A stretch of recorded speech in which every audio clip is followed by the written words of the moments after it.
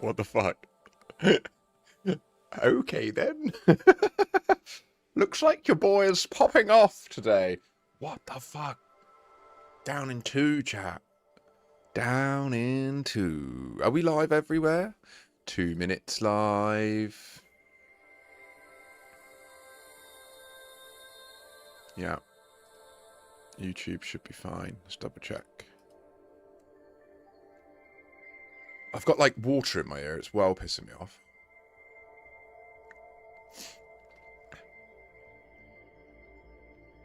Yeah, YouTube's live. Excellent. Excellente. Well, I just smashed out Wordle literally in 2 guesses, so that's cool.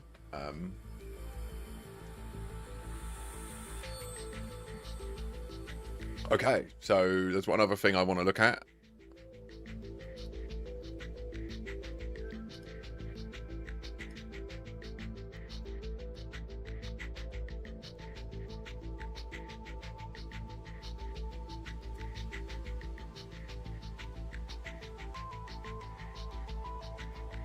Adobe Acrobat Studio is all new. Wikipedia. Fuck you. I'm so sick of adverts. Like, YouTube adverts are just getting outrageous.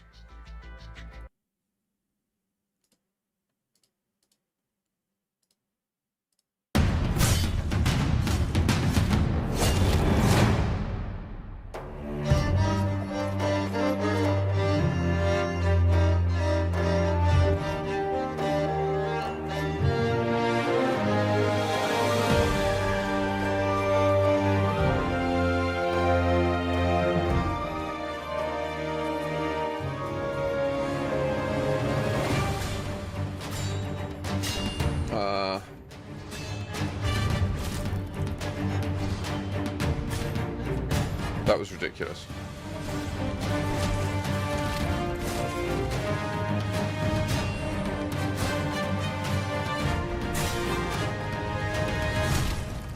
Decent half sword action there.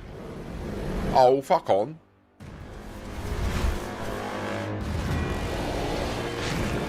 Oh, get rolled. Okay. I don't know if it's gonna... That was a giant snail.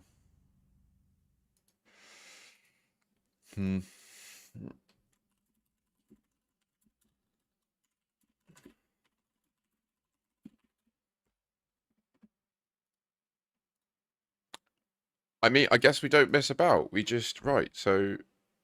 EDMC... So I need to work out, I was trying to get ED Observatory running this morning, and I just can't make out for the life of me what they're doing with that application. So it sounds cool, and I'm on board with Acro trying to get it set up, but it seems like, I don't know, it's kind of annoying. It's like they rely on other applications to do all of the notification to you. So it just sits there and runs, and then it's designed to integrate with other things, but none of the things that I use. So that's really annoying.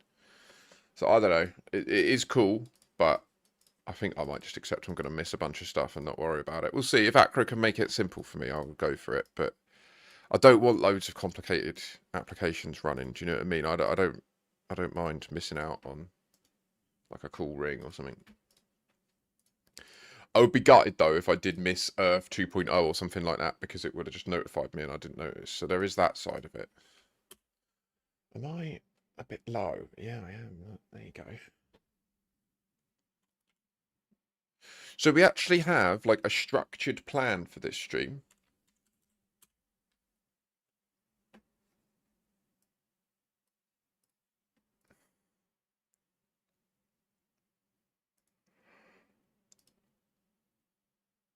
Excuse me. I'm not sleeping well at all at the moment.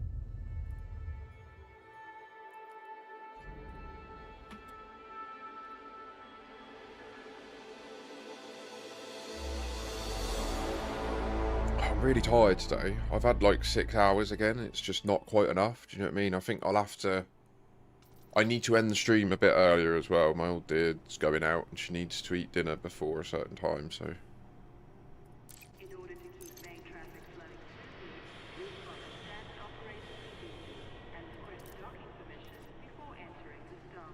I want to do this in FleetCom, but it's kind of annoying the amount of people that are at Colonia. Hopefully I can just take off and get out without a load of hassle.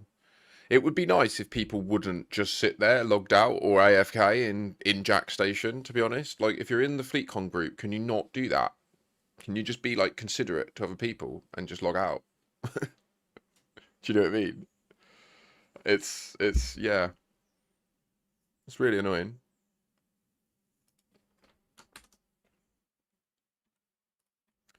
But I suppose that's the world we live in, isn't it? Hmm?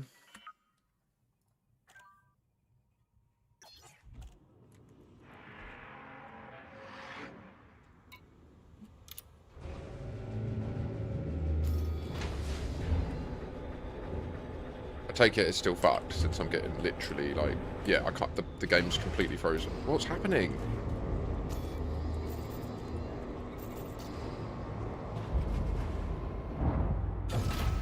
Ship released. Engines engaged.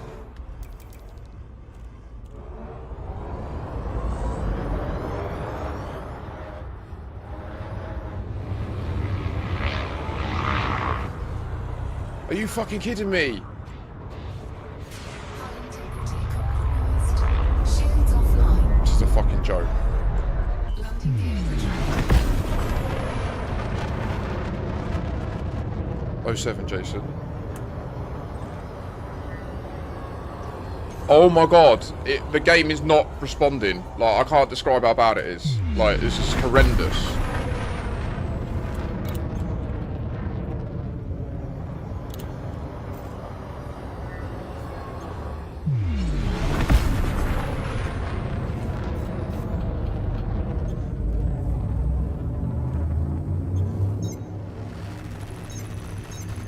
So I've now got a fine at Jack Station because of that. I'm going to whinge on FleetCom. I don't know, is there a way for them to just say, like, if you're in the FleetCom private group, don't just sit there? Like, it's not an unreasonable request. Like, land, and then fucking get out of it. Shields online.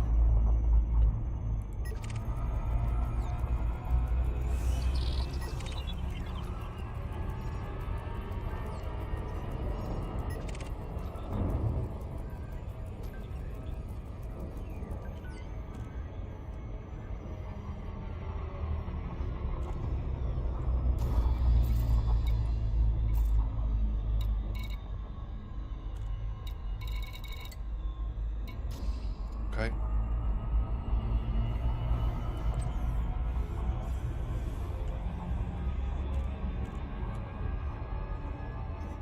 Anywho, how is everybody and what is going on? Play the music! Like, I can't describe how much that just bogged my computer down. Like, literally everything just went to shit when I was in Jack Station. I won't be going back there today, I think, because that's just well annoying. So my goal at the beginning of this stream is just to go to all of the inhabited systems around here, all of them, and get their data and then hand it in. Now, I've done this in the past and it isn't trivial. Like, there are a lot. Hiya, Breaker. Thanks, mate. How are you doing, bruv? I don't know what the fuck CV1 are doing, mate. It fucks me off when they do this. I paid them at 9:30 yesterday morning. I ain't heard a fucking peep from them. Not a fucking peep. How does it take hours and hours and hours to just go, oh, we got the money, but put it in a box? Like, I just don't understand. Well, winds me up.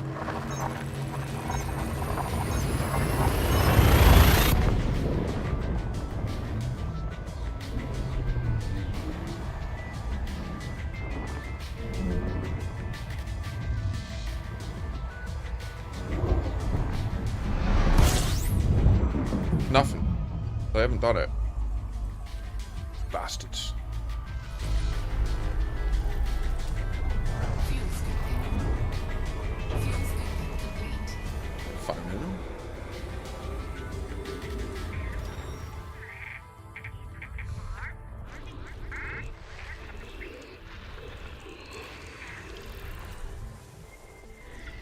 Busy, mate.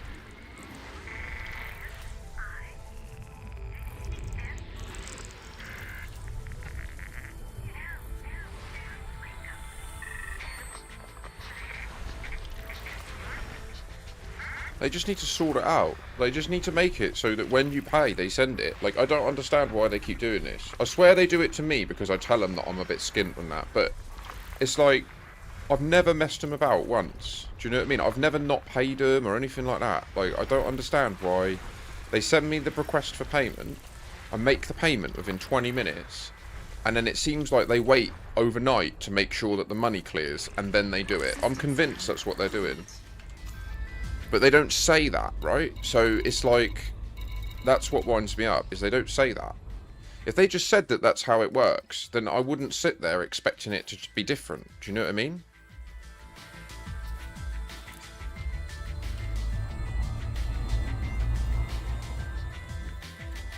Okay. Hiya, Irv. It's going to be a bit of a shorter stream today, but we have a much more, like, rigid agenda. So that's quite nice. We're going to be sourcing all of the data of Colonia, all of the inhabited systems, cashing that in so that it's locked into my account, and moving forwards I can just see what's here. It's going to be nice. Pardon me. We're then going to be landing on the planet of death. See how that goes. And then we'll be speed running back to the bubble.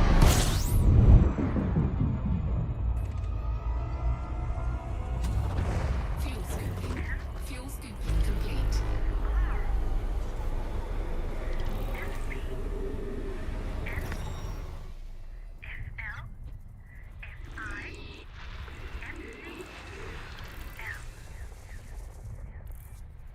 It looks like there is a lot of people interested in the time travel thing at this stage.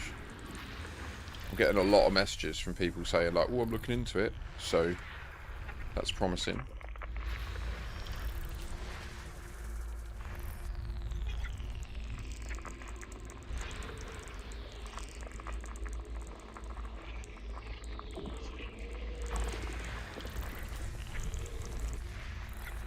We'll see how it goes.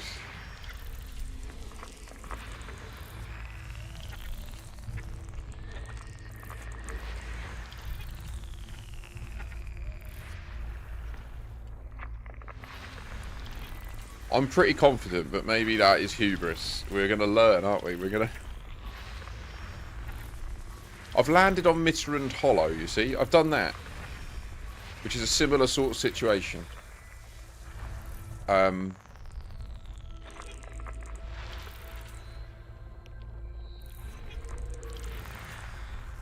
Yeah. My main question is just how hot is it? Because I believe my Mandalay's incredibly chill, and I don't have any heat sinks on it. I don't intend on putting heat sinks on it. Reflex system. I do have a thermal beam though, and I do wonder if once I'm down there, can I like bzz the ground and. Where's the last thing? What does this mean? Why are you doing this? You bastard! There it is. I saw it. System scan complete. Next.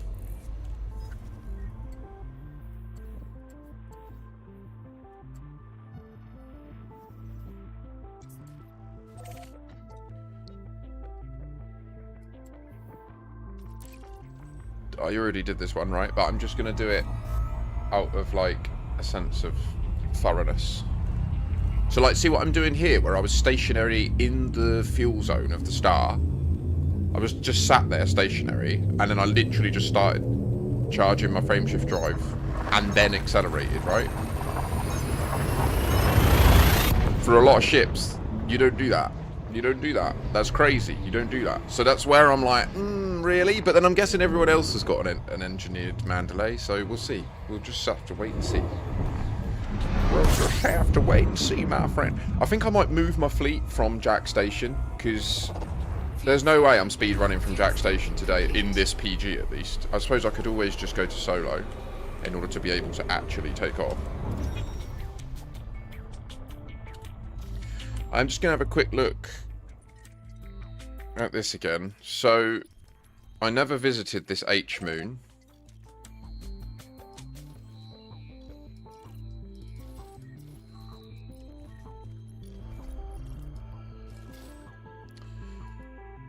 I don't know.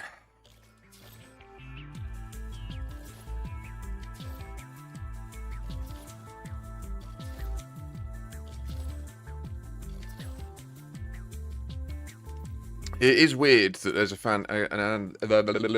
there's a faction called the Nameless.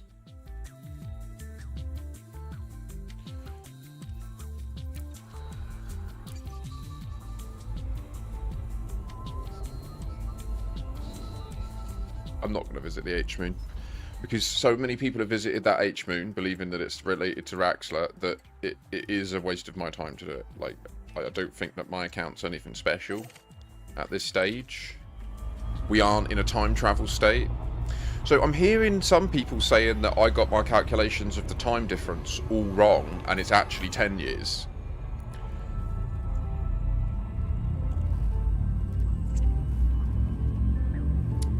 Which would indicate it's falling over to the, like, origin date of the Stellar Forge.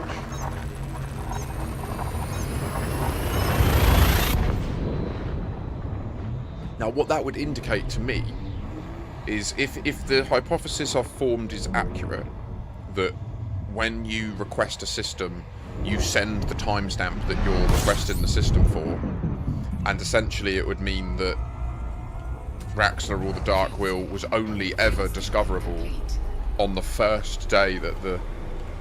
So you know what I mean? It does make sense. Like, you would set the game up with no time running, right? So you would just play it and test it on that initial status where it's an origin timestamp. It would also be interesting to see, because that would also then bleed into the idea of how these radicoides are ended up in that state. Because if that's how they test stuff, where there is no time, and they've frozen time, they wouldn't notice it. It's only once you then go to live, and then you have time moving forwards, that you would then see it, which would be interesting.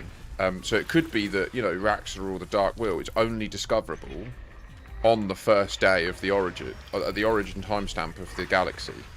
But I don't know. I don't know if I like. I don't like that. I don't like it. But then that's just a feeling. It's not evidence. Do you know what I mean? The only evidence we have is that that right now it's possible to invoke that state, and so we need to find out. Yeah, exactly. I think we need to do a bit more analysis to see if there's anywhere else that can invoke this state. And I really do think that's the key.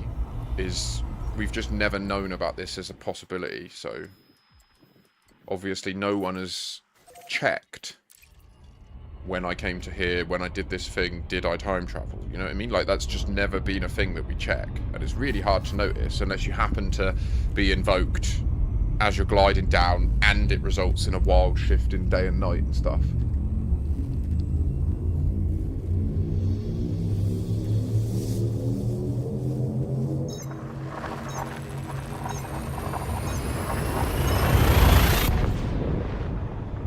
But I don't know, I don't think people are getting their heads around that bit, the difference between whether the radicoider thing is a bug. Like, they are separate concepts. The radicoider bug could just be a bug, and it wouldn't remove the pertinence of this new information. But I feel like a lot of people they don't agree with that. They're dismissing that. They're saying, no, if the radicoider thing is a bug, then the entire situation is a bug, and we shouldn't pursue it any further. And that is not correct thinking.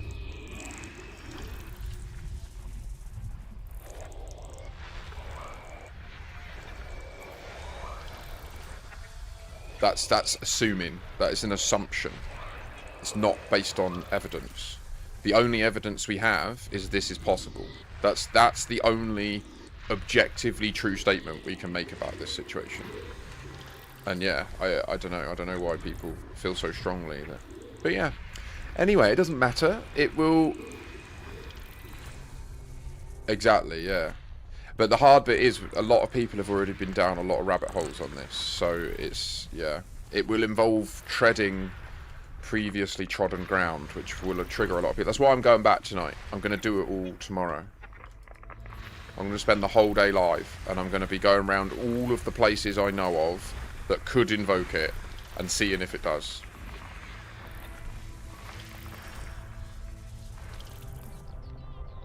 I think so, yeah. I think people have just grown really jaded about it, and, like, well, you know, we're at a point where a non-trivial portion of the player base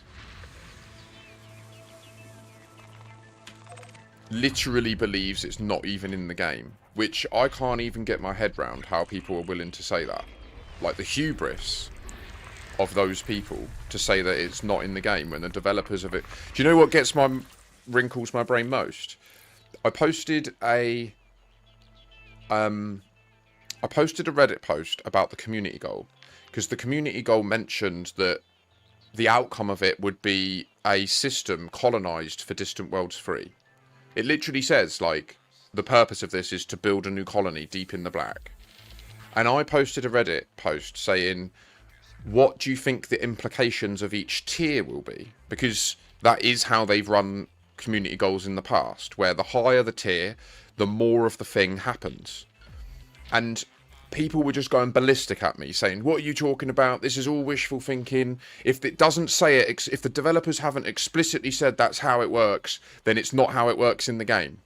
In the same breath, the developers have explicitly said Raxler is in the game, yet people dismiss it and say it's not true. People are brain broken, man. Like, they literally just can't even hold a simple argument because they contradict themselves within one sentence. It's madness. It's madness.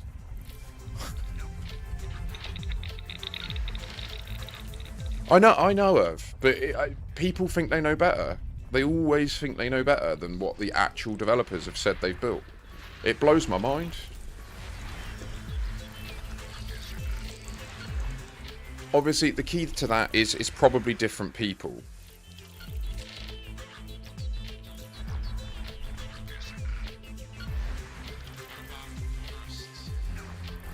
Agreed. And so what I'm realising is those people, there's just no point in engaging with them because they aren't thinking straight. Like, they're acting from feeling rather than from, like, data.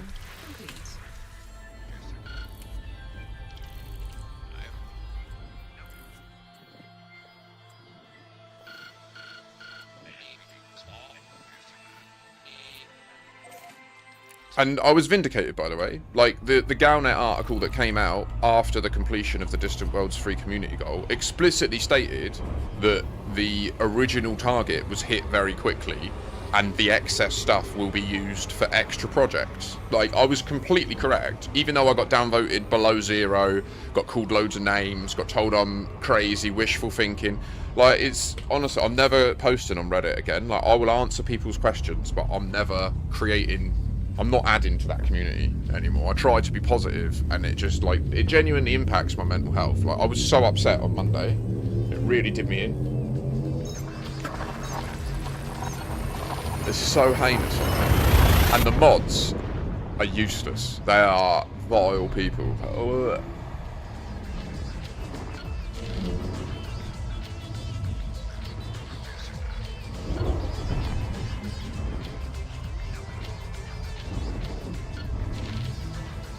That's fair, yeah, no, that's cool. It's not for everyone, definitely.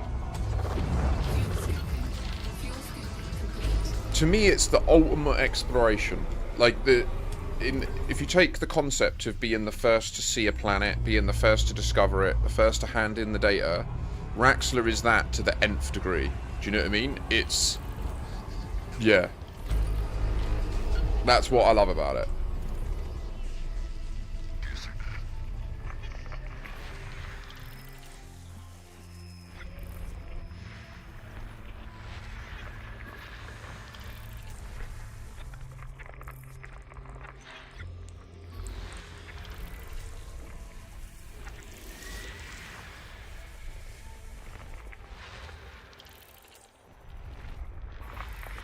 No, you're right, Rory, thanks mate. I think it's within the bubble.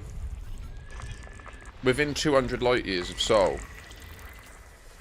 07 Nicholas. Nick, Nicholas, whatever. Hello. Whatever, there you go. There you go. Stripped of your identity.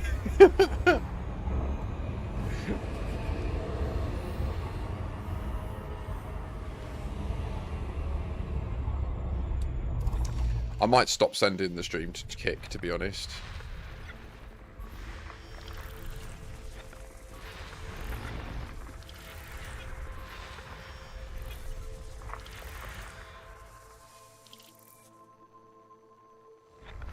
Well, System scan. I mean, we don't know that, Irv. You know, Jack Station in Colonia jumped from the bubble to here in one jump. By accident, granted. They weren't expecting that to happen. But that's where it ended up. So, that was mad. Like, here's what's worth understanding, right? Like, with Jack Station, when that happened, the developers never told us where it was, once. Like, they didn't say anything. They just said, it's gone. That was it. And a player happened to just find it.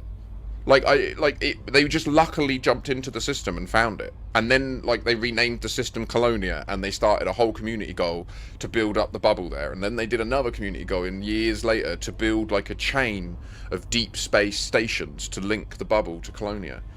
Like, that... The devs will do crazy stuff and then just never tell us what comes next.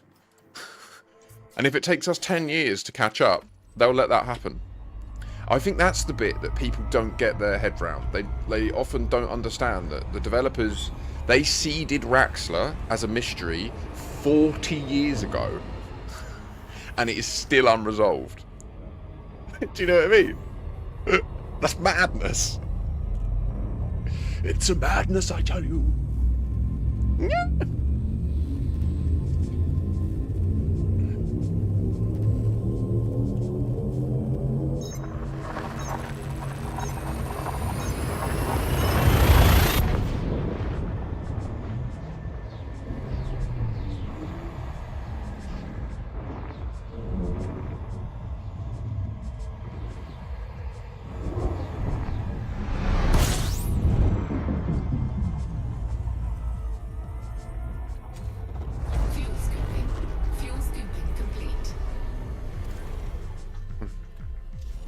I've done that one.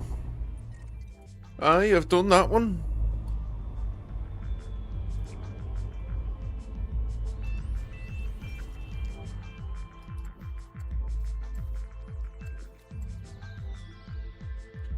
Well, the other thing, Irv, is we don't know. Like, we don't know the truth of how they found it. Like, it could have been that Frontier do know where we all are. We don't know that it was in the system that's now called Colonia. All we know is that when that player jumped there, it was there for them. Do you know what I mean? Like, it... Yeah. So... Alright, Hammerlam, feeling a little bit more nice today? You gonna be a nice boy? I have to time you out for a day?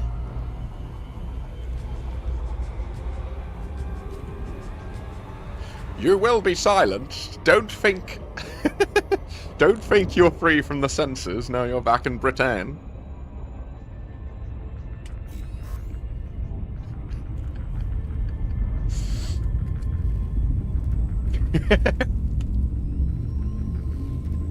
You're either going to try and ban VPNs.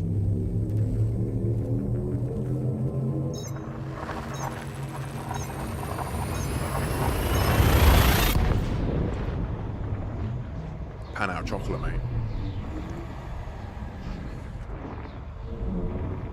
Oh, it's literally not possible. It's essentially banning peer-to-peer connections that are encrypted, which... I mean, I just don't even understand. Like, yeah.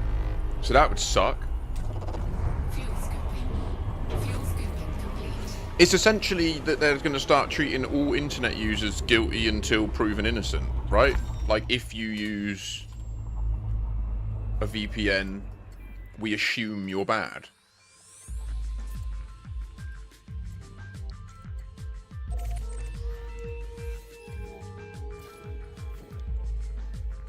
Madness.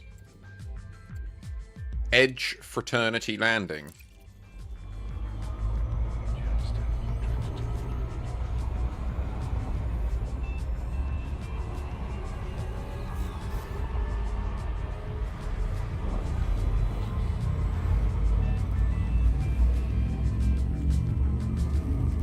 Thanks for following.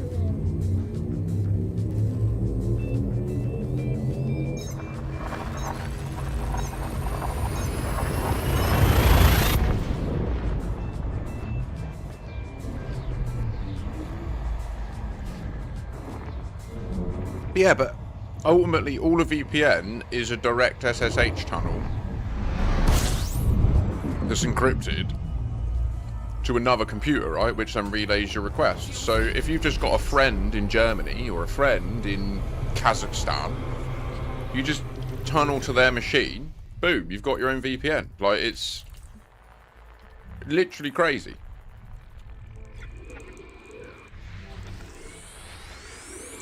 So unless they're going to start monitoring all... I know they do already monitor all internet traffic, right? But, it's really mad.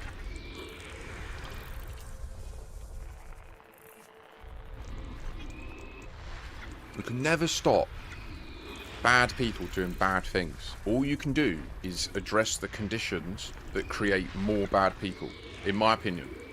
Like, we know full well that people can go down a path in life that is very difficult to turn around from. Ironhand07, brother, thank you so much for the resubscription.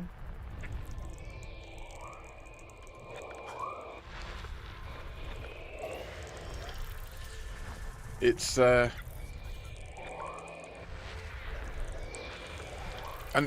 like, a lot of people that are in a position where they're willing to do what we would argue are bad things. Thanks, Ironhand, you legend. I'm gonna. A lot of their incentive to do bad things is removed when you amend the environment that justifies those bad actions. And I don't think that having access to VPNs is contributing to that environment. I think it's far more likely the fact that if you don't keep the income high enough, our current social contract is fuck you, die in the street alone. I think that probably is the core issue. The reason that people are willing to turn to crime. Like, I'm a really intelligent person that could earn decent money, like, in full-time employment. But the demonstrable reality of my experience is that's bollocks. It doesn't work. It doesn't matter how hard you work. I was born working class, and I'm probably going to die working class. And that's just never going to change. Do you know what I mean? And, well, it should change based on how technology's developing. Hype train started. Oh, why? What, from one side? 07, thank you. And I think, like, I genuinely am really serious about this. Like, I think that in response to AI, like, right now there's a tension between the capabilities of AI, the oncoming ability to rapidly automate jobs, including with humanoid robots, and the fact of what I just described, that ultimately what that means to a lot of people is you're going to end up in that position where, fuck you, you can starve in the street and die, right? There's that tension. People don't want the technological progress because they don't want to starve and die. We have to break that. And the only way to break it, in my opinion, is to separate our economy globally into a survival economy and a luxury economy. And in the survival economy, there is no money. So the incentive is to make everything as automated and technologically cheap as possible. Like, not to compromise on quality, but to ensure that we meet everyone's needs so that they can thrive in a way that doesn't require any human labor. And in that way, survival becomes a given. And you don't have a gun to your head that says, if you don't write this bit of code, you'll starve. If you don't lift this box into this shelf, you'll starve. Do you know what I mean? Like, that will no longer be a thing. And then you can still exchange your talents, your passion, your time for other people's resources in a luxury economy, but you would never be in a position where if you don't do a thing, you starve to death alone in the street, which I just think is absolutely like the minimum necessary thing for us to achieve before artificial general intelligence is born. Because the second that thing's born, if the status quo that's in force is winner takes all, might is right, which is the current situation, it will decimate us and take everything. So, like, we gotta get our shit together, because it ain't slowing down, and we are the one. We have the opportunity to set the rules of engagement at the moment.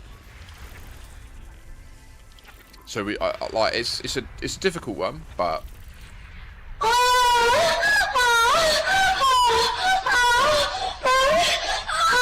what? I don't know what's happening. Little help from a friend. I'm so sorry about how loud that was. I don't passed out. Thank you so much.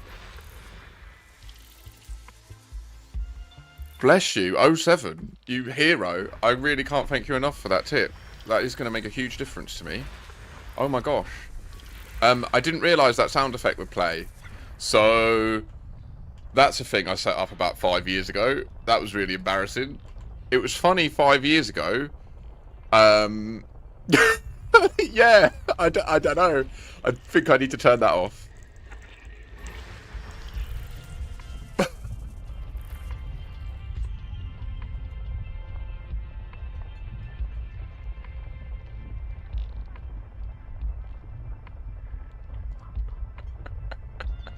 I can't believe fast out 07.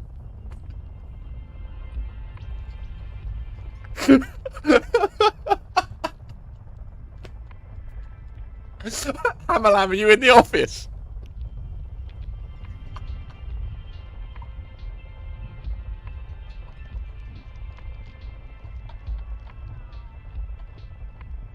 Thank you so much. 07!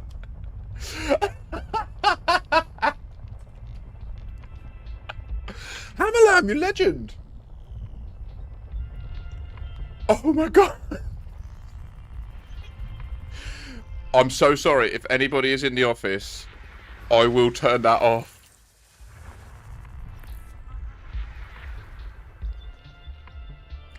Nah, man. Did you know it was going to do that? Even if you did, that is it is hilarious, unless that is going to cause anyone problems, in which case, I'm so sorry. I just did not even know, but seriously, thank you so much. That... Oh my god. I'm due to have my daughter come down sometime soon, and I'm going to be able to use that to get her a much better gift than what I've managed to so far. So that's my intention for that money. Thank you. That is... Oh... The hype train ended at level 1. Unfortunately, a tip doesn't count towards it, but is far more, like, directly useful to me. So, yeah. Oh, you legend. So, anyway, that happens.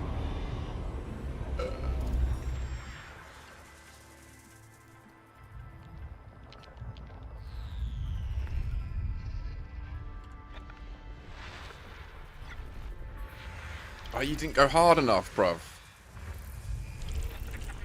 System scan complete.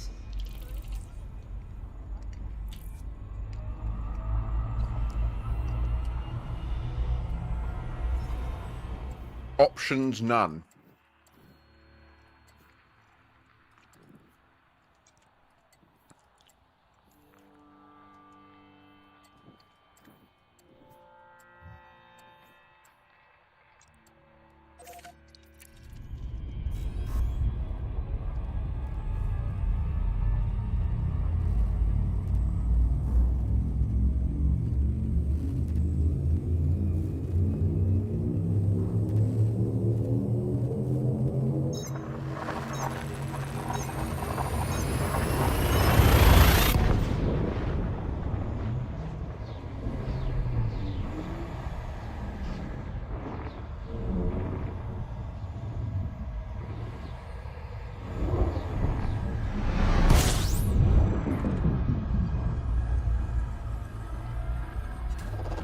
Fuel scoping.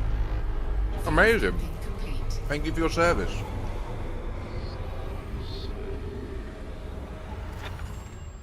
That's a big star. That's a spicy meatball.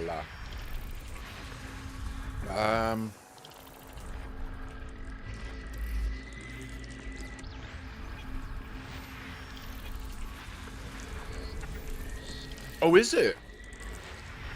Interesting. Love that.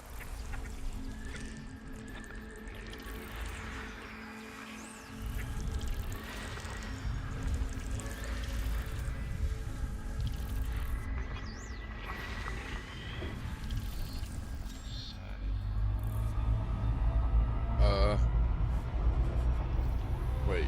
Go, go, go, go. Power.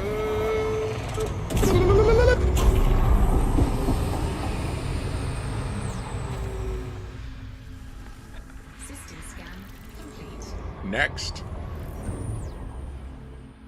Yo, Gabga.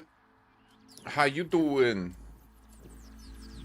Again, apologies to anybody on YouTube that was just absolutely decimated by that sound effect of a female climaxing. I did not realise that was going to happen. I need to turn it off. I will turn it off.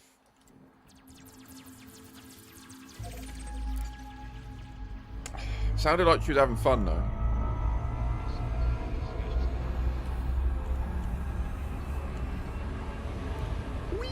Aurora Astrum, eh? Aurora Astrum. It's odd that they allowed the naming of this system to be Earth Expeditionary Fleet. Was that deliberate?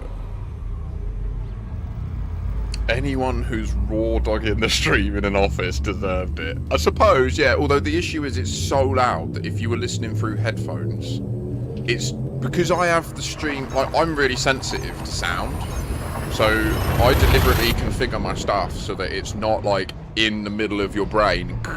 But that was so loud that if you had the stream on full blast, it's gonna, people sat next to you are gonna hear it. Like, I'm so, I can just imagine like a guy sat at work at home on their computer, that plays, and then their missus like runs in like, "What are you watching?" Oh God. No, it's a stream. Not like that. Ah. Oh my God. I kind of want to keep it because it is kind of funny, but it's also really could be bad, couldn't it? Like, it could genuinely fuck someone's life up. And that's not worth it.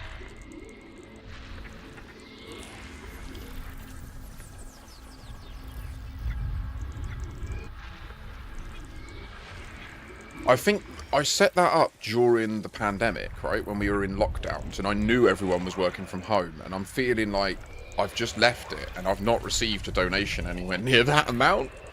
So yeah, lastly and again, thank you so much for the hype train, the subscriptions and the donation. That is sincerely appreciated.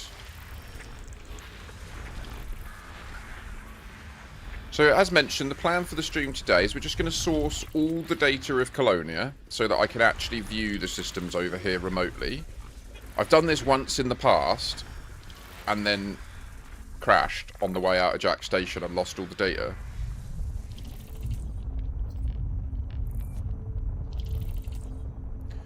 That's true. You are that is actually a fair point. Yeah, that is a fair point, Irv. I mean, it's not, I don't think necessarily people deserve to be fired for watching a stream at work if their job is one where they can cope with still being productive and outputting at a high enough quality, but being engaged in a stream in the background. But I do hear you, because like I always used to sit there and listen to music, and it is different, but not that different, you know.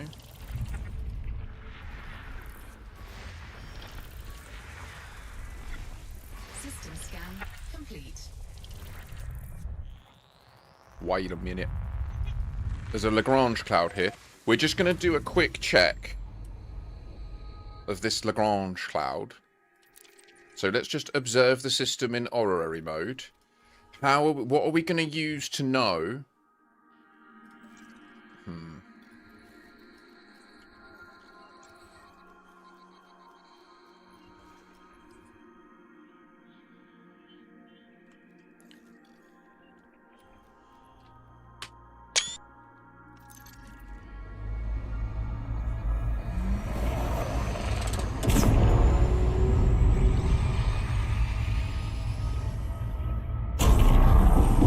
Yeah, yeah. Oh, 07 Musty, how did you get on last night? How are you feeling about it all? You loving the challenge? I hope you're loving the challenge. It's not easy, but as I stated many times to you yesterday, that's by design. It's so that once you overcome it and you master it, you feel that sense of true mastery every time, you know? Let's go and visit this notable stellar phenomenon.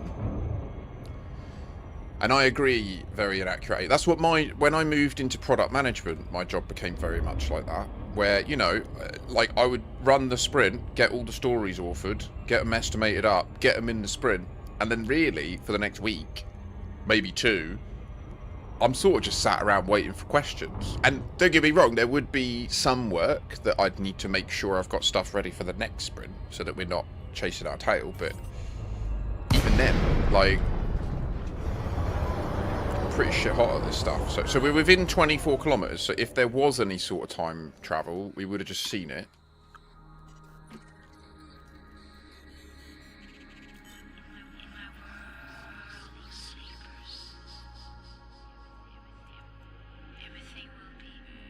It's the same, isn't it? 1, 2, 3, NX. And what are their orbital periods? 1.6 days. 6.8 days.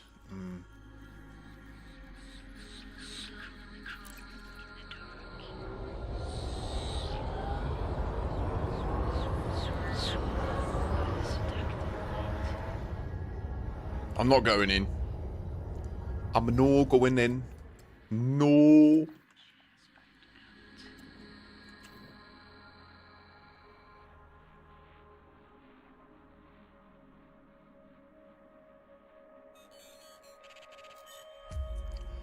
Really, Musty? Well played. Rank 3 in CQC. GG's. Oh, I'm so glad you followed that advice and just got... Oh, wait. I nearly missed Carlota. Wait, did I? No. Is this got a finite track? Yeah, it has. Okay, that's fine. Who are the Edge fraternity? It sounds really edgy. Do you know what I mean? Like, I'm gonna edge.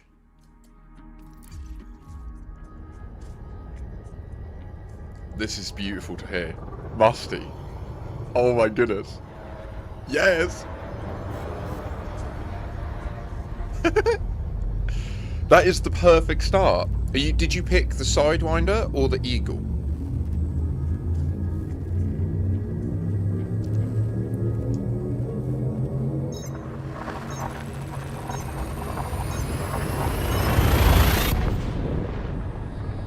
I've got to turn that sound effect down. It's yeah.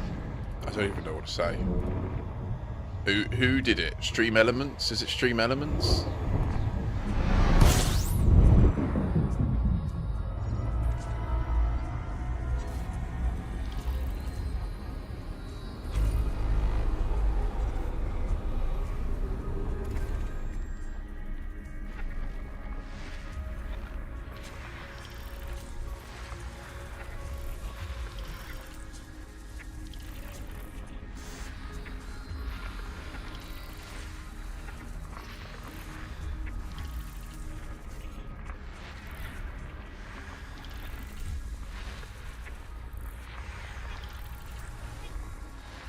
So yeah, the thing I was sort of preaching about earlier, that decoupling of our economies into a survival and luxury economy. I know off the bat, if you've never heard that before, it can sound a bit like, oh yeah, utopian.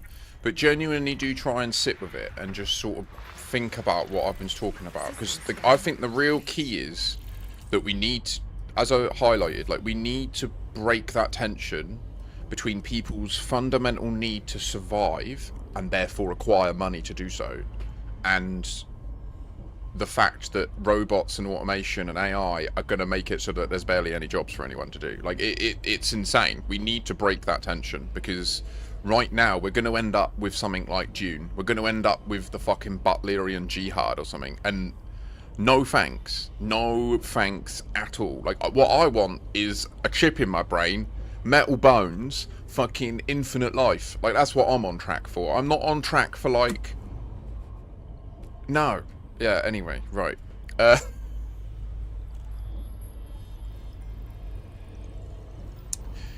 Yeah, no, I hear you. That's why we need, that's basically why I think that we still need the luxury market, so they can still have their little game where they think they're better than everyone else. And they can go off and experience certain things that are luxuries most of us can't access.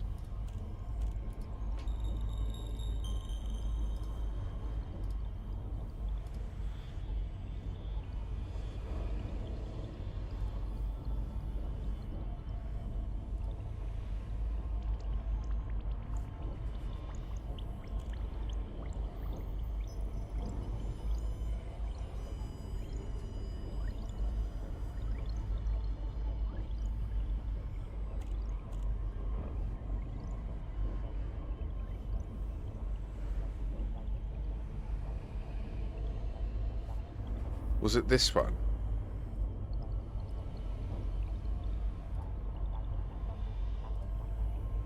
I can't play it. I want to play it. When that went off, was there a little symbol that popped up with like a pound with money? I literally have.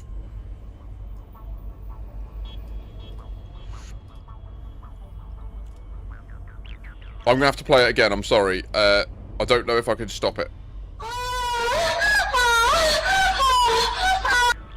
Okay, I've stopped it. It is off. Let me just double check.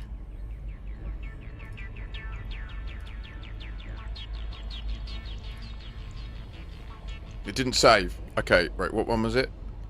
This one. Right, turn that off. Save. Okay, right, that's done now. That won't happen again. I'm kind of embarrassed because that was from a. I was like 30 when I set that up. I wasn't a dad either. I've grown as a person since then.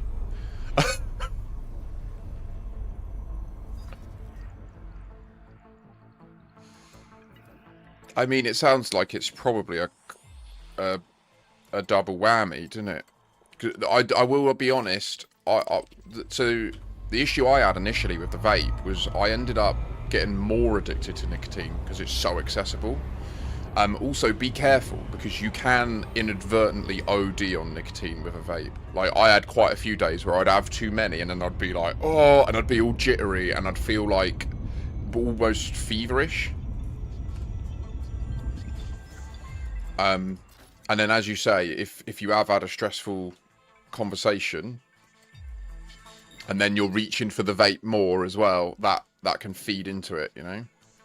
I'm losing track of where I've been. Oh, I know what I need to do.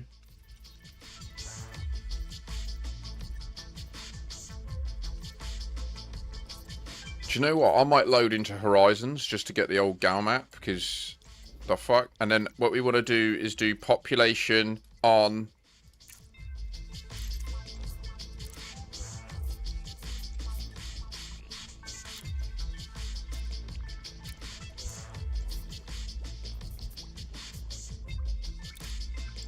Apply. Apply. What the fuck is wrong with this UI, bruh?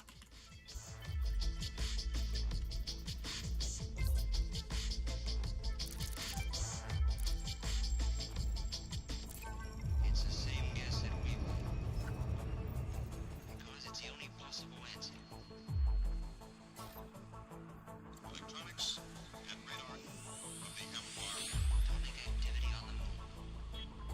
Atomic blast on the Earth. Oh, but then... Okay, it doesn't matter if there's a couple. Atomic blast on the Earth. Atomic activity on the moon. Atomic blast on the Earth. Atomic activity on the moon. Oh, okay, I feel better now that that's off.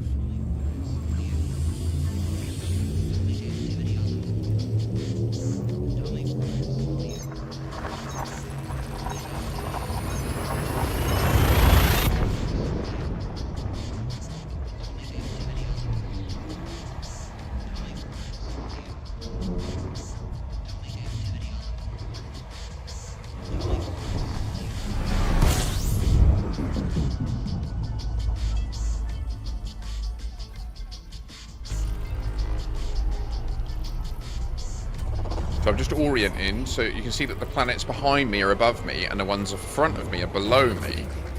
And that's what I want to do, right? I want to go over until they're all flat. So I'm going to follow the curve of the sun until it flattens out like that and then stop. So for me, I have X configured to be 0 throttle and C configured to be 75% throttle, which almost always is in the middle of the little yellow zone on my screen, but by default that little yellow zone would be blue and the UI is orange by default.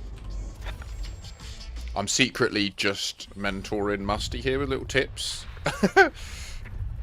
But for any other new commanders as well, that will be useful stuff. Like how I'm managing to align myself so that I can easily scan the whole system, you know?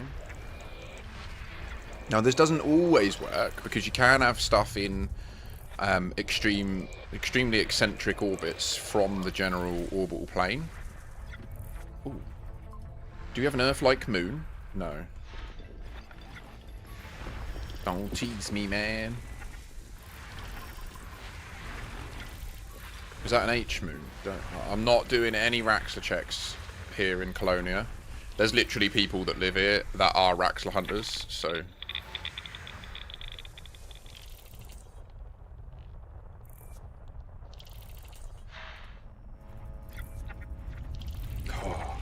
I mean, I've never had that. I've not had any altercations with my ex pertaining to new lovers, fortunately, and I'm not sure either of us are really ever going to recover from what we did to each other in our relationship. So, certainly speaking for myself, I can't imagine being with anyone else. But yeah, certainly when there's a child involved...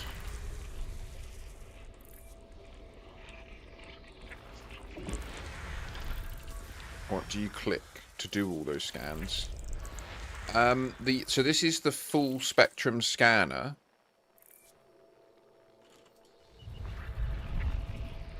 Ah, yes. Yeah, I know what you're asking about here. Yeah, cool. One sec. I'll show you that. Let me just get this system scanned. So I think by default, the full spectrum scanner that I'm using now is not configured. I'm not certain of that. Certainly when I played years ago, like when they released the FSS 5-6 years ago, they released it with no keybinds and you had to just make them up yourself. I'm not sure if they've changed that since.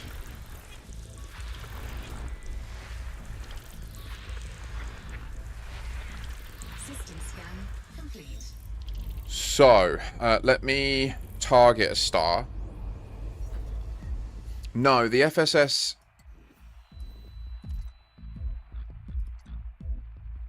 The FSS is in every ship. So we've targeted this star. And can you see this little doodah here? This is like how I know immediately where I need to go. So I know that the star is down and to the left from me, right? Like it's... I can't see it, but it's down there. If that yellow circle was hollow, it would mean it's down there but behind me. Right? So that's how I know. Basically, that's it. Like I'd spend a lot of time actually not even looking up at the pretty sights. I'm looking at the instruments down at the bottom. Most of the time I fly, I'm using the instruments at the bottom, and I just drag that to the middle.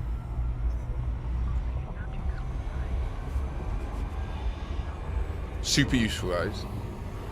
Once you get used to that, you can kind of navigate. All I look at the stuff like the radar and that thing, and then I will also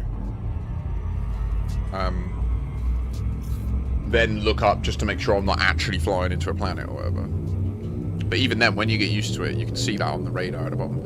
Another top tip is, I don't know if you can see, but I've zoomed my radar out. So when I first log in, the first thing, I just do this like on autopilot. I'll log in, I'll be in my cockpit, and I'll hit page up 3 times. When you're docked or in normal flight, that will work. If you're in Super Cruise, because you're in superliminal flight, you have to click it 9 times. It's because it's logarithmic. But I find that having the sensors zoomed out like this is the most practical way to be able to always see where you're going and understand like what's going on. There can be some subtle situations where it's worth having them more zoomed in, but like generally if you're in an asteroid belt and you want to avoid asteroids by looking at the instruments, you need it to be a lot more zoomed in. But other than that, I find having it in the middle is the wisest. I wish it would remember it, to be honest. It would be nice if it would just remember the setting, but it doesn't, and never has, and clearly is never going to. Says that next patch, your ship will now remember the sensor zoom. Probably.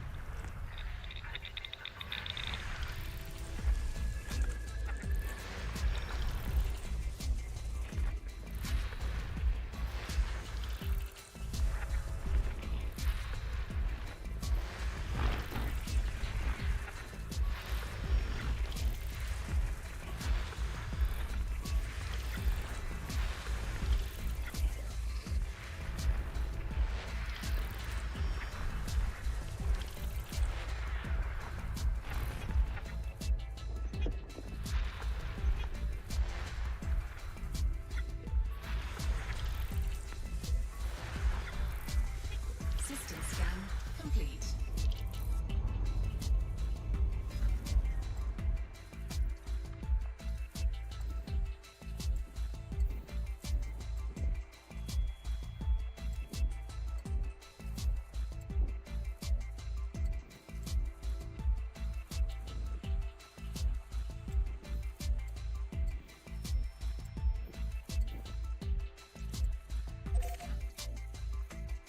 Is this what I think it is? I'm well bitter about Canon.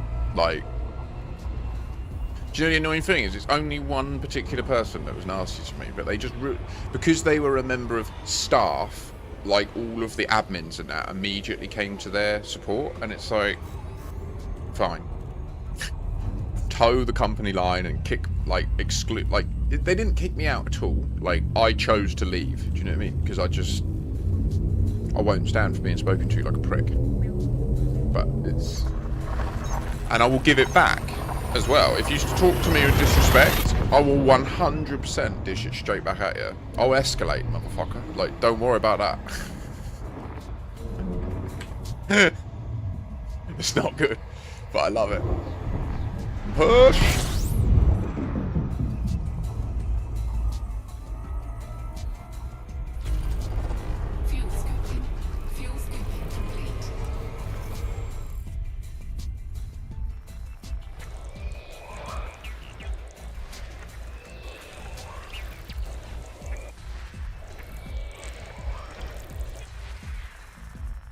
What?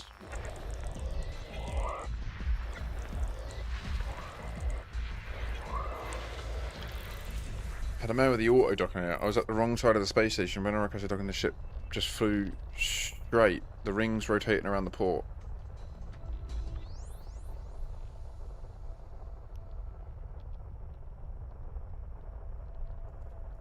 So it was an Orbis station. That's odd, because normally it's quite good at avoiding stuff like that. Yeah. I think it's wise to just get used to the auto dock initially, and then work up to manual docking. Manual docking is always quicker, and certainly if you're ever in a position where you need to dock quick, then auto dock is rarely the way to go. What you can do is you can have auto dock on. You literally took the words out of my mouth, Musty. Love that. Love that. Yeah, that was exactly what I was going to say. Manually fly up and then zero your throttle as you approach the letterbox. That's what we call the slot. Like, it's called the letterbox with the toaster grill out the front. And then it will navigate that tricky bit for you.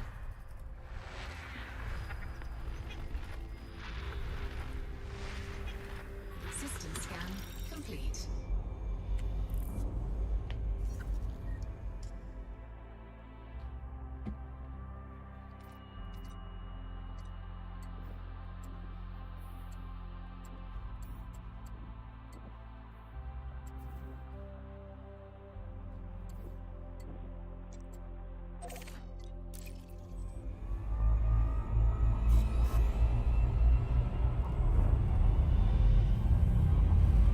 Copernic. That's nice.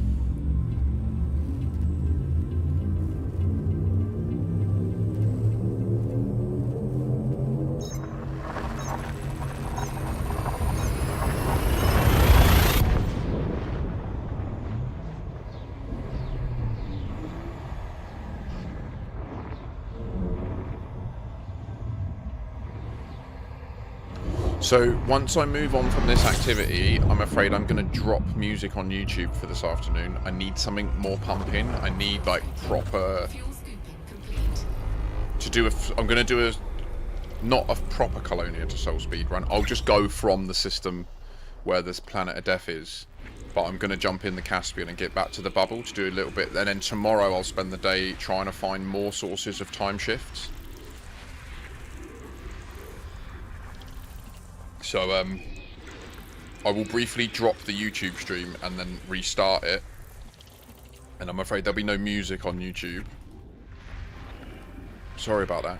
I know you get shafted, but it just sucks. I wish that there was a way to be able to use the music I want to play and not get absolutely rinsed by Content ID. Do you know what I mean? Like, little bit of Tomorrowland, little bit of thumping EDM. Bah, bah, bah. While we do like 40 neutron jumps back to back.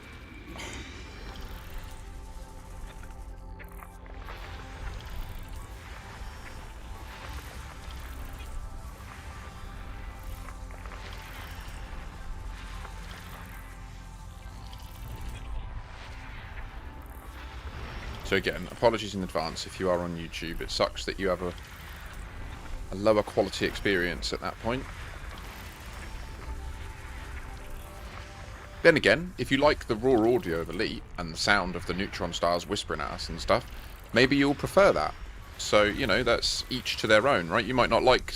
That is one of the difficult bits, is like if on YouTube you can play your own music in the background and it won't interfere with the stream, right? So that is the other side to that coin that I'd like to highlight.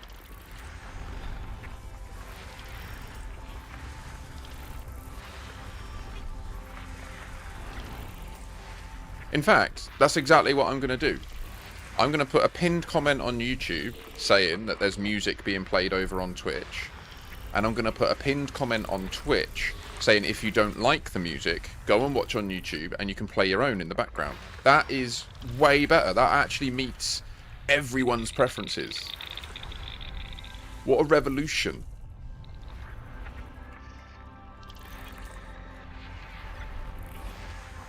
If you want to listen to like death metal while I'm smashing it through neutron things, you can. I ain't going to put that on though. I do like a bit, like maybe a bit of Sode or something, but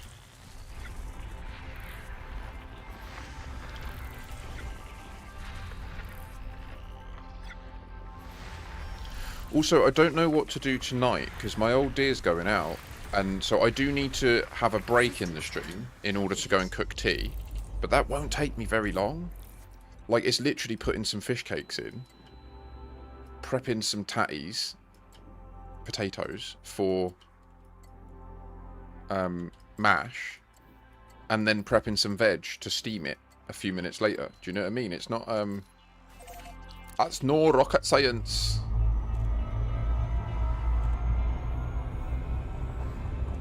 Power! Hephaestus.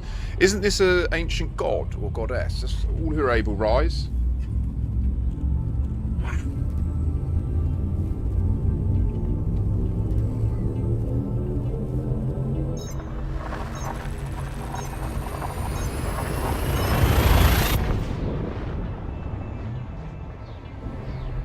Can you imagine if I find Raxa tomorrow? Can you imagine? I think tonight, but I think what we'll actually do is we'll do the system that has the Planet of Death to HIP 87621. That's the speed run we'll do. And then I'll probably land, invoke time shift, and go to Sol in the time shift state. Just in case, like, you know? And then maybe Tau Ceti as well, since that was the first human colony. Might even be worth just doing a little tour of the core worlds.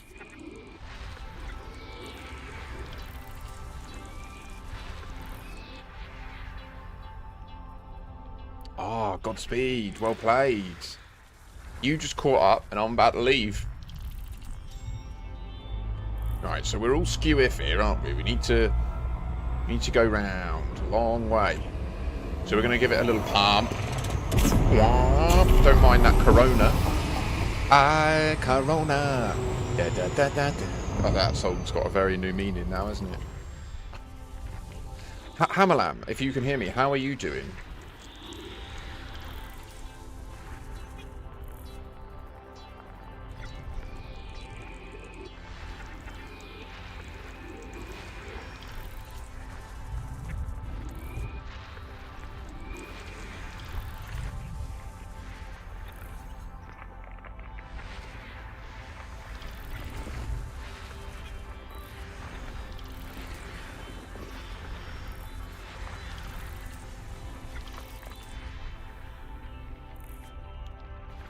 Oh, what? Are you bringing your fleet carrier? I wouldn't tell too many people about that, dude. You'll get kicked out of the fleet comm and that.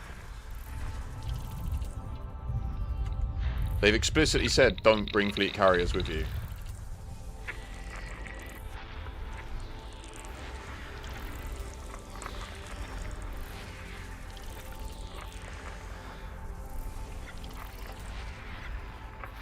Please follow instructions.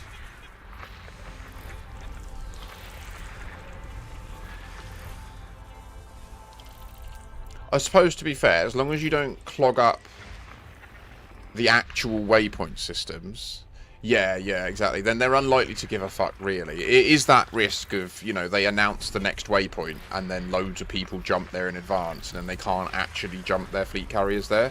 That's the thing that ultimately all they're trying to avoid. Like, it's not like some control thing where they're like, no, you must be on ours. It's just literally a pragmatic and logistical thing, you know? So as long as you're considerate about that, then I can't foresee there being an issue. But yeah. At the end of the day, like, if you've signed up to Distant Worlds Free through the website, part of their agreement is that you wouldn't bring your fleet carrier with you. So just be careful talking about it too much, because the wrong people here, they might off you. Do you know what I mean? They might off you. Not that they can. There is ultimately nothing they can do about it.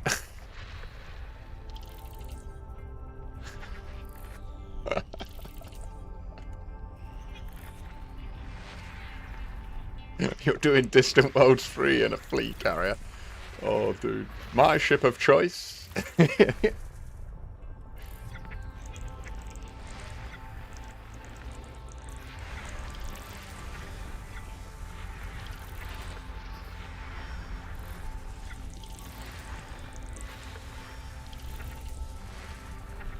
System scan complete.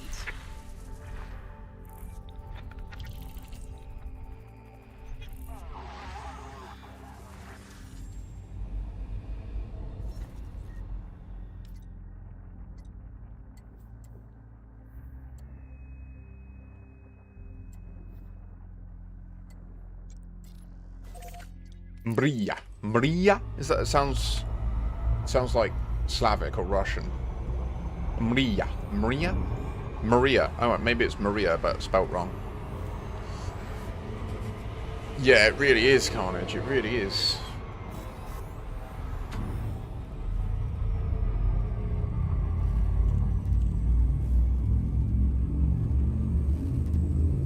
Oh, holy shit.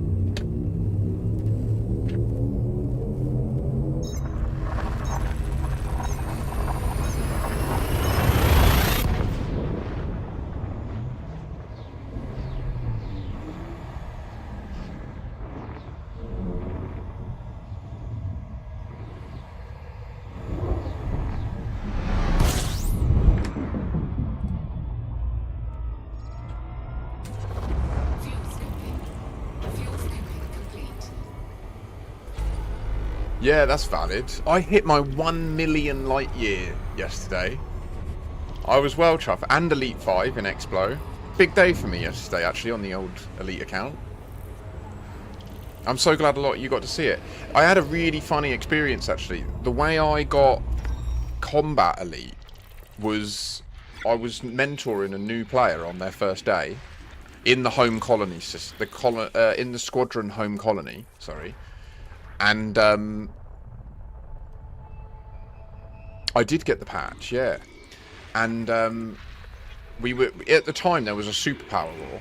So like they literally started their account. Now this is something that we learned, and this is something that I really want to avoid accidentally taking Musty down the path of, which was a bunch of us got together, like me, Rosen, I think I can't remember the other person, because I know Rosen because Rosen loves helping new players, and that's their like main draw to the game. And we were doing a high intensity conflict zone with the capital ships present and stuff. And the new player was just in their Viper Mark III, and I had my support FDL. So my support FDL has got like all of the regeneration beams and stuff. So it essentially makes new players invincible. Like you, because I just follow behind them and I just keep charging their shield. So then they're getting shot and they can't lose.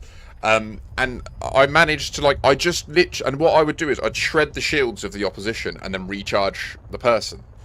And they got loads of money that day, but then they never came back. But anyway, the point being that I literally I shredded the shields of this Cobra Mark III, and then they completed the fight. And as they got the kill, it was their first kill.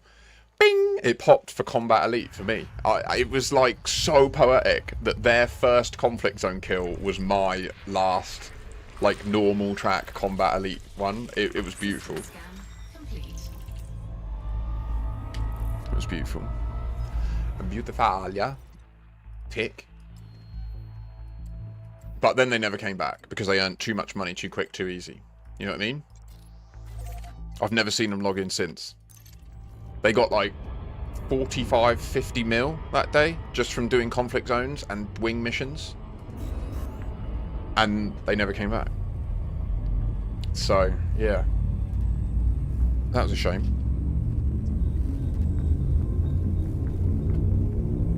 So that's where I do feel like the newer commanders, it's definitely worth ensuring that they aren't overly spoon-fed.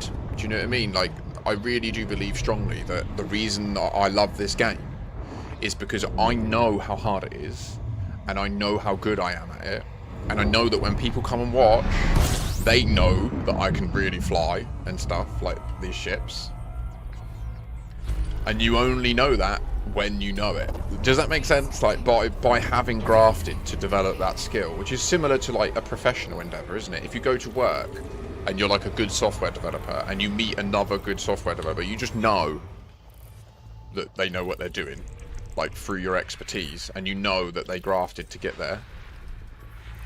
Or at least we used to know that. Now with AI it's not so easy, but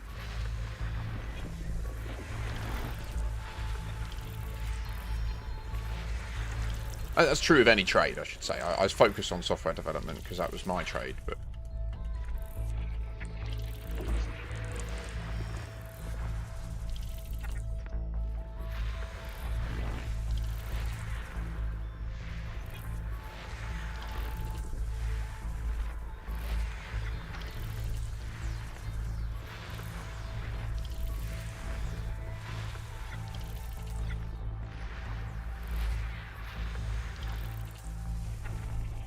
System scan complete. it is not complete. There we go.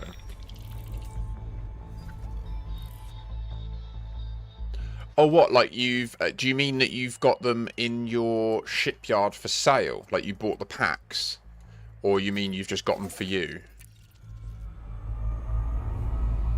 Or is this a squadron carrier and people could join and then take the ships? Yeah, I'm not totally certain. I'm not totally certain what you mean. Oh, nice one. GG's. That was a good little stand-up, wasn't it?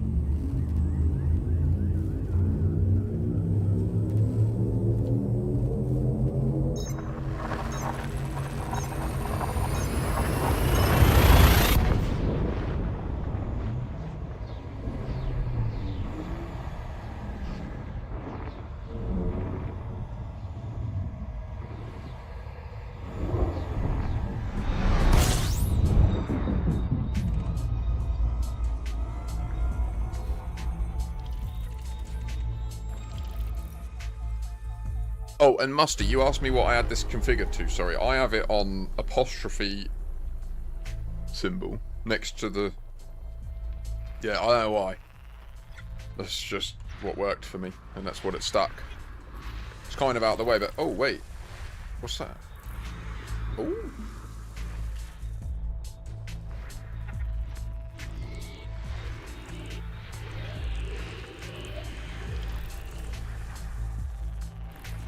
And then I have... Let me scan this system, and I will scroll through my controls for it. And then if you want to do another clip, that might be useful for you.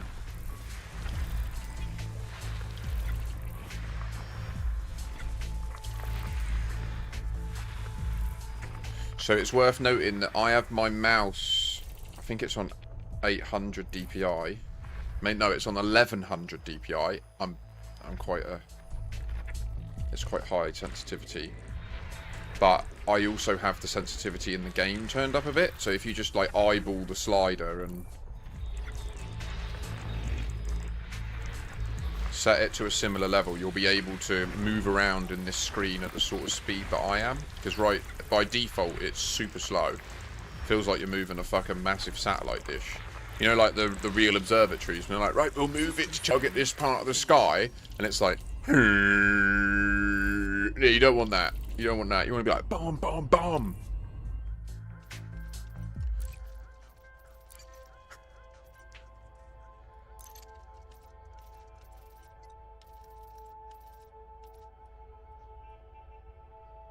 So...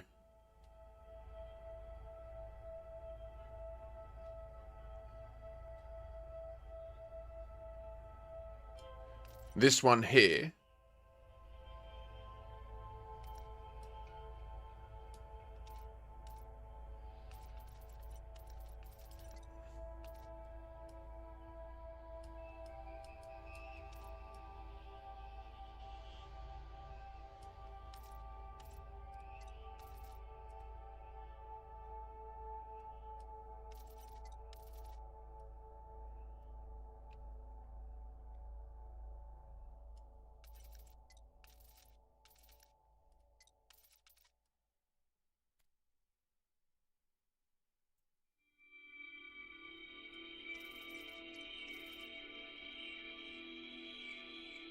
super recommend this.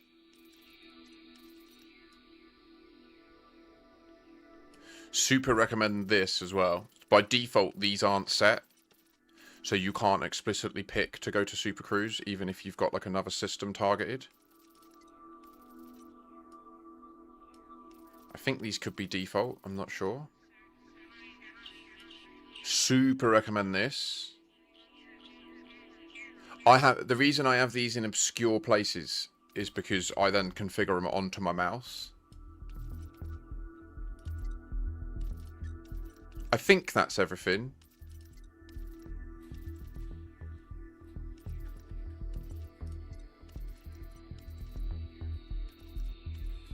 Disable jettison all cargo.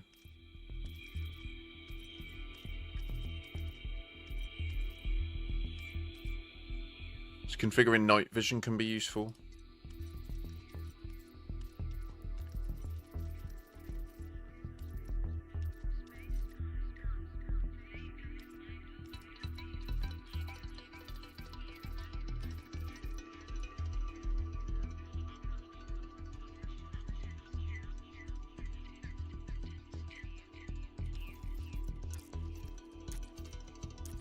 Don't know how long that clip's going to be, but Godspeed, I hope it works. I'm saying that phrase far too much, and I don't know why. It is a useful phrase, to be fair. It did make sense then, didn't it? Like, I do wish that for you to be able to do that quickly and easily. So maybe I should just be less harsh on myself, eh? It's fine. It's just words. It's just words, Joe. Calm your head. Calm your head, boy. It's near, Bobber.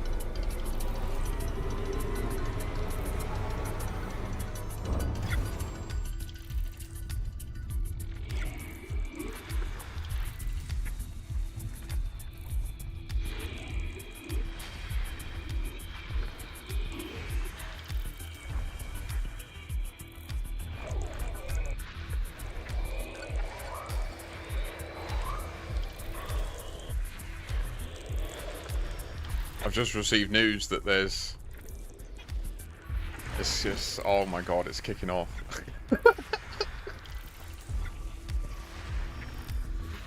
Uh-oh. I feel like I've created like a rift in the community, and there's like people that believe and people that are like, nah, we've seen all this before. Fuck off. Oh no. I love it.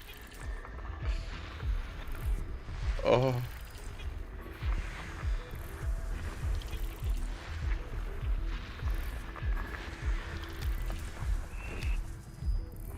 I so hope I'm right. Like, I so hope my theory is right. We're gonna find out tomorrow, okay? I'm gonna exhaust it. I'm gonna time travel, and then I'm gonna go to all the core worlds, and I'm gonna see if anything different happens. Can you imagine? Can you imagine if tomorrow I find Raxler? Can you even imagine? I expect to be in the BBC News. I expect David Braben to fly me to his house and fucking make me the king of Elite. Like...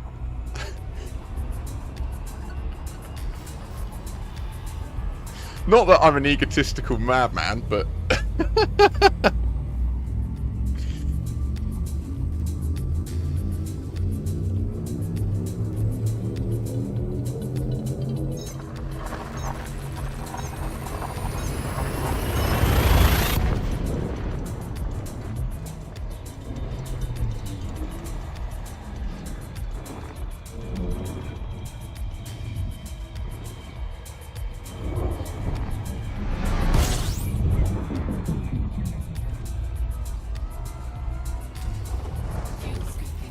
Fuel scooping complete.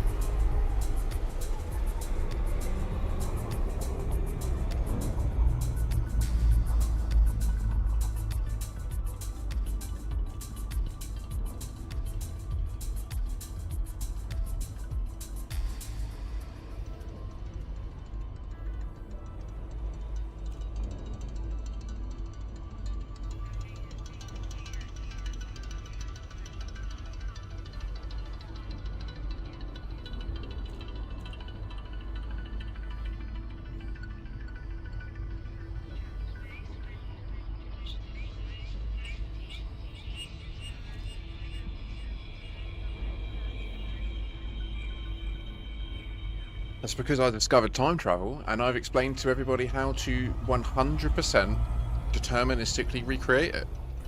Now, fully accept it's probably a bug, but if you don't just take your findings to the issue tracker, find my issue. I don't have the link right now, I'm afraid, but I can get it in a sec, and upvote it, then we're going to continue to be operating on half of the information. Do you know what I mean? So... the sooner we force the developers to come clean and state whether it's intentional or not, the sooner we can start doing real science. Now, I'm going balls deep anyway, and you can sort of third-party observe that this evening. I know that that was probably a really poor choice of words in hindsight. I'm not saying I'm starting an OnlyFans. What I mean is I'm going to speed run back to the bubble.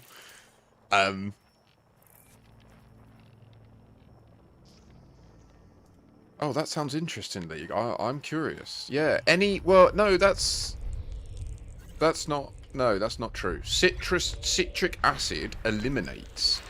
can eliminate... If you're white eating, you should have a glass of orange juice, right? That's... But maybe mango's different then. I'm not certain, actually. I shouldn't so quickly jump out of certainty. There could be some sort of unique property of mango that works well with the cannabinoids. System scan complete. Is it for acid? Oh, okay. Oh, maybe I'm just speaking out of my little sphincter then.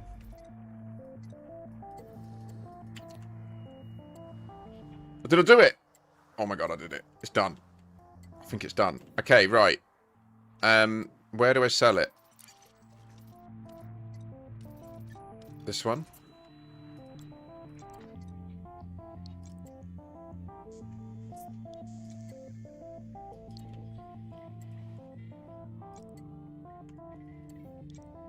I'm not going back to Colonia. It's too stressful. Who's the super engineer? Do I even need an engineer? I don't need an engineer. Where do I do it? I mean, that's a really wise thing to do. Yeah, I mean, I'm just now on the back of... So I had the first 2 weeks of Jan, a good mate of mine hooked me up with a couple of Gs that I eked out just to mitigate a flare-up I was in. My biggest challenge is if I've got it here, I can't not access it recreationally as well. I can, but I can't. If I'm honest, I can't. I love it. Okay. Fair. Why have I gone in this setting? What am I doing? I want to find a place to dock. So let's go into the galaxy map and let's pick a place to dock.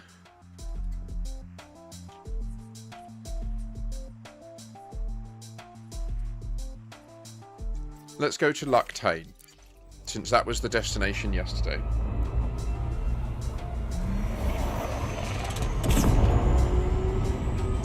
I'll have to try that.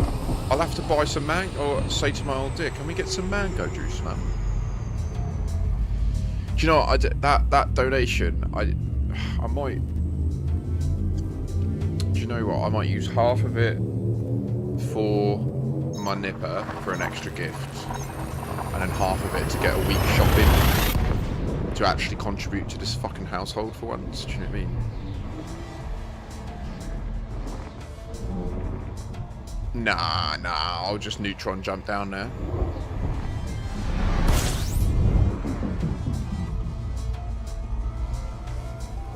Fuel scooping complete.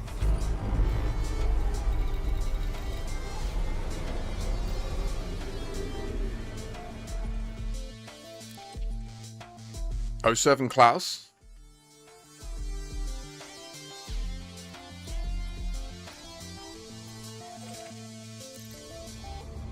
Moore's Charm sounds like a goer. Oh!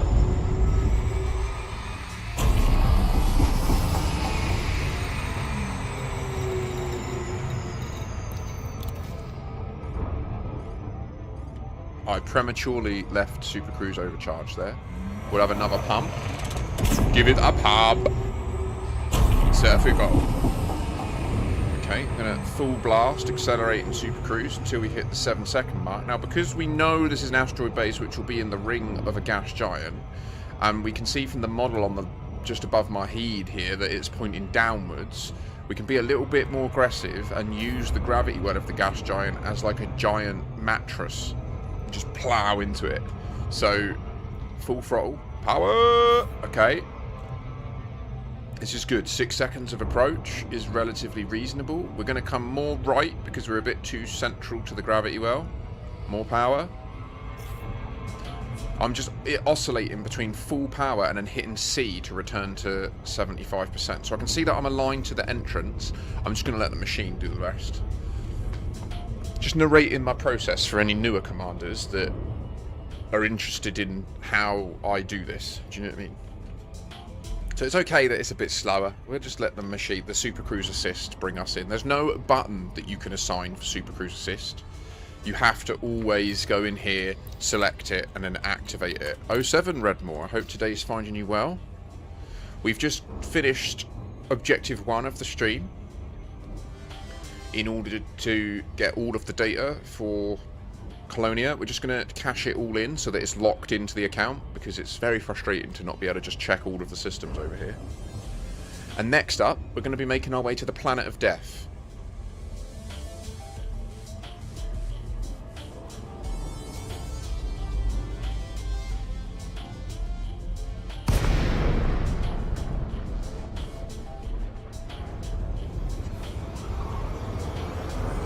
You legend. Let me get highlight from 124 for settings for elite settings command. Okay, add. I've added a marker to the stream with that note, and tonight I'll do that.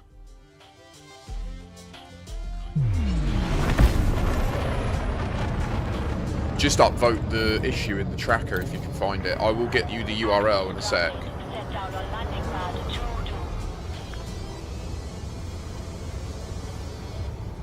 Landing gear deployed. Absolutely, yeah, it's a great idea.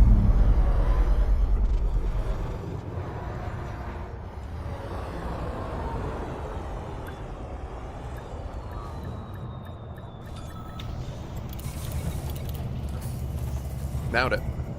Nailed it. Okay, okay.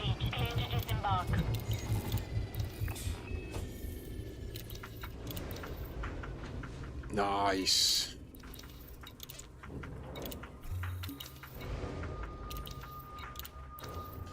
Show me what you've got. Got. Ernest Jenkins, will you give me the money, my friend? Okay, we're not 20 light years away from some. Message. What's your problem?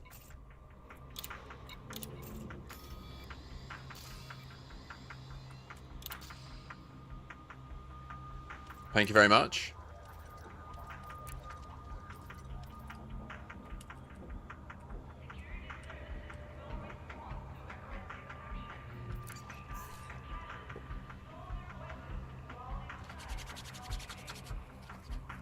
We're getting there. Obviously, Musty, there is a squadron available to you if you wish to join. You're more than welcome to send an application. In your right panel there, you can hit squadrons and then search for us. We are IOP5. Absolutely no obligation. It comes with no obligations of its own. The only thing I would say is it's not the most fleshed out squadron because there are certain elements of it that we've still not configured. For example, we don't have a faction that we're aligned to. We don't have a superpower. So there is bits that we're not currently benefiting from. Like this faction perk, we don't get to benefit from right now. I just need the squadron to talk to me and agree on what we want to do. Now, is there an exploration-based one? Only really... no. Maybe that. Reduced frameshift drive boost synthesis cost. I suppose increased pilots federation get rank gains. That could be good when we're all handing in exploration data, couldn't it?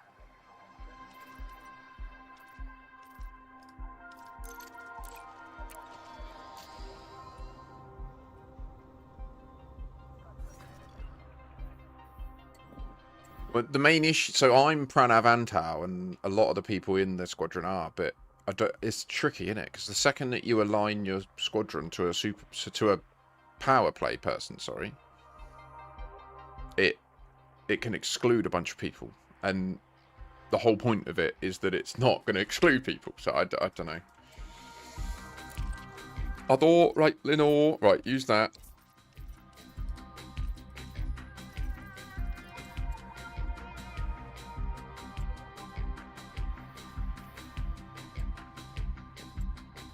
So what we'll actually do is we'll just go to only non-sequence, and then we'll just target Gasper.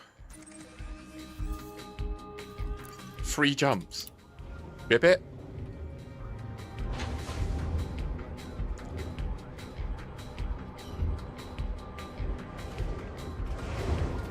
Have you not engaged with power play? I must admit, I only have done it for the ExoBio rewards and the power play modules, and I'm partially tempted to back out, but...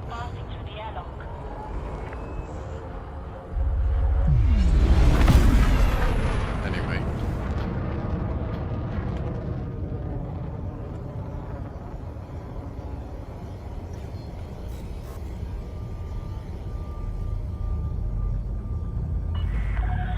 Speed restrictions are now lifted. Safe travels, Commander.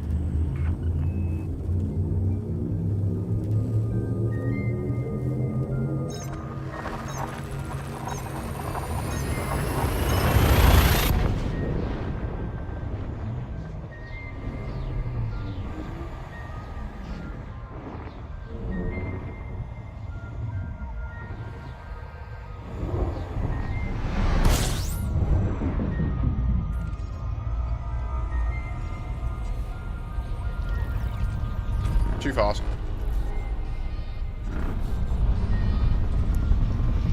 Get me out of here! Whee! Charge it.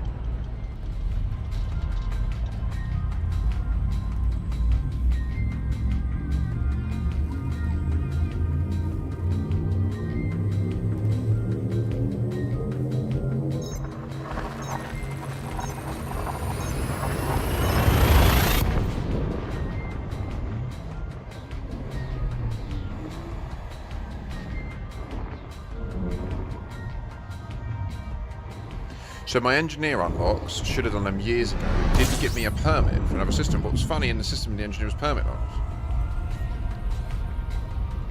System scan complete.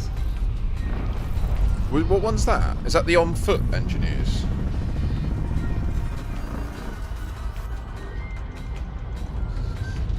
Get out. Get out. I do not consent. Okay. It's fine. It's fine. No need for drama.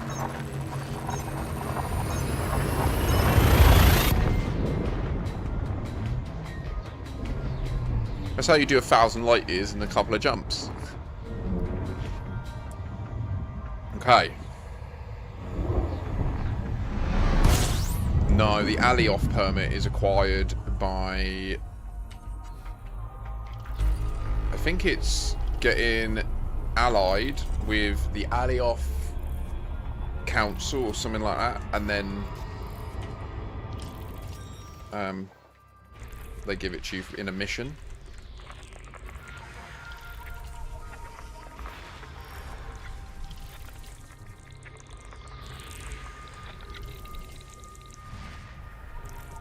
System scan complete.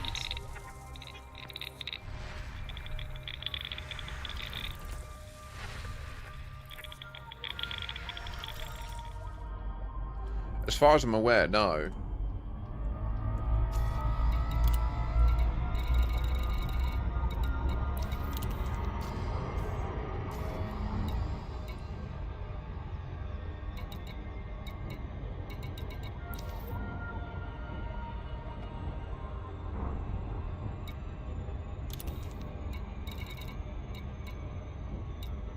See, these people... I just don't understand. Yeah, like I said, been a long time since I did that stuff. That's alright.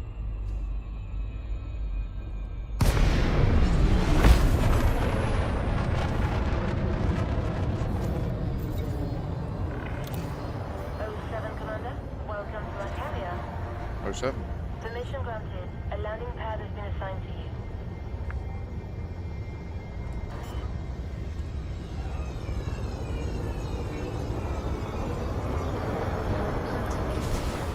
Hull integrity compromised. Shields offline. Taking damage. Shields online. Contact confirmed. Solid approach. Welcome to Colonia, Commander.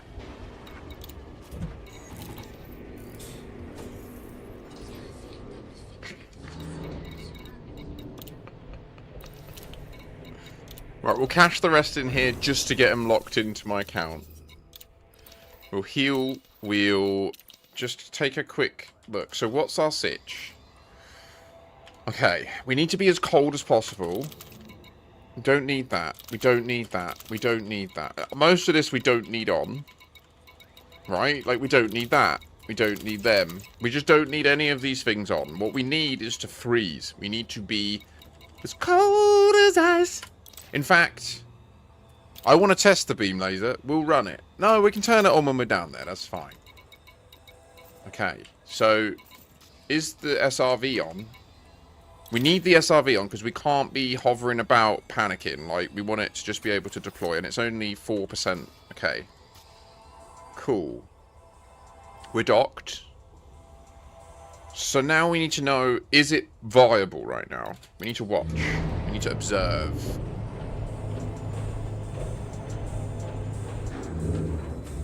So this looks calmer. Like, you look at this and you're like, that looks well nice. That's beautiful. That looks safer than a neutron star. Complete error. Departure confirmed. I need a heatsink. I want to find out if I need a heatsink. I don't think I need a heatsink. I think I can do it.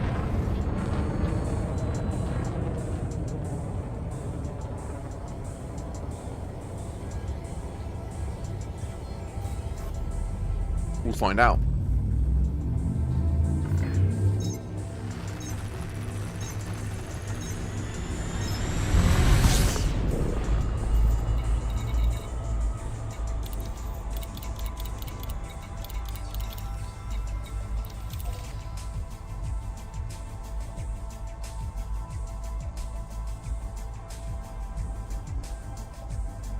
Okay, 78 78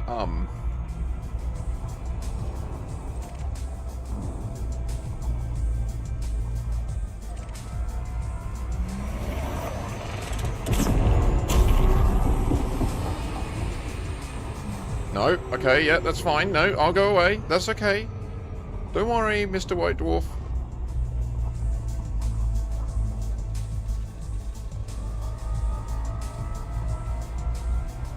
Okay, it's not viable right now. We need to go over there.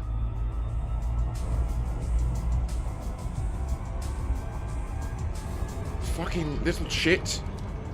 No! Okay.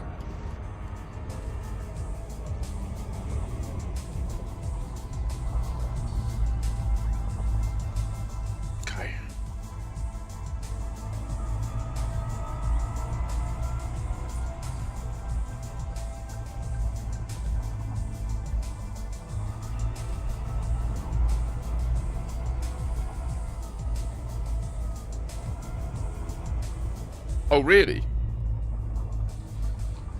Is that in the FleetComm?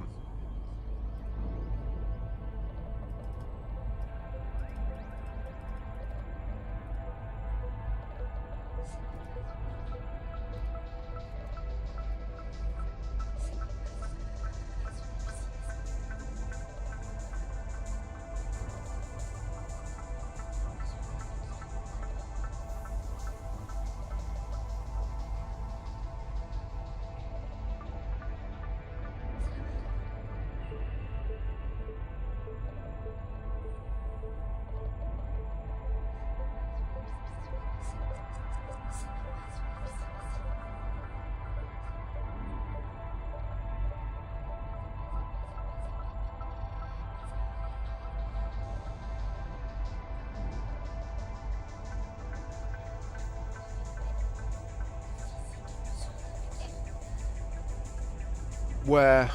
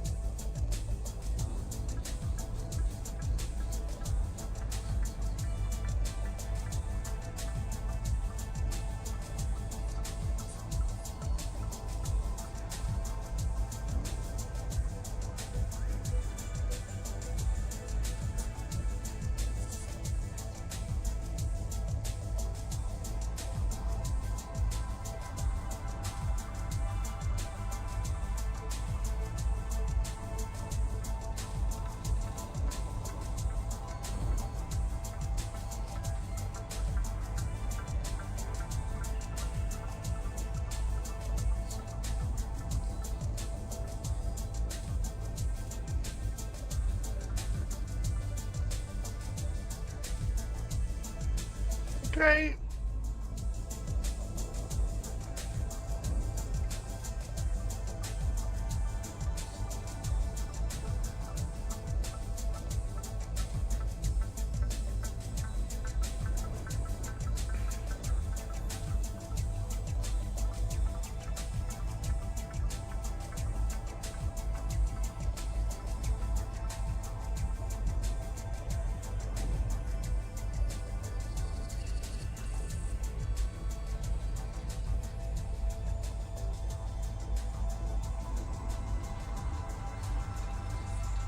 Opens in 20 minutes.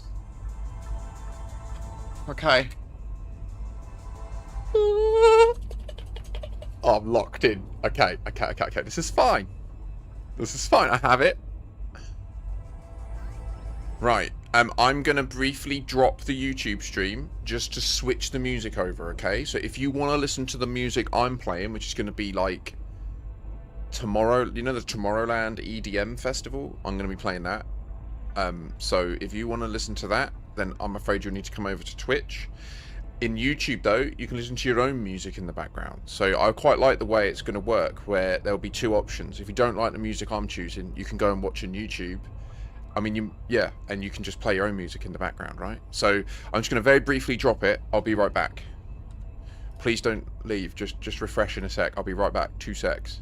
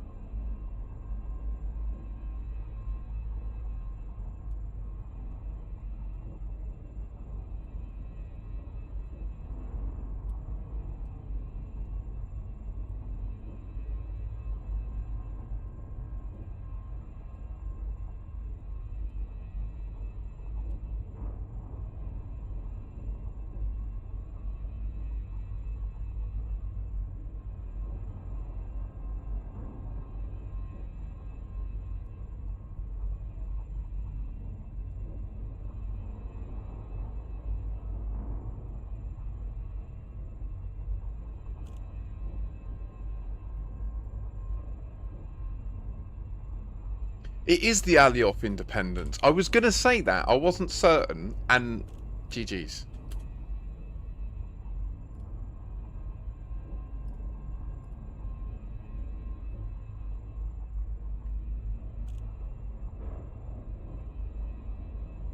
I think I'd better go for a wee.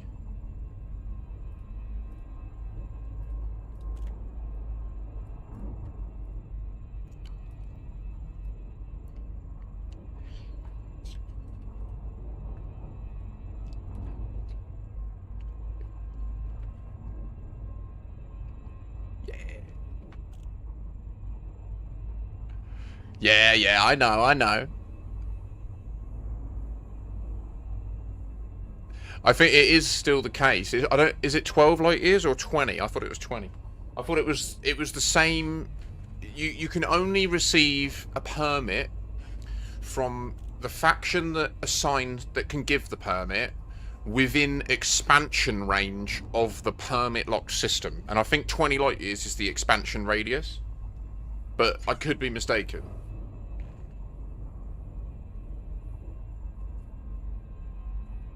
I'm gonna go for a wee. I'll be right back.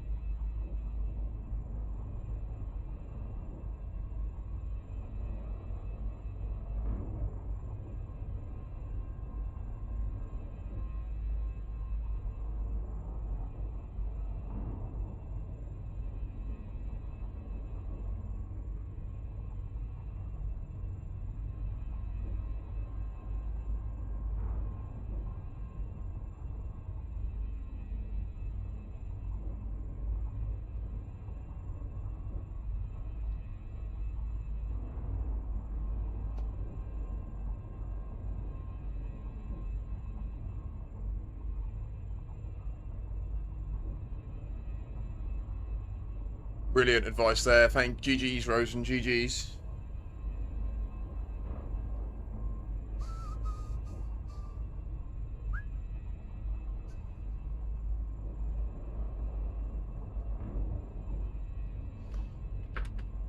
So, what do we all think? Am I going to make it? First try?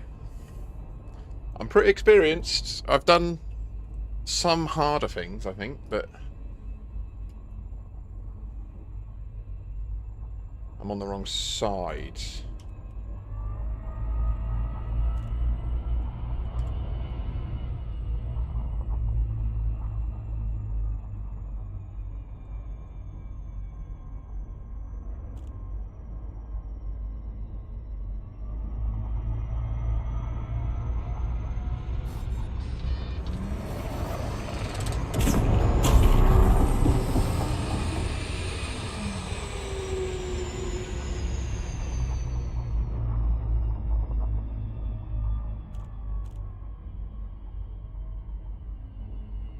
Sorry, one sec.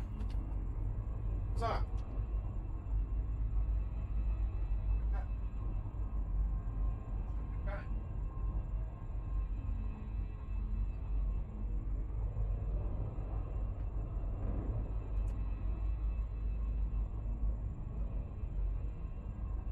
12 Minuten. The number should be going down if we were in the right position.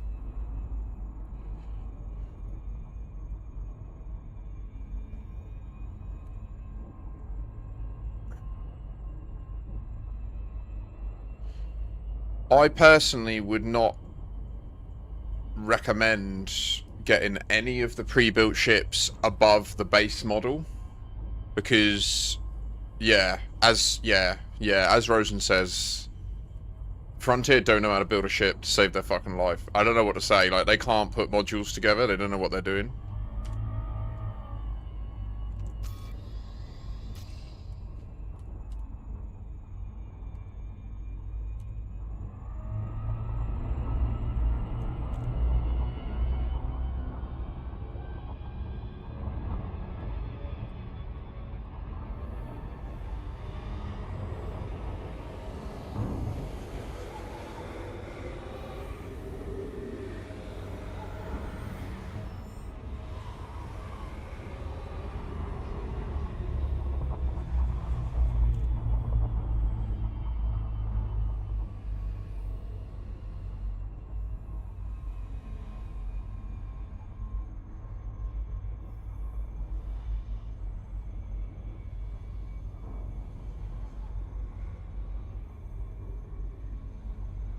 I literally would recommend only like spending arcs on literally like the raw hull, so that you literally just log in and you can deploy it, and it's an E-rated shitty version of that ship, but with 0 rebuy.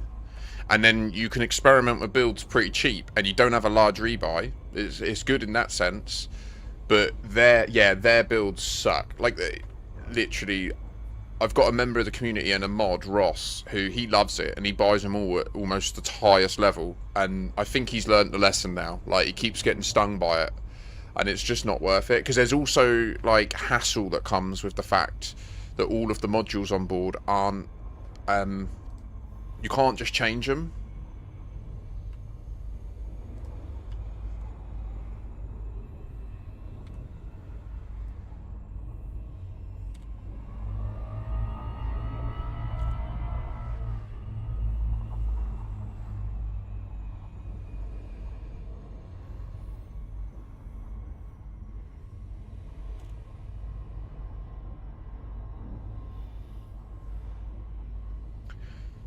Yeah.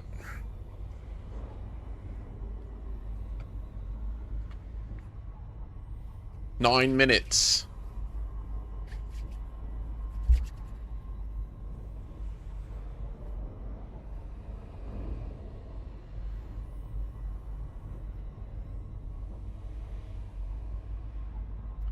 Now, what I do need to do is make sure...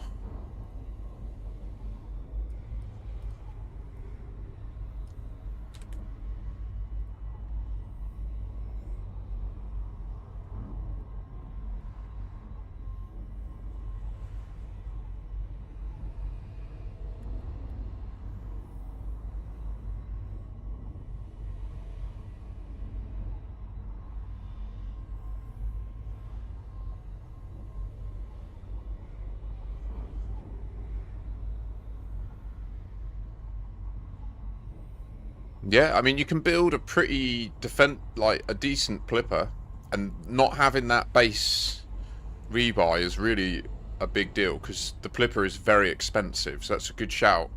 Obviously, the one caveat to that is it's restricted in where it can land. I would honestly say I think the best bang for your buck is the base level Corsair. Purchasing the Gutermeyer Corsair is a medium ship that absolutely can fuck. Like, it can smash anything. You can outfit it for PvP, and it's viable. It's got a bit of everything. It can do smuggling, it can do hauling, it can do mining, it can do long distance explo if you want. Like, it's got a bit of everything. So I think the best bang for buck is either that or the Cobra Mark 5. I think that's my...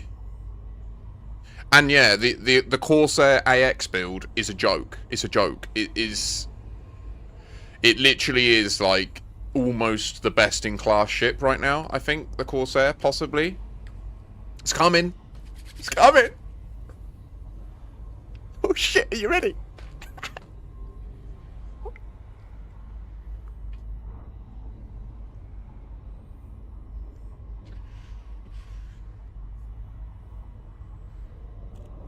I hope you didn't already buy the Flipper. Like, I think you would be able to... Like, so what I'd recommend is, if you look at the price of, like, a Stella compared to the base, if you're happy to give Frontier that much money for the Stella, I think you would get more value for your money if you bought the base model and then a couple of skins, maybe some engine colours, some laser light colours and stuff, some shit to put in your cockpit. Like, that's going to give you more investment into your ship in the sense of, like, the personalization and customization of it. But yeah, that's my advice.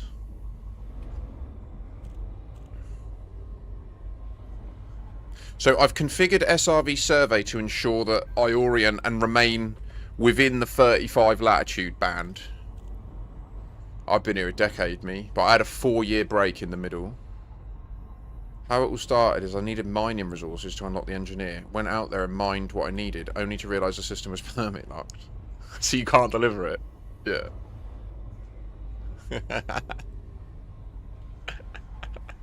The old elite shafting. Here it comes, bumbling along, isn't it? Let's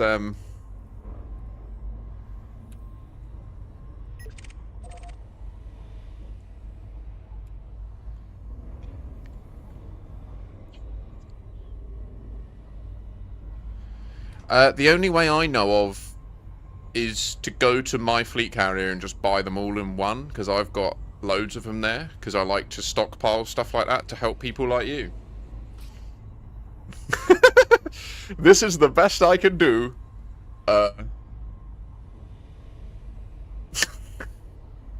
I've done all the work for you.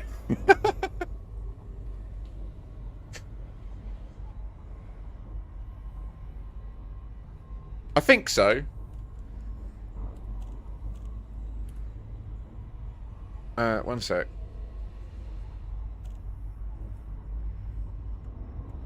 Five minutes.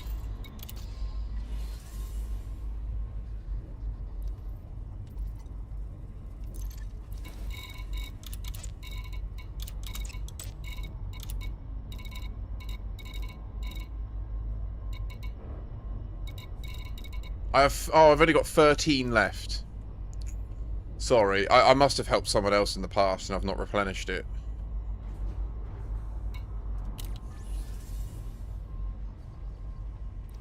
Yeah, so rare goods are like that.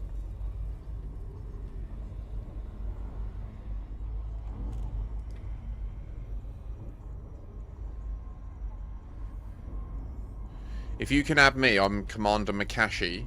It's a lot easier if viewers can add me rather than vice versa, because obviously as we grow I can end up spending a lot of time. Sorry dude, yeah, what we will do at some point is I'll get my fleet carrier nearby and then I'll get the squadron. Ideally the squadron will help me load a bunch of it on, and then for new people it's a lot easier for you to access it, you know.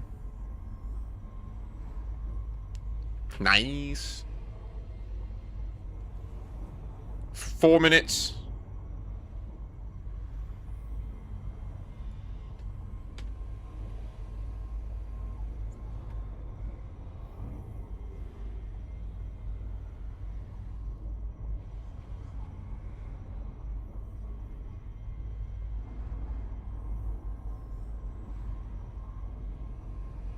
it's too late now. I was going to put the countdown on the screen, but there's literally no point. It's a couple of minutes.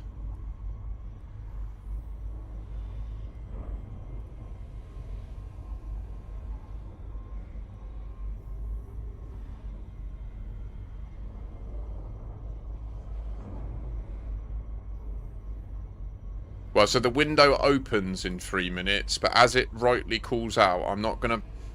I'd rather chase it down. When it's like... moving here is when I'll move in on it. I think. I don't know, that might be too... I just wish I could see the exclusion zone, you know?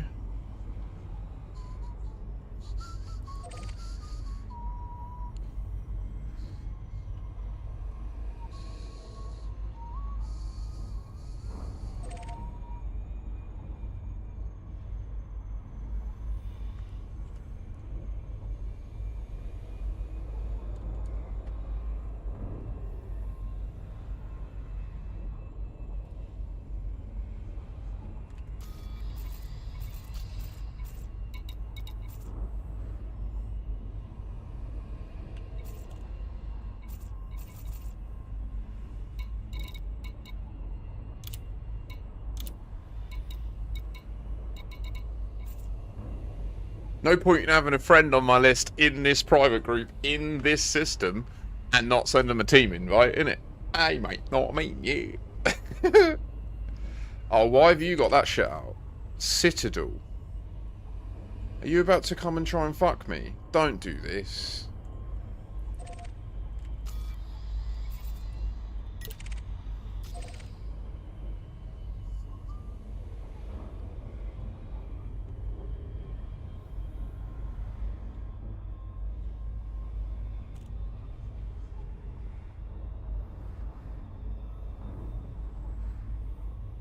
So we're sat comfortably at 48% heat at the moment.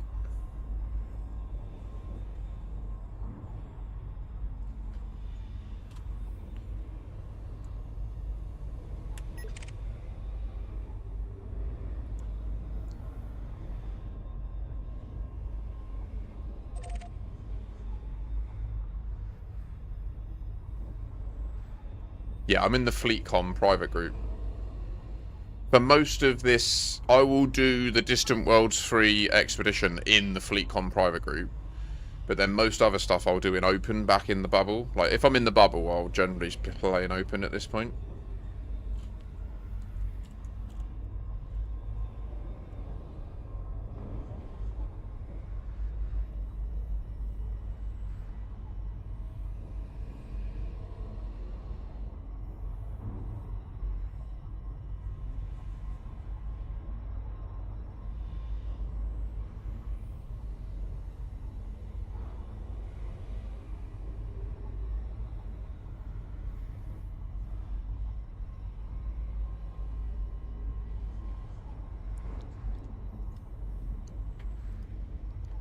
Allegedly, we are in the window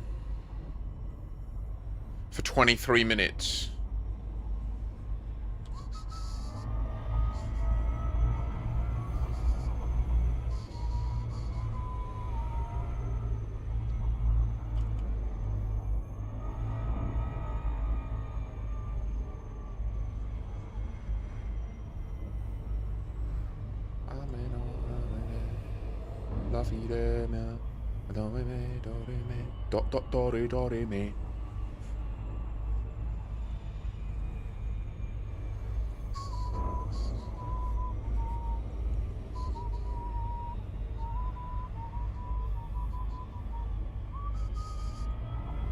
Remember, speed is time.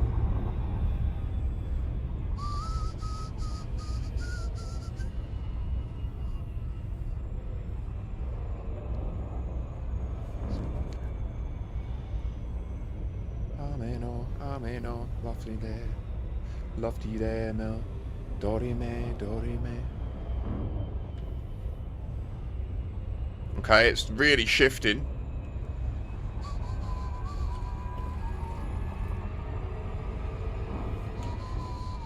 Okay, we're instanced to its sphere of influence. All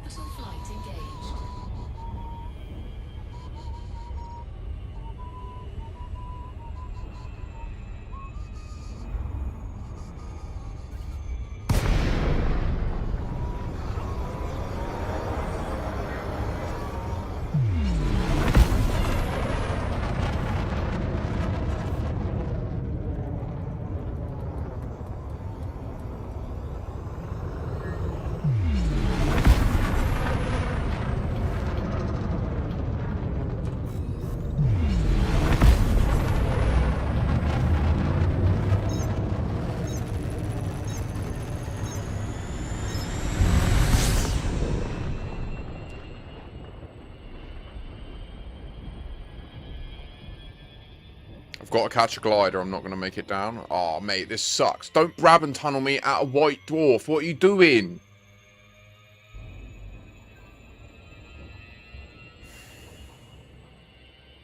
I think this has bailed it.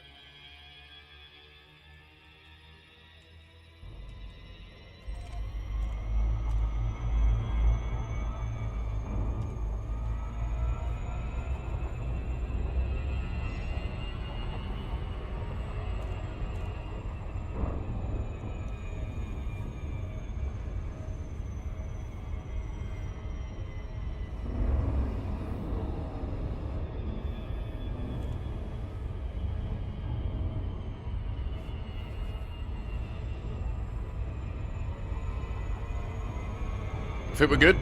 We're in. We're in. We're in. First try, baby. Echo Zulu. I think is the relevant term. Nah. I'm not time traveled. No, I'm way too far away. I'm over near Colonia.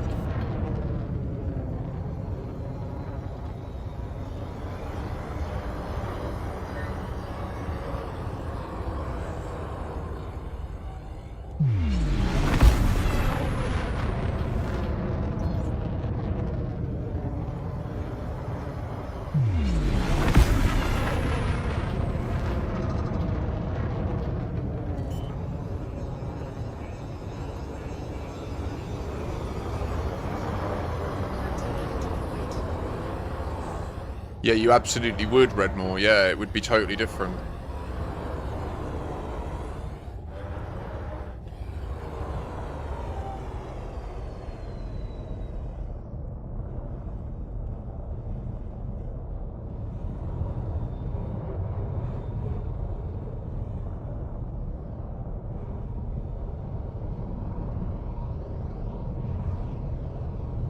Okay, we're going down to the flats. I just wanted to get a good spot, but...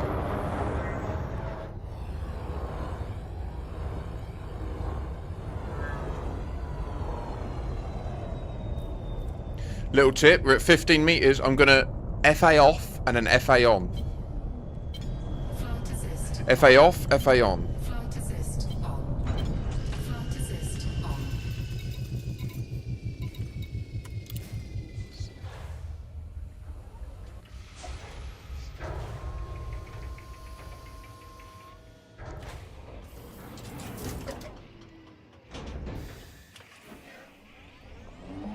True carnage, yeah, it could have.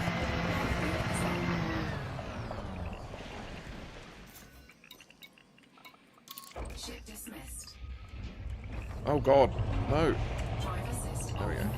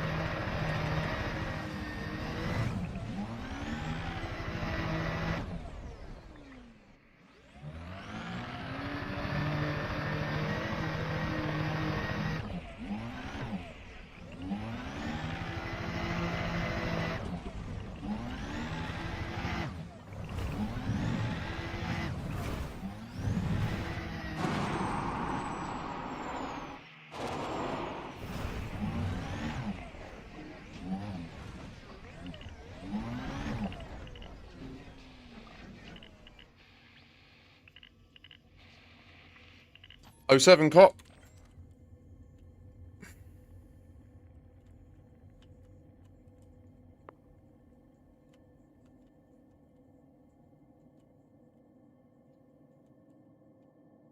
I want to go up there.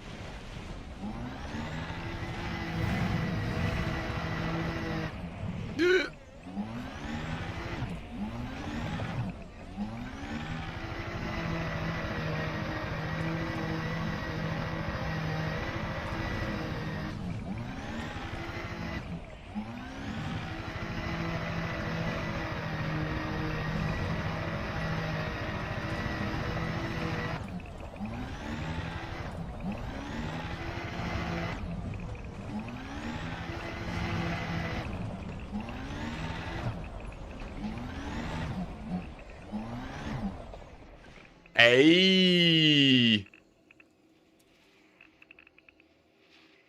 Look at that! We're here! That was well easy. This is us for like an hour now, guys. I don't know what to say. Like, I'm just gonna chill. Do I just leave? I mean, I did it. It was well easy. Can I just leave now?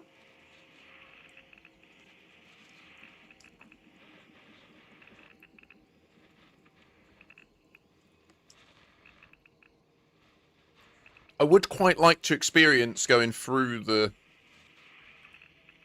plume.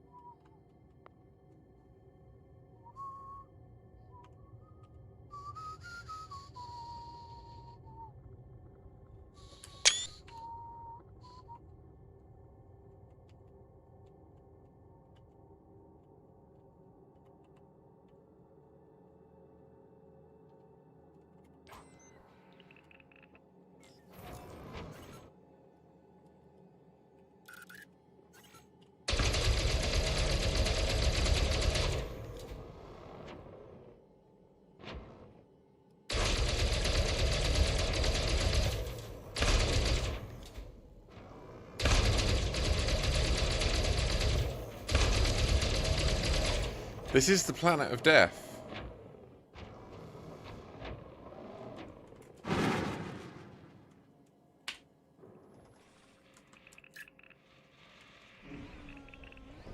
You're right, there are geologicals. I suppose we should just go and do some science then.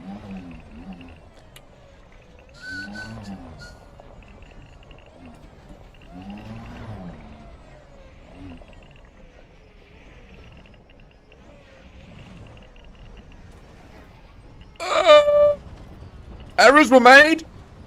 Errors were made! No!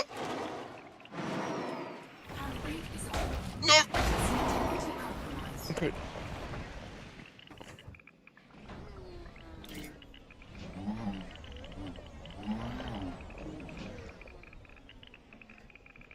Oh! That made the inner sphincter go, what? Not just the bottom one. Woo!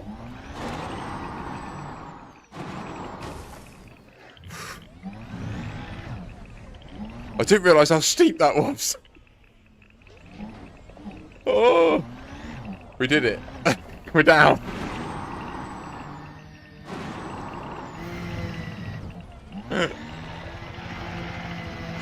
This song would have been so fun. The fade is right now. It's like I'm faded. It would have been so funny if that started playing as I just like suicided off a mountain.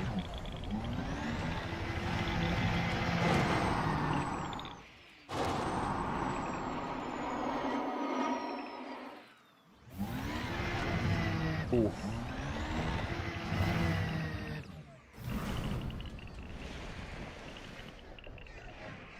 What do you mean? No, there isn't. It heat doesn't affect the SRV, does it?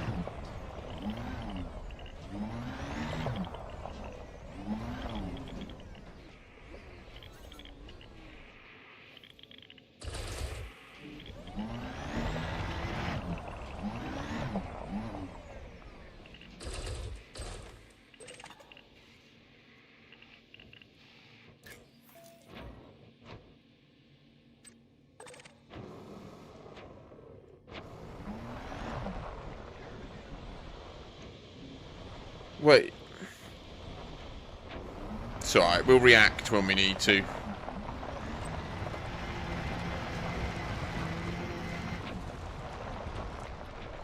I thought I could scan these. Yeah, but not, I'm pretty sure it's not, it doesn't affect, we'll see. I'm pretty sure when we go into the plume, let's drive over it.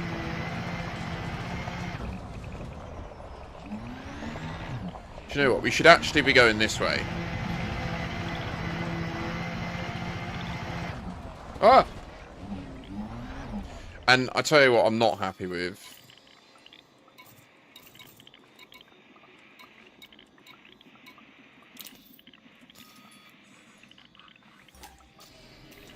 No need to take that risk, is there? 07 Ellen. Good day, I hope this day's finding you well. We have found ourselves on the world of death. A bit dramatic, to be honest, given it was pretty easy to get here, but I guess there was a lot of prep, a lot of mental preparation went into it. I had an idea of what I wanted to do, and I executed that plan flawlessly on my first attempt.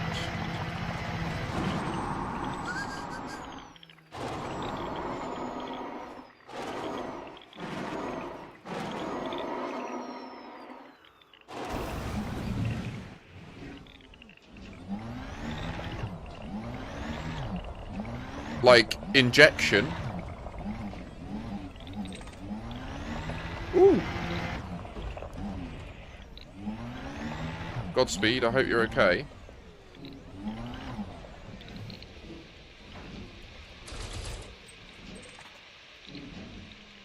Ooh. Cargo scope deployed.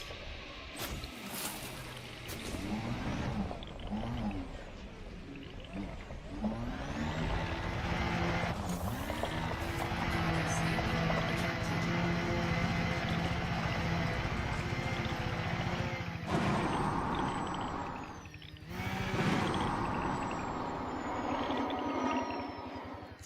Yeah, that initially I was like,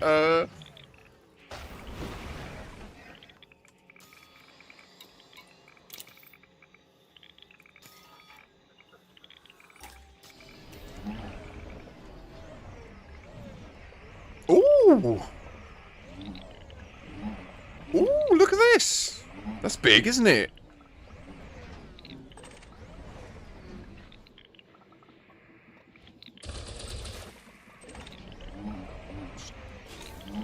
Cargo scope deployed.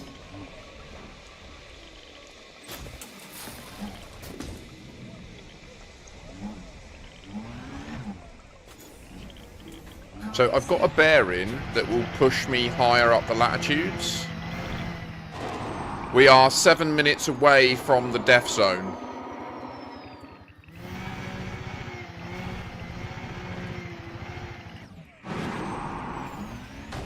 Yay!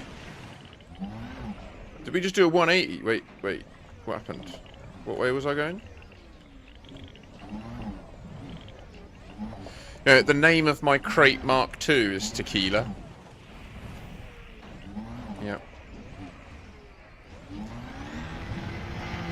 That is its name, Tequila.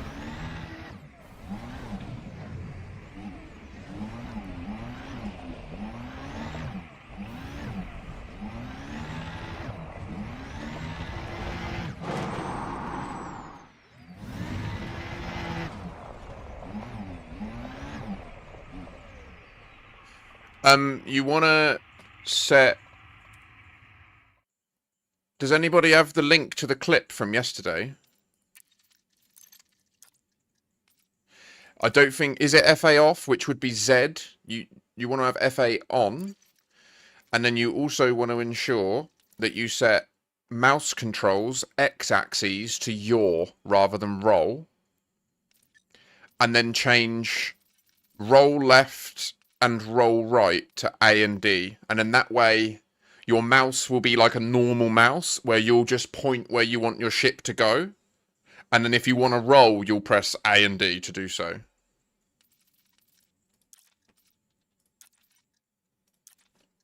Dude, my pleasure.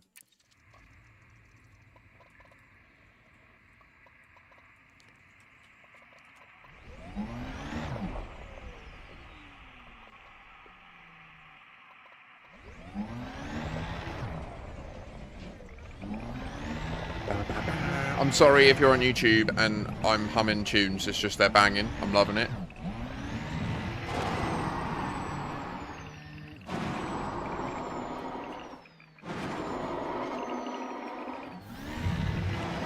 Obviously, the benefit, as per the pinned comment, if you're on YouTube, you can just play your own music in the background, and then that way you get the best of both worlds, right? So it's all cool. I'm currently listening to some sort of EDM remix of Black Betty. Whoa, Black Betty, and whoa.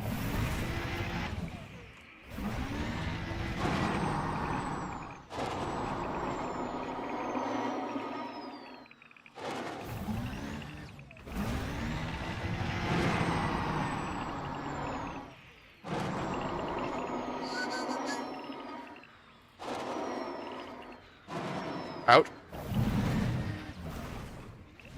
Ah!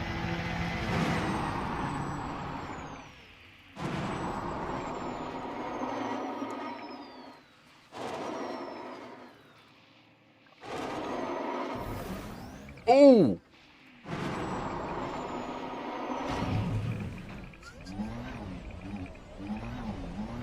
Oh, really? You are now a HOTAS gamer?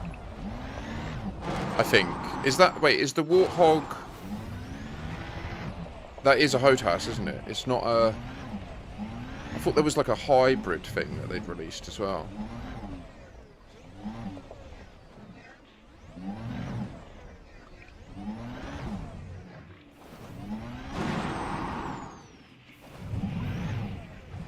There shouldn't... If you...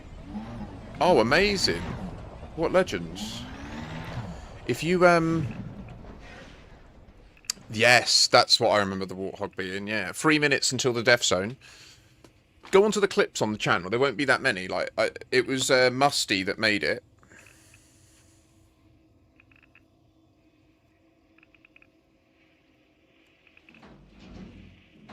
That joystick there is the Thrustmaster T1000. Like, that is the joystick that's in the game. So if you own that one, it's...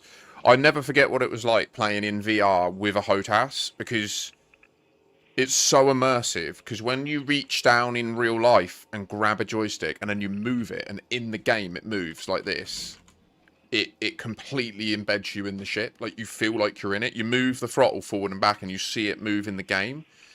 At that point, you're grounded and you're physically receiving the physical response, you know? The only thing missing is the sense of movement, which you can get rigs to do, but obviously it's very prohibitively expensive. You need like a whole room to do that, which I've never been privileged enough to have an Elite Dangerous room, do you know what I mean? Like, right now, we're just literally, my bed's there. And yeah. I can't even imagine having a... Ooh.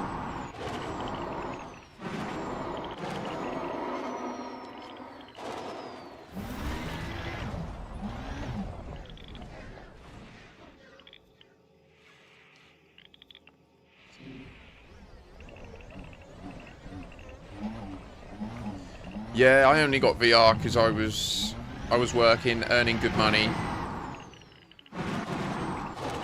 Could afford it, you know. It was like £1,000 I spent on that at the beginning.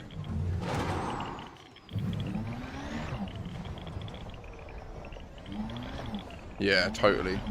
And then what I did like about it was, because I am an early adopter, I do like to be the person that can show these things off. And I was working at startups at the time. So we would often do, like, you know, Friday night drinks. I'd bring the VR into the office, set it up in one of the rooms. People would be like having beers, having snacks, playing VR. It was good fun. And some of the games that are hybrid. So, for example, there's a game called Keep Talking or Everybody Explodes, which is amazing. Like, it's genuinely a good team building game because it helps you learn how to speak when you need to speak, how to make sure that you're contributing to the group. It lets you learn people's, like, the things they'll make assumptions on. Really good. Really good. And the goal is the person in VR's got a bomb in front of them, but it's really complicated to defuse. And the people outside of VR have the manual on a PDF. And so, like, it's like a multiplayer game where they're trying... Okay, we're about to enter the heat zone, apparently.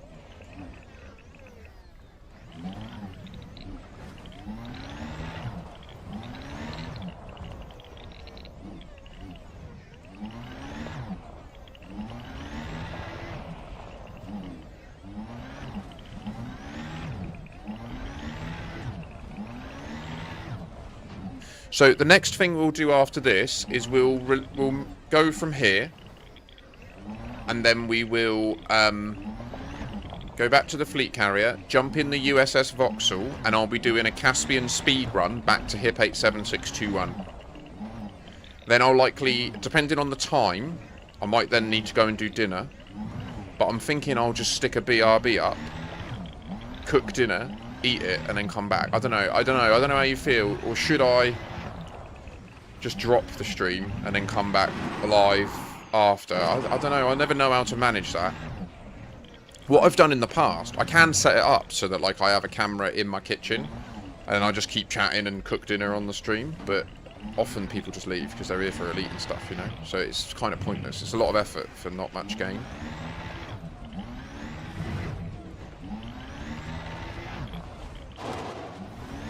It is merely the natural order of things that you would gravitate to greatness. Thank you for following. Fucking right, Amber. Jolie, welcome.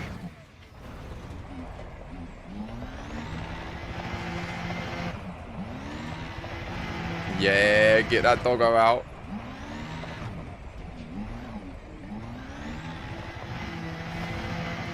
Get that doggo running.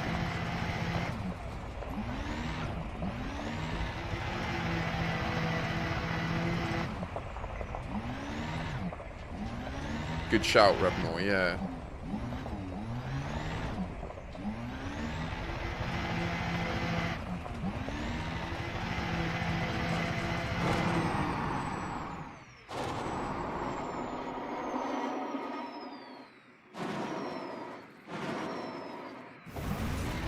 It's rough. It's I'm at a really difficult point with this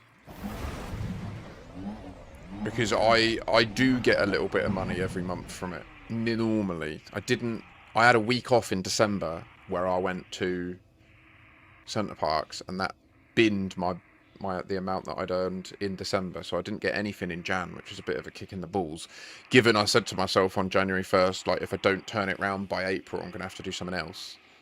But my plan is bearing fruit, right? Like, as I've said a couple of times the last couple of days, like, I've had a bit of a plan. I got lucky that I've discovered something really interesting in Elite, but I'll continue to. I've had that many a time. I've discovered interesting stuff. I've just never really made sure that I capitalise on it and make sure that like the videos are out there for people to know it was me. Do you know what I mean? So, yeah, I think I want to keep going with this momentum. It feels great to see all your names here. Like, thank you so much for swinging in. I love it. I love it. We're going to do great things. We're going to help you get better at this game. You love that, don't you, Carnage? Well, so there are multiple racing events as part of DW3 as well. So, David A, did I hear then? What do you mean, sorry, Aiden?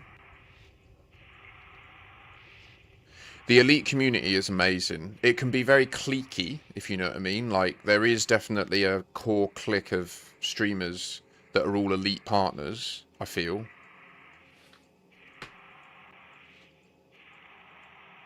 Oh, that's good news.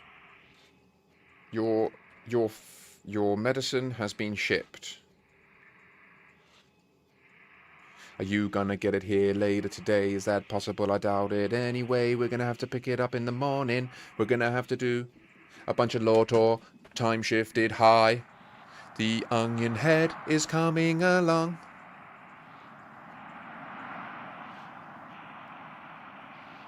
Oh, Attenborough. Yeah. So I've got... Oh!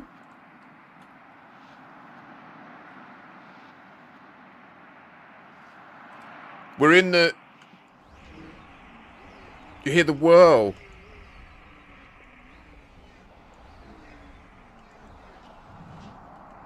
So when people follow, I've got about 15 different sound effects that can play. So it's random. I don't know what's going to play. So every now and again, it'll drop that. I've got a bunch of like deep faked ones that I made. They're really old technology though, like 4 or 5 years ago.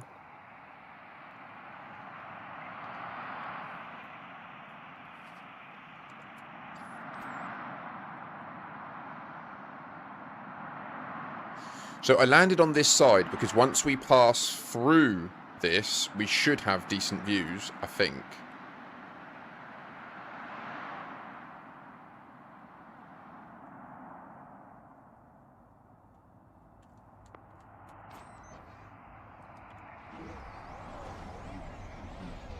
Thank you for following the Caspian. Thank you for following the Caspian. Well, there you go. You got some... Are you unfollowing and following again? To get the different ones. It's one of those difficult ones as well, where the channel is just about to hit...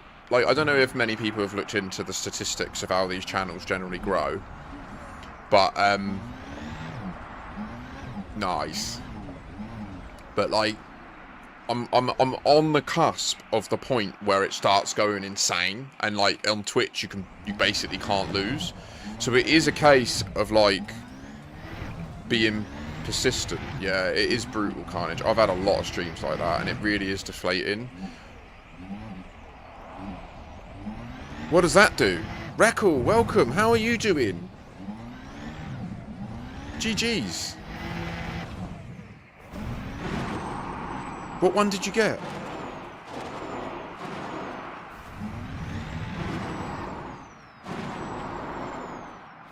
She expected the world.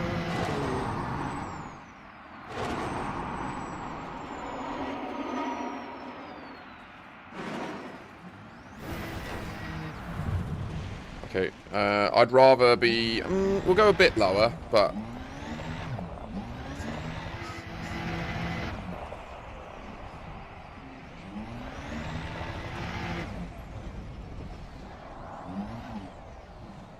Subscribe will be terminated. What, you're also Hamlet Reigns and... okay. Are we about to hit the target? Are we about to hit the 1200? We must be really close now, right? Oh my god, we're 2 off! I've had that 1200 target for over a year.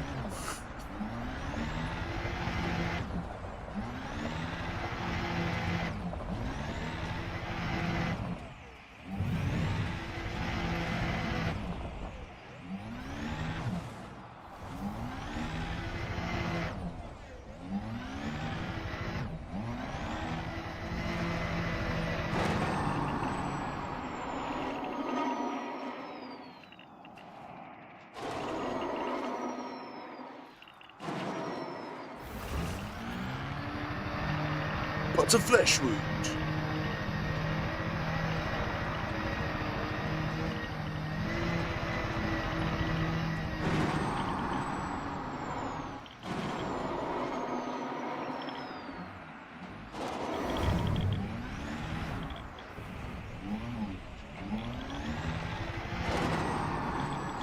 We went to the one at Longleat near Longleat Safari. It was actually a real privilege. Bless my old dear for being able to save for it all year and take me there. That was really sweet of her. Like, we've never been away anywhere together, and granted we went with some family friends, which made it even better because it was like a little Christmas that we had there. I wish I could do the same for my daughter, to be honest. Soon. Hey.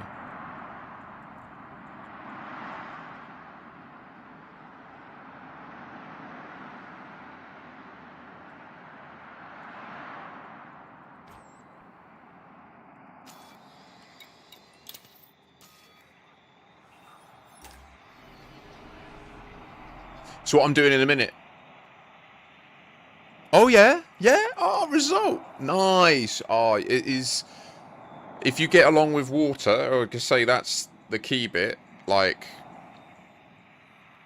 Ellen's got that multi-channel communication happening. I love it. I love the way that the chat is integrated now and you can all speak to each other across platforms. That's so cool.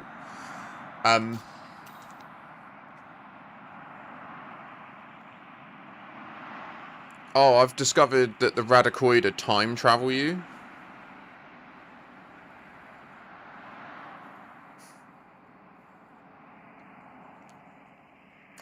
Which I did a bunch of science on over the weekend, and then I joined DW3, and now I'm aware that I've got like a 3-day gap. So I'm gonna speed run back in the Caspian after this. So we'll leave at the next available window in 54 minutes, and then about 50 minutes after that we'll be back in the bubble, and then I either need to go and do dinner, or we'll do the time travel, and then I'm going to do a tour of the core worlds in the time traveled state to see if any anomalies appear.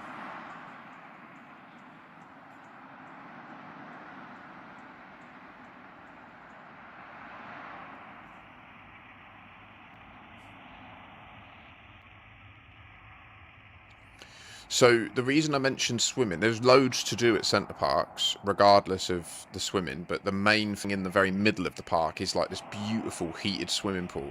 That's like, you know, it's accessible. It's got a jacuzzi that's accessible. You don't have to be able to swim. It's, you know, it gets from shallow to deep, so you can be... Oh, yeah, Ellen, yeah. Probably Sunday night or Monday I'll speed run back. Probably Sunday daytime, before the fleet carrier jumps from here, and then, yeah, that'll be the plan, I think.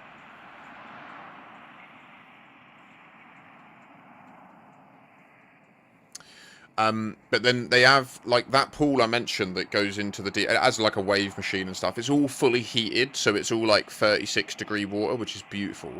They have like this rapids thing that you can go in, which you probably do want to be a bit of a strong swimmer to be confident, but it is also pretty safe, where you can literally just float in the middle and it shoots you round.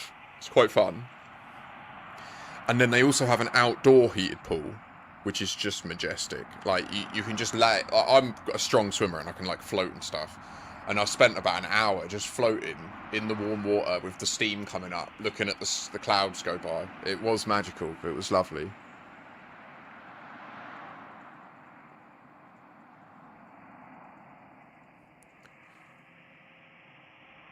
We could try it, but you would need to meet up with me and get in my ship. And if at any point it disconnected, you would teleport back. Yeah, I mean, I'm not doing a speed run in the sense of trying to hit a personal best, so I don't mind giving that a go if you want. So, yeah, we can give that a shot. We can give it a shot. We can only try. What I'd say is, if we went into my own private group, we'd have less risks of connections to other players interfering. I reckon there's like a 20% chance of success. I'm going to be honest with you. Like, it's quite low percent that you're going to make it through 50 separate jumps. You've reminded me. I wanted to get Jack Station teleporters as well. Okay, we'll leave here and we'll go and buy some sidewinders first before we speed run back.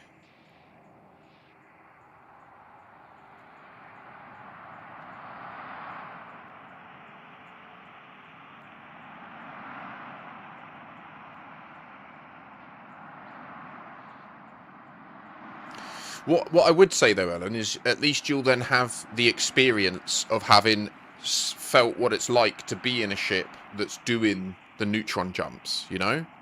So at least then, and you'll have seen like how I move, what I'm doing, and so at least if you wanted to attempt that yourself, like, you'd have a little bit more experience. Yeah, I'm down for that. That's chill with me. And I've got 2 more seats, but obviously the more people we have in there, the higher the risk of a disconnect, and then the higher the risk that you will get kicked. So, Musty, in the optional internals, each slot has a maximum size that it can take.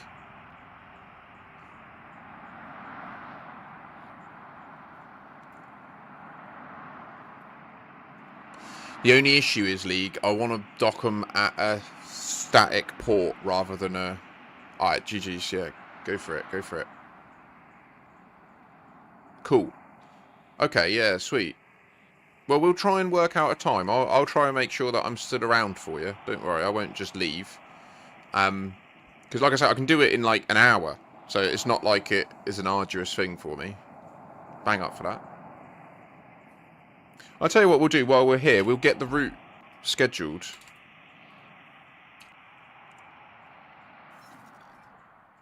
You know, no big deal. 23,000 light years in an hour.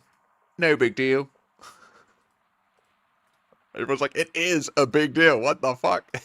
Used to take weeks. I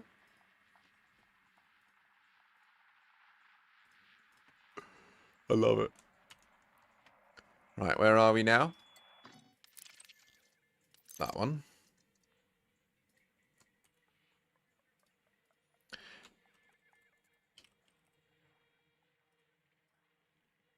So we want to use supercharge. We don't want to refuel every scoopable.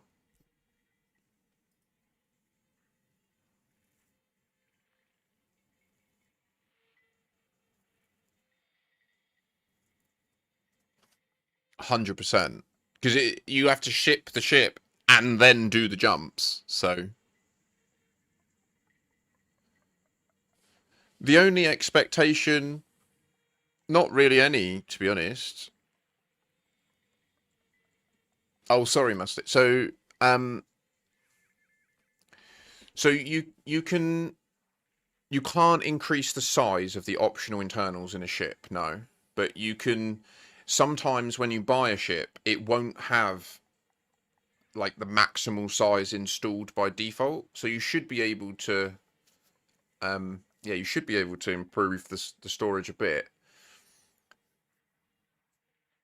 With regards to the squadron, the goal of the squadron is to be like ideally like a new player incubator, so that you can have a place to just get your account into decent standing, get some engineering going, and if you do realize that there's a specific like domain of gameplay that you prefer, then my goal is to send you off to other squadrons that specialize in that thing. So like if you find you love bounty hunting, we aren't a bounty hunting squadron. You'll probably be better served being in a bounty hunting squadron. Do you know what I mean? So like the goal is it's a generalist early doors squadron, really similar to the new pilots initiative and the Sidewinder Syndicate, but not directly competing with them. Like it's, yeah. Likewise, it is ultimately the It's Only Pixels server squadron. So like people that do feel at home in that Discord server and community, I would obviously understand if you want to be part of the squadron moving forwards, full stop. I'll certainly remain. But, you know, I am also a member of the Children of Raxler. It's just you can only be in one squadron in the game.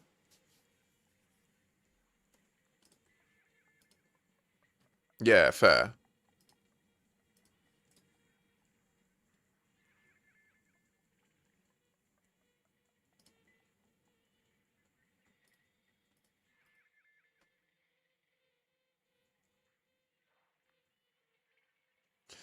Well, we've got on-foot bounty hunting and on-foot material farming in the home colony as well. So feel free to rinse that if you want. 46 jumps.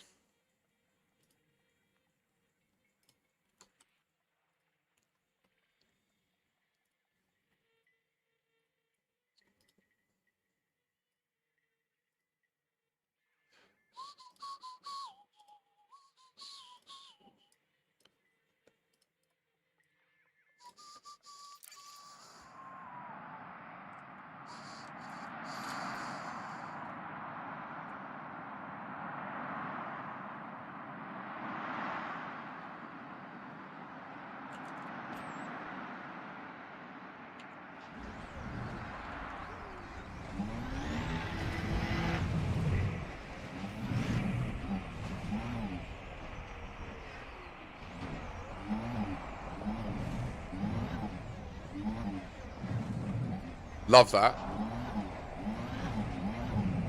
I'm all about the roleplay, yeah. That's the other thing, though. So, the IOP squadron is not a hard roleplay squadron, but I do roleplay my character quite a bit.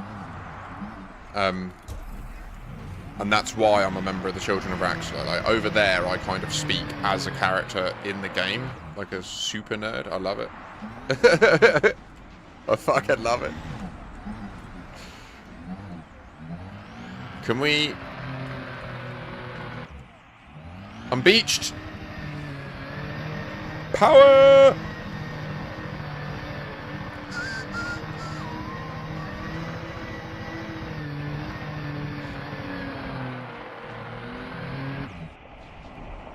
Cool.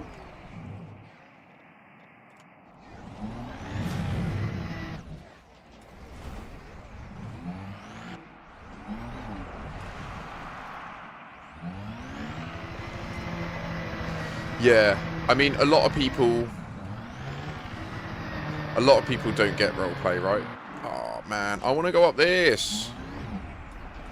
They just want to do pew pew and turn it off, which is fine as well. Each to their own. Do you know what I mean?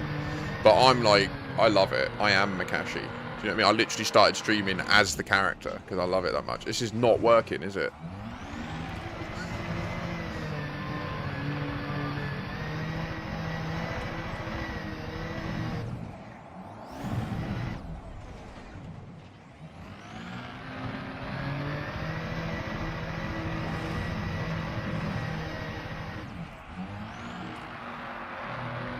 Fuck.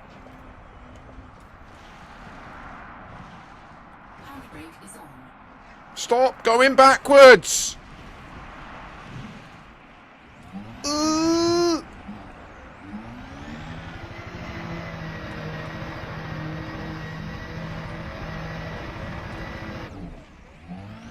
Bastard!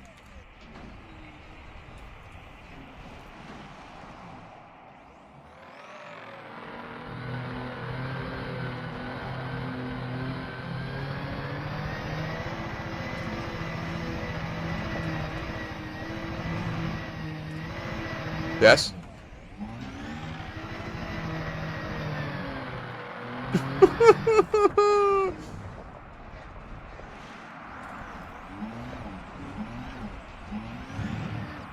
Oh god. Oh god.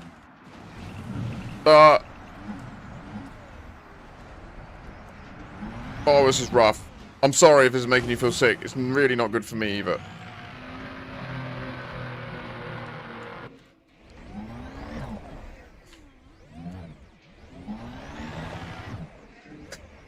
I don't like it here at all. I regret trying to get up that hill. Get me the fuck out of this little valley system.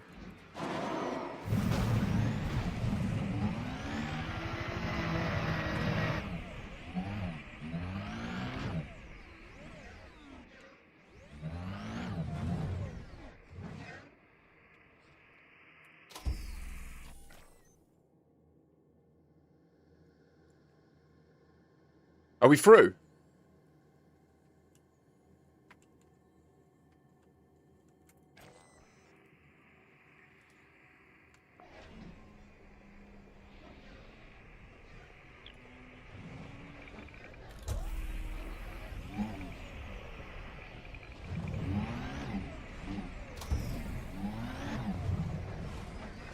%81% hull, being diligent. You got it! Welcome. Welcome to the glory. Oh, I've messed up bad here.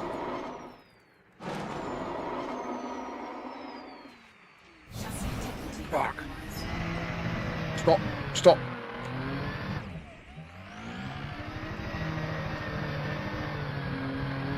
We need to get out of these mountains. You're still in the DBX now. You got to the DBX and you went, this is good enough. Fair enough. I mean, my DBX, named the New Frontier, was the ship I'd done the most miles in, or light years in, for a long time, but obviously now the Mandalay has overtaken it, and I think the Caspian's about to catch up with the Mandalay.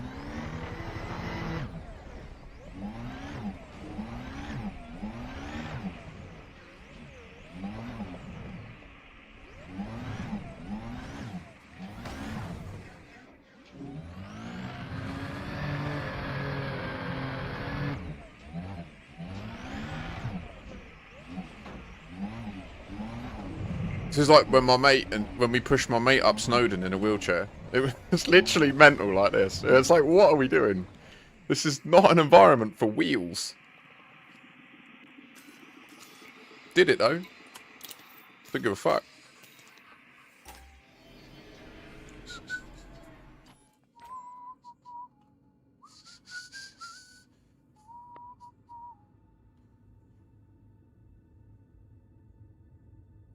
Tonight.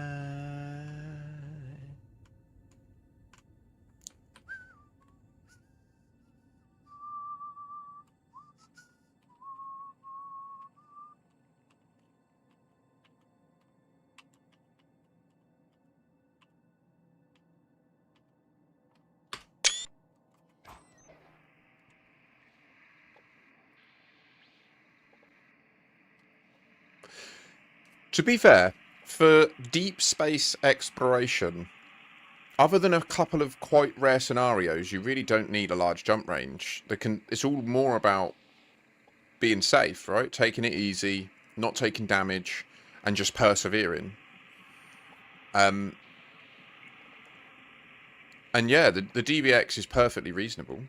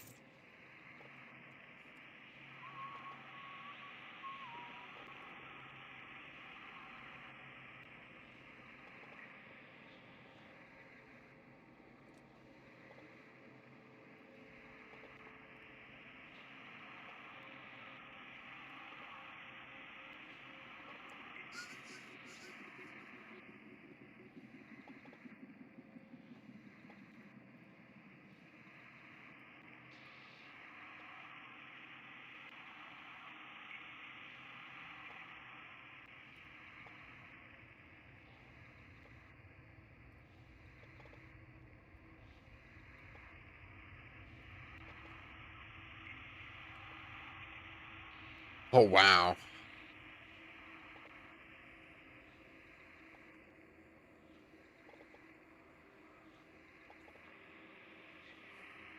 I mean, what?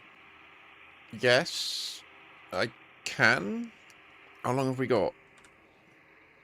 It's just that I'm going to do it later, right? So I'd rather talk about it when I'm actually there and doing it, rather than say it all now and then say it all again later. Do you know what I mean? 36 minutes. Wow.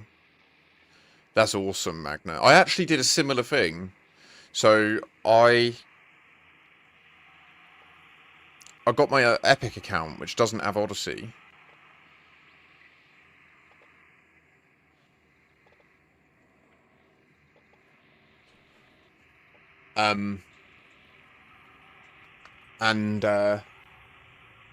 So I just got the free install of it on Epic, and I was like, right, it must have been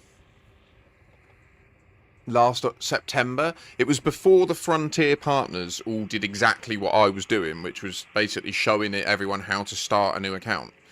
And I wanted to show going from a Sidewinder to a Mandalay in one session, because you needed about. It worked out that all you needed was about 25 mil to be able to get a D-rated Mandalay, and then using that you could go and farm the materials to get the double-engineered frameshift drive, and then boom, like you're instantly able to get out to the Guardians, get your first FSD boosters unlocked. Like you can quite rapidly go through that path if you want. That's cool, Klaus.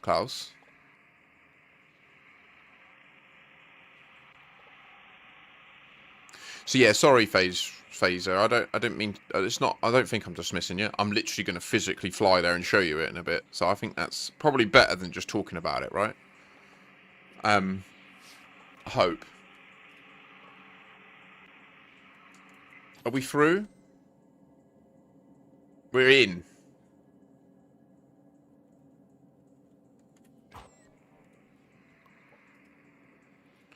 Halfway through. Headset's dying. Okay, be right back. Well, it won't make a difference to you, actually. Normally I'm on Discord, and I have to do this, and then they can't hear me, right? But you can, because I have a different mic.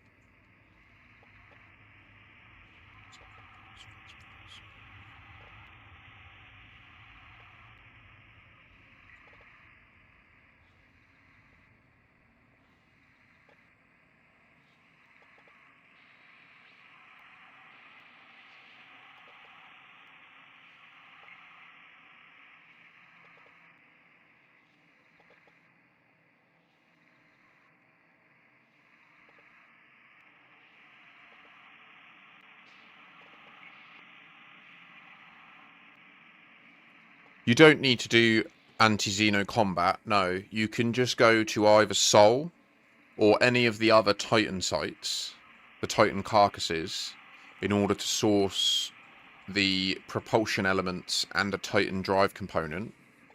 But so the propulsion elements are a material that you can just pick up, and that's fine. But the Titan drive component is a corrosive element that if you don't have a corrosion-resistant cargo bay, it will slowly destroy your ship all the time you have it. But it's worth it. Like, the double-engineered frameshift drives are outrageous.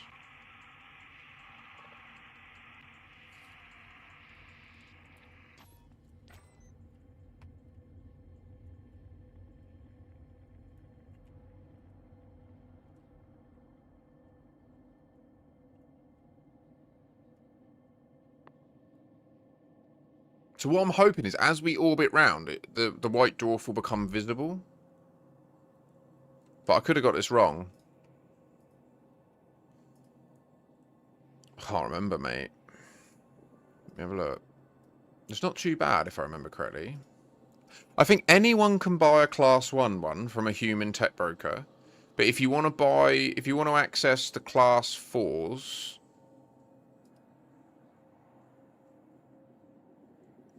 Yeah.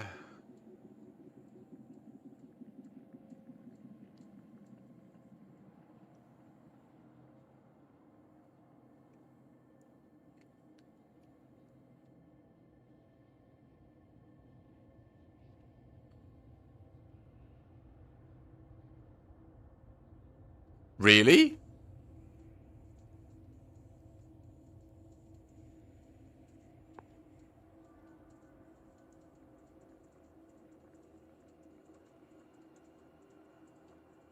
Alright.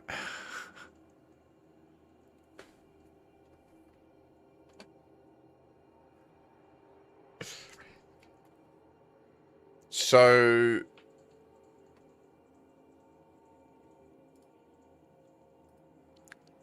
for the Class 4 cargo resistance, you need... so these are...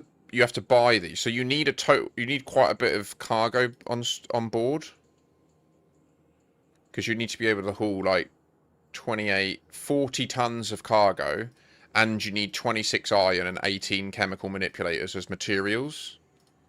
And then if you go to a human technology broker, you can unlock them with those things, and then they'll be unlocked at every port that has a human tech broker. You'll be able to buy corrosion resistant racks, and if you're allied to a power, you'll be able to purchase them from the stronghold carriers.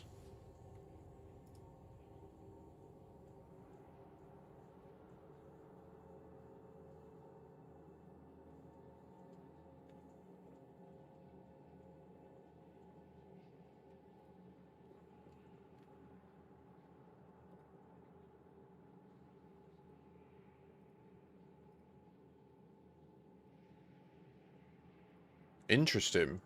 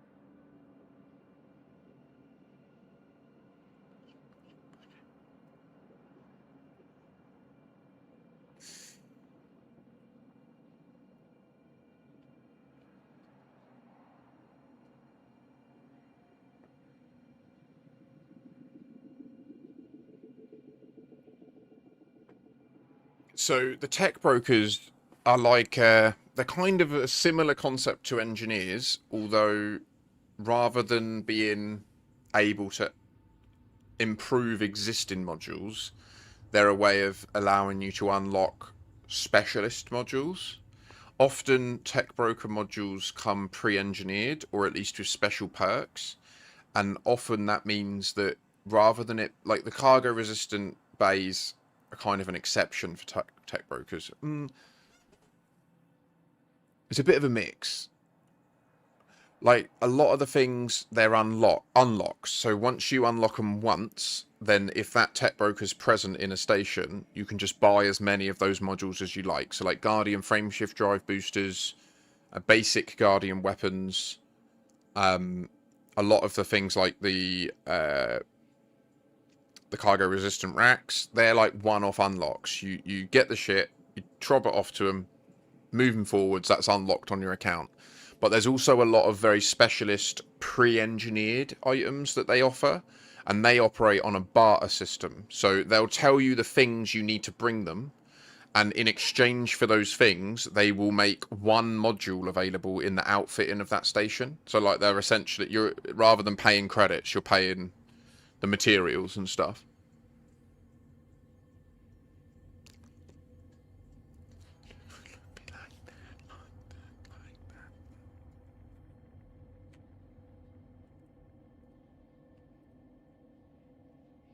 And yeah, definitely the Inara's the place for that. Like, definitely recommend creating an Inara account and then linking your Frontier account to it. And then it will automatically sync all your journals. It will have all your fleet. It will have all your credits. It will know what materials you've got. And then you can see in there.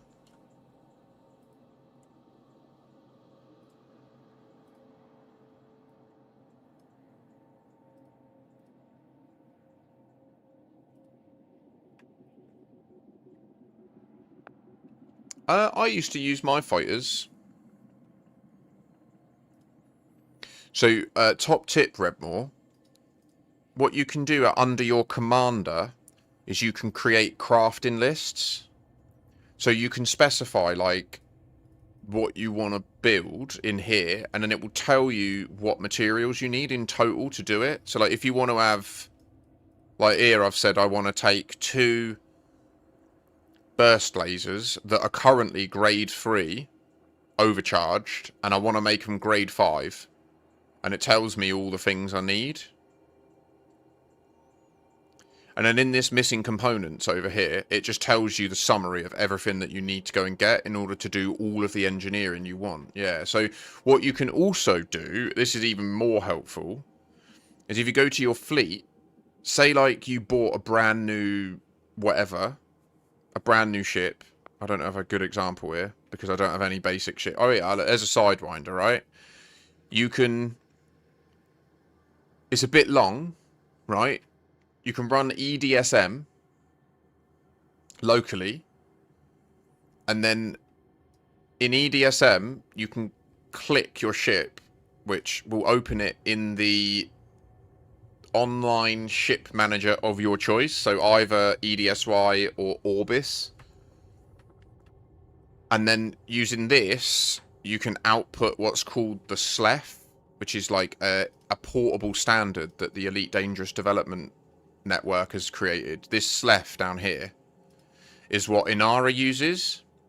So if what you can do is you can sync your stuff, and then you can import a target loadout, and it will automatically work out all of the engineering you would need to do to get from one to the other, and then it will add that to your missing components list.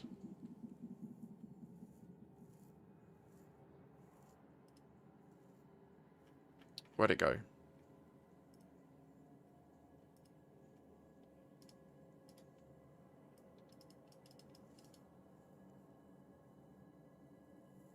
That's cool, Magna.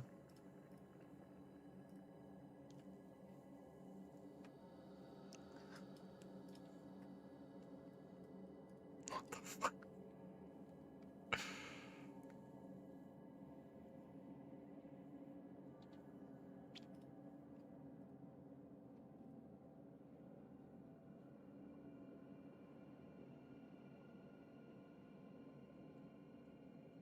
Yeah, I mean, it is ultimately a JSON structure compare, isn't it? So it's pretty straightforward for an AI.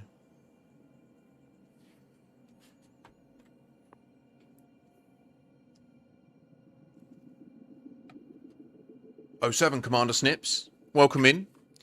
We're currently waiting for the next departure window, as you can see with the online countdown. Do you know, I've just realised I don't actually have it on my screen. I can't see it.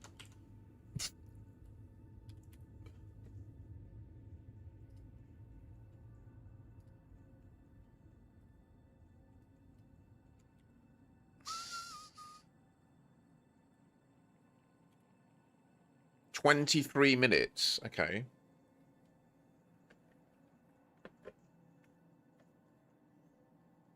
Now I can't see chat. Ah.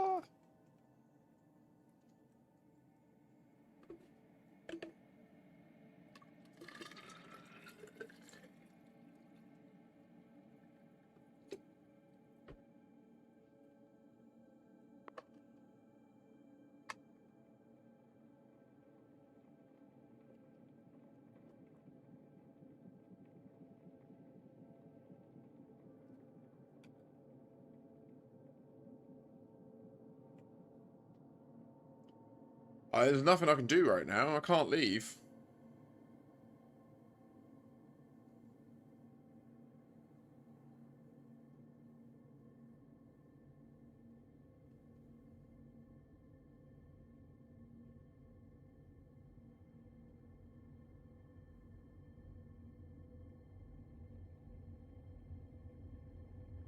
Just having a little peruse through Discords.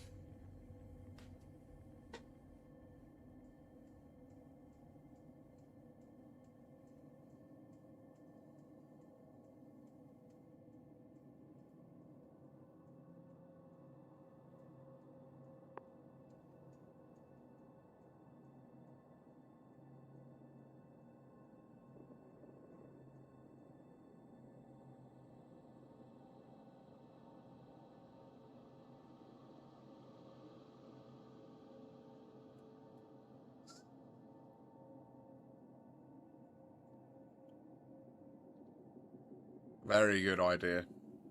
There's actually quite a few. I'm pretty sure Frontier sell them, or if you're diligent, you can probably find versions of them.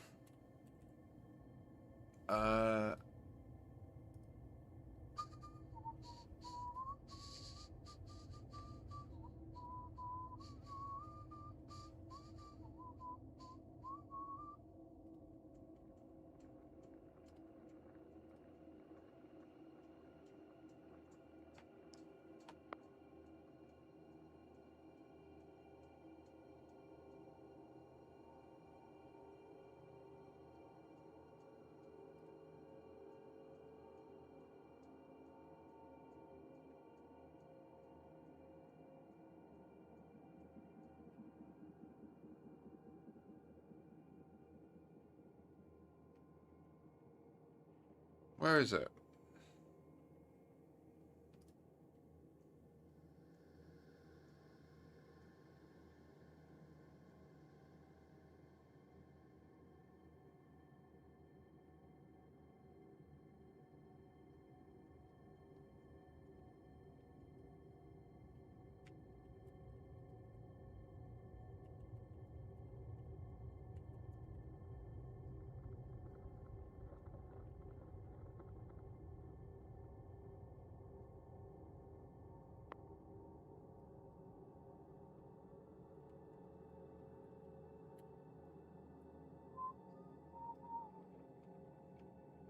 Here you go.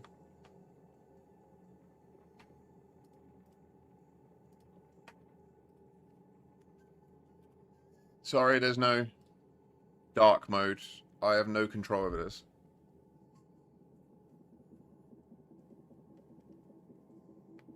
What's that?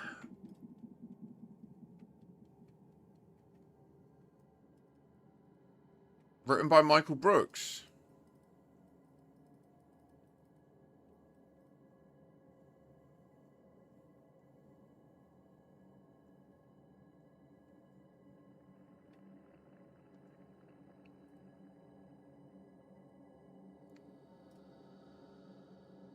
Out of the darkness is good.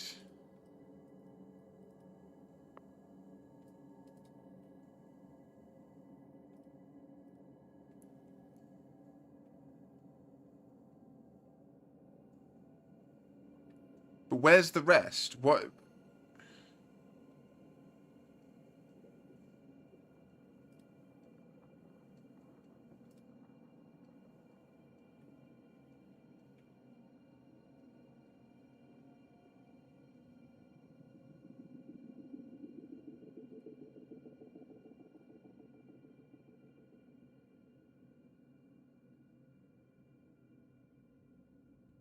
Have they stopped selling? They've stopped selling premonition.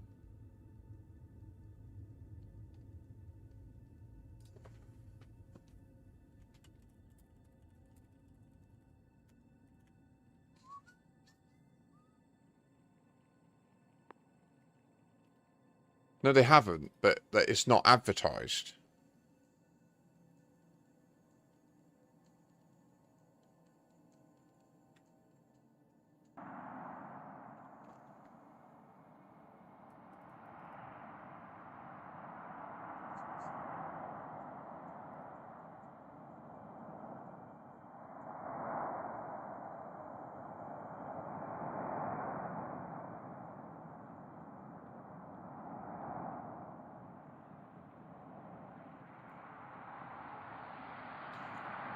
I'm very confused. Ah! Something's happening. I guess we're on the edge. Yep. We're in the dark. When did that happen?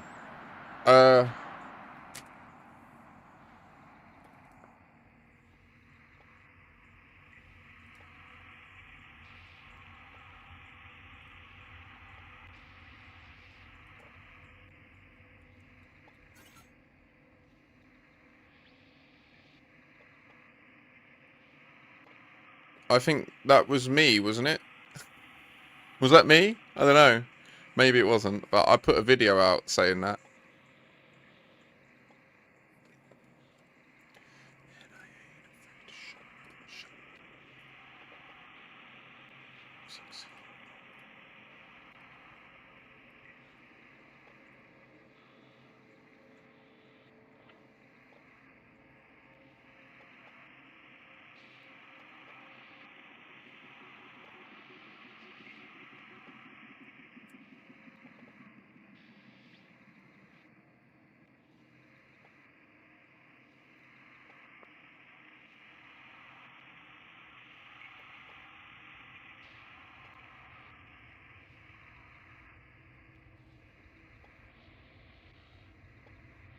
I was wrong though. So far.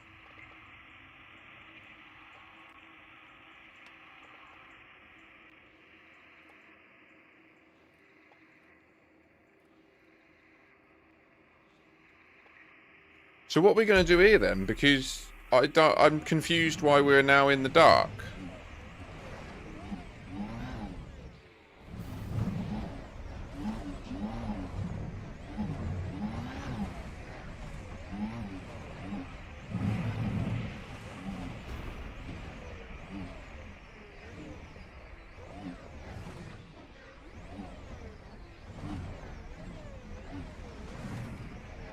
Oh, really? Well, it feels like they ripped off my video, to be completely honest with you, and took credit for it, because I was definitely the first person to come out in the community and say it. And it was another situation where I put it on Reddit, and then I got absolutely fucking torn apart. So I just didn't keep speaking about it. I'd urge you to watch the video, because I go into technical detail about why it's credible.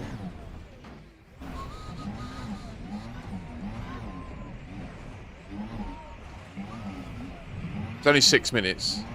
It's not that long.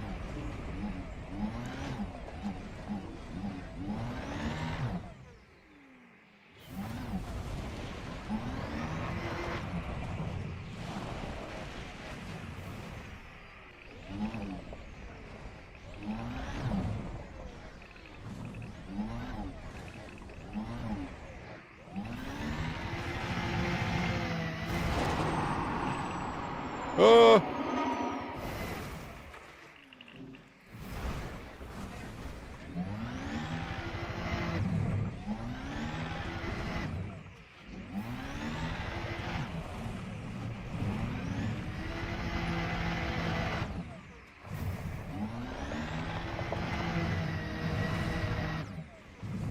What are you talking about, sorry, League?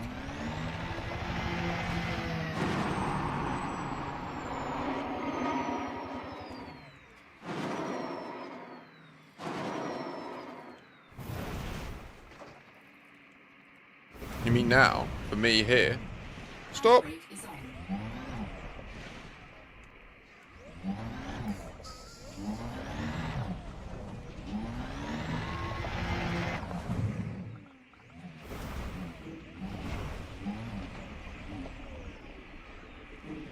Really?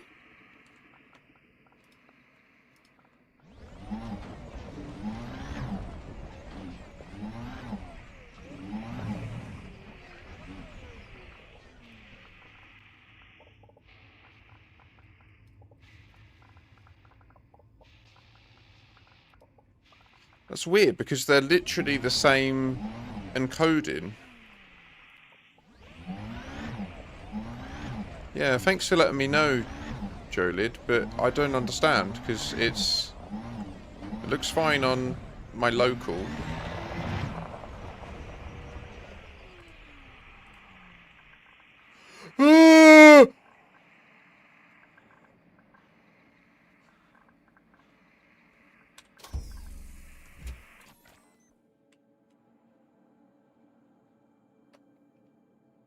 Fuck!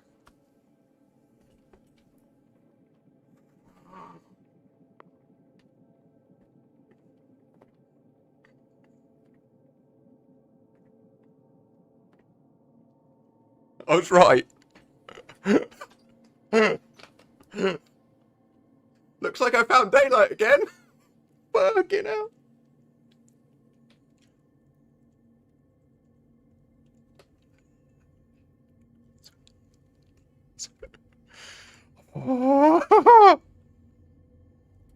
Woo!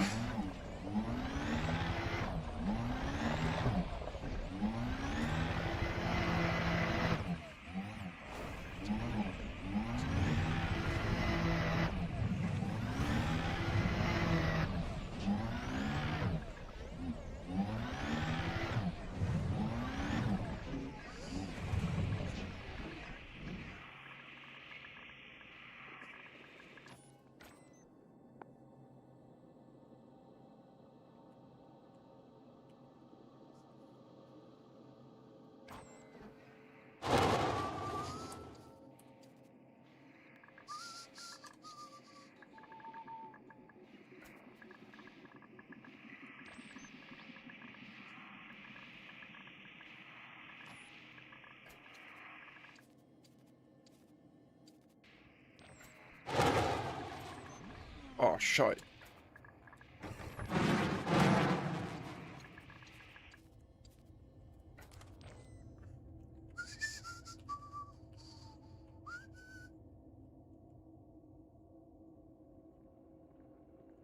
How strange. Thanks for the heads up, Jolid. I have no idea what that's about, dude. I'm sorry. Yeah, I don't, it must be an issue. Yeah, that did terrify me. I'm not going to lie. Like, that is really rare that I'm terrified in this game. And that was mad. I've never seen a white dwarf just appear fully next to me. Like, that felt like it was there. Like, ugh! Oh, I feel violated by it. Anyway,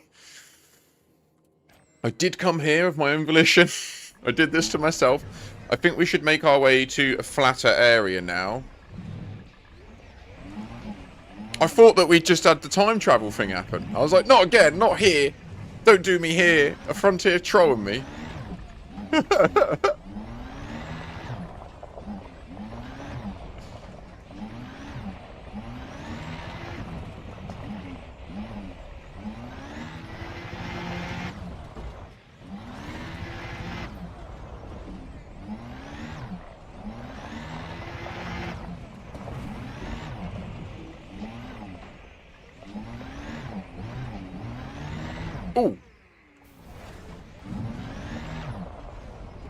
Holy shit. Fuel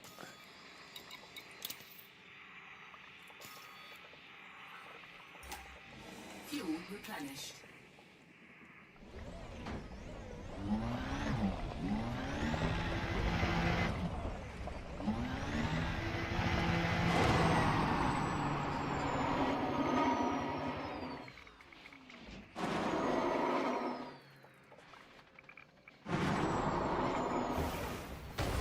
Yay, yay!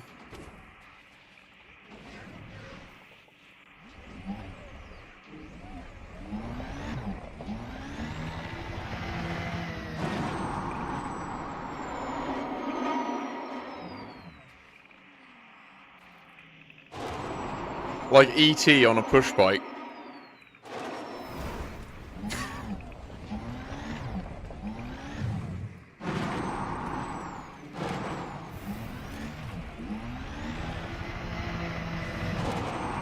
Freedom!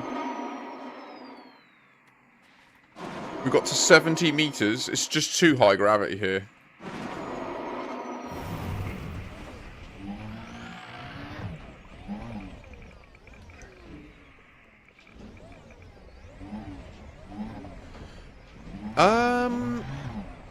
Possibly, or just so right now it is easy to assume that it's the Radicoida that do it, but it could just be a bug with how they place custom points of interest on planets, like in general. I've heard rumours that similar things happened at spires, like Fargoid spire sites, and it isn't outside the realm of possibility that they might have like a process that they follow to add these things that they created for the spire sites, and then it invokes the same problem, right? So that's well annoyed me. Stop! Handbrake is on. So tonight's goal, once we get back to the bubble, will be to test that. Come on. Power.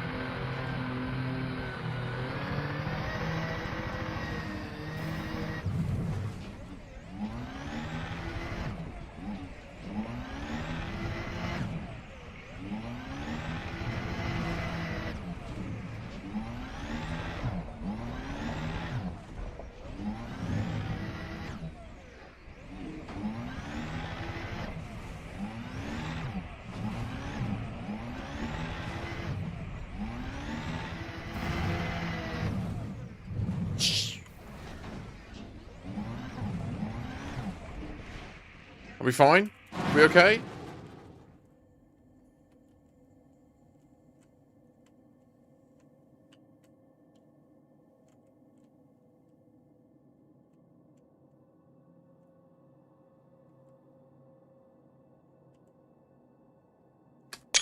I'm loving this. So what it would mean is that there would be a point of interest nearby that isn't showing up.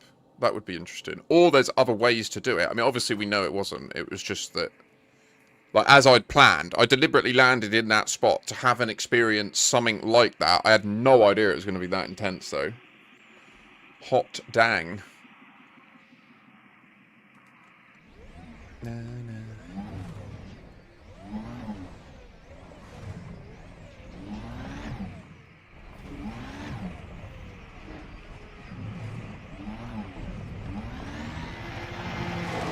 Yeah, totally.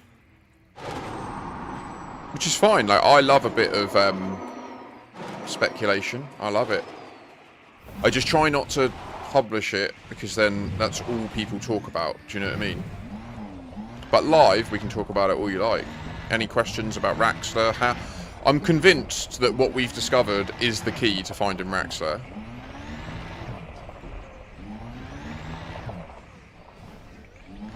Right now, if we exploded or self-destructed, we would respawn in our ship in orbit of this body, which could be very dangerous right now, because we would instantly overheat, or at least have heat problems. We'd lose any exobio that we have on us, because our body would have been somehow destroyed, but in a way that's recoverable. I don't know what that means. I don't know how that works. It's just because it's a game, right? Like, they have to make it so that I mean, can you imagine if there was a hardcore mode in Elite Dangerous where if your body dies once, your account just deletes itself? I would genuinely consider playing it.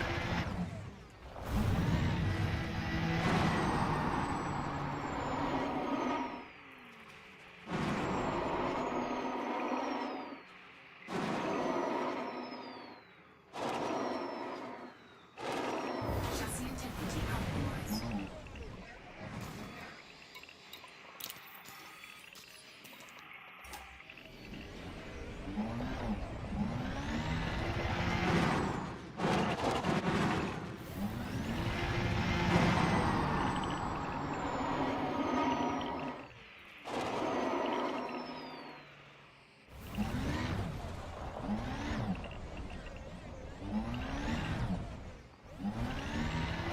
Oh, that's interesting. I do quite like Iron Man concepts, like games that have the Iron Man settings, you know? I do enjoy that. Where you can't save scum, you can't go back in time, like every decision matters. I did a really good XCOM playthrough on this stream at one point, which went really well. That was really fun. I had a lot of viewership for that. It was good fun. And I had it all set up so like you could have the character name after you and stuff. That was, and we had that on Iron Man, so I couldn't like save scum or go back on anything.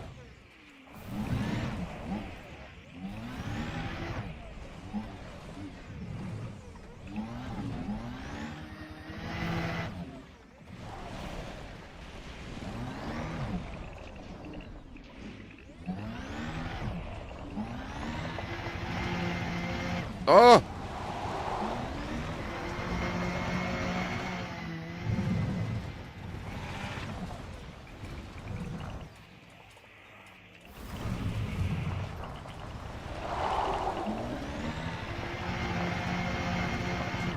Okay.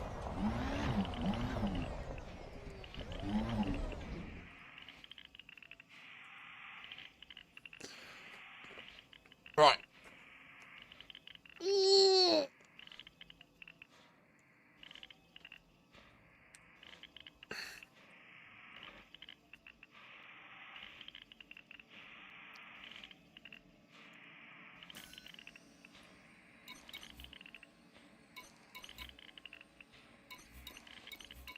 If I get out, will I instantly die, do you think? No rebuy. Can you imagine? It would be cool if there was a way to have like a version of the game where that was an option. I don't know how they do it. It would have to be like its own mode.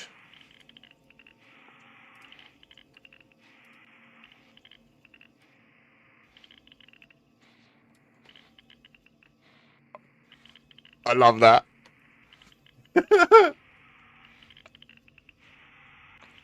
That is utter terror.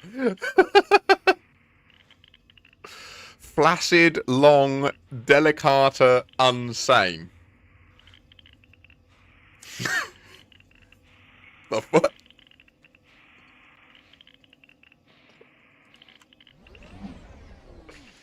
Genuinely, that was my scared face. Right, technically it's open to egress, but I want to wait a sec.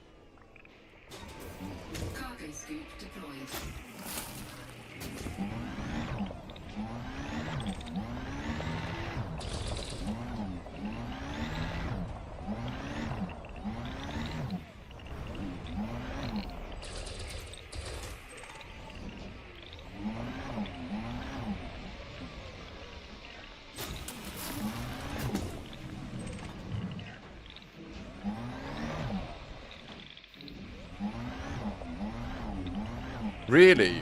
That is an option for Distant Worlds 3. There is like a, I think it's called the Outlander Challenge, where you just rock up without a ship and just go on the fleet carriers and then go exploring with other people in multi-crew. I wish multi-crew was more reliable though. Right. So we need to get our angle of escape correct.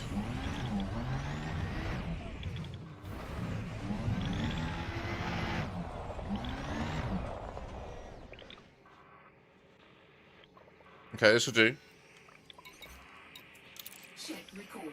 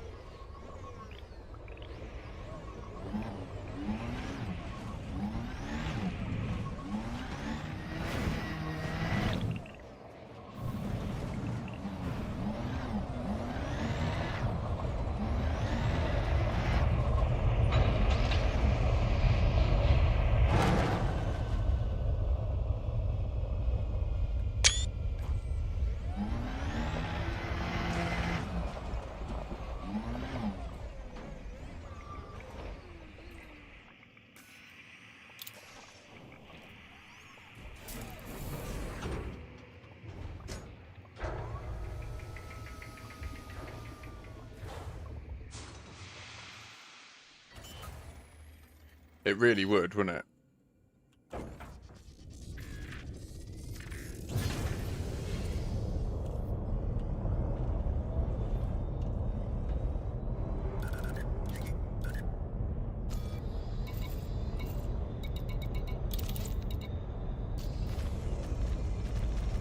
Okay, that doesn't work. Good to know.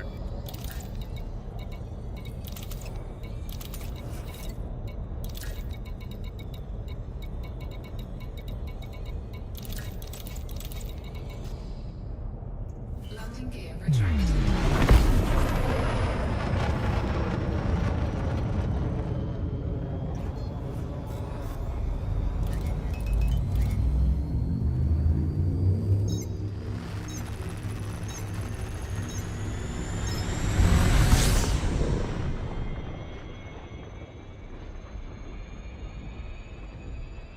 '07 blueprint.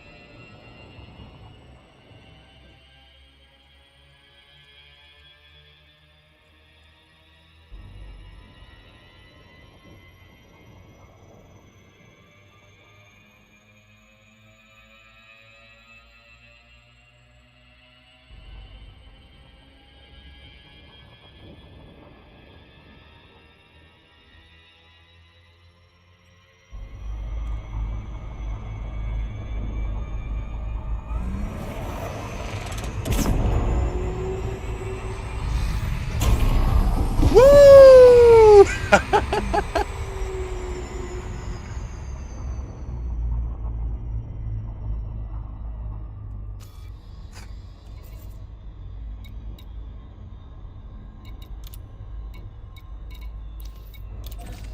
How did that go for you, mate? You enjoy it?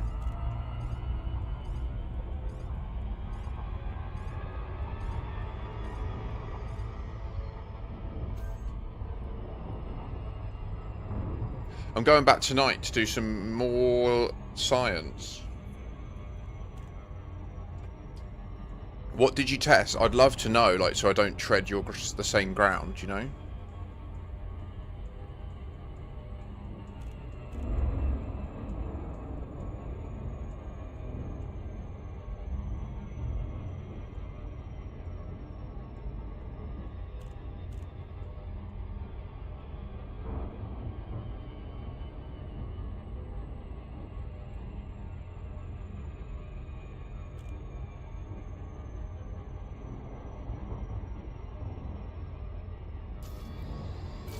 I'm not gonna. I think we absolutely nailed that, didn't we?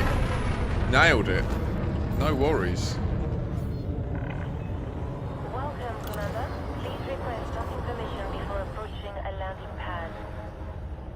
Permission granted. A landing pad has been assigned to you. Vaccine information remains the same, no changes. However, the data on your ship computer will not change, so the time travel claim is still relevant. Yeah, I mean, I think, you know, like, it doesn't change the date. Not really. I mean, I did a little bit, like, but like I say, this is a heavily engineered ship. Like, it...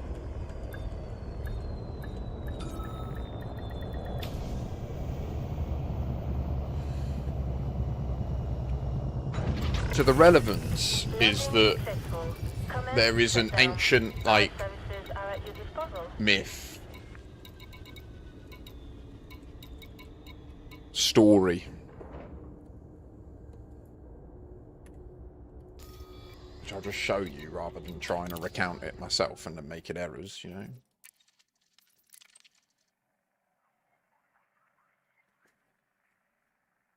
It's actually about the Dark Wheel.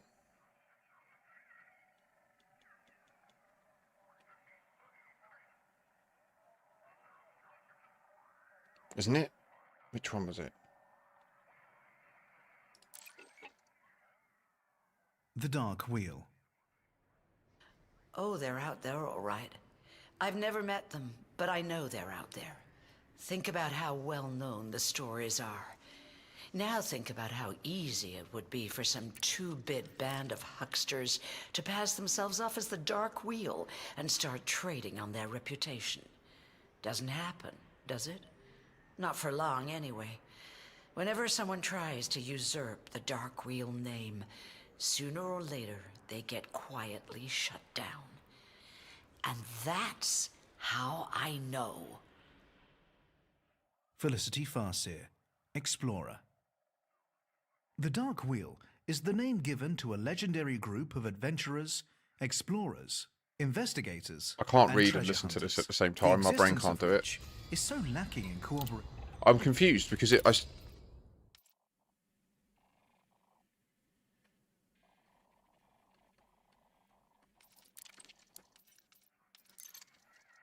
legend of Axe have been circulating in whispers for centuries. The earliest recorded mention dates from 2296 in Tau Ceti. It's extremely difficult to find consistency. It's like El Dorado. Anything from an unremarkable room to a state of cosmic enlightenment. The earliest documented stories tend to agree on several points, however. Its definite place, and it holds a mystical secret. Some people think it's the Omphalos Rift, like a gateway or tunnel to parallel universes. These details are later shown to have a striking resemblance to this. Students of Raxalor have noted that the legend exerts a strange, potent fascination for the minds of seekers.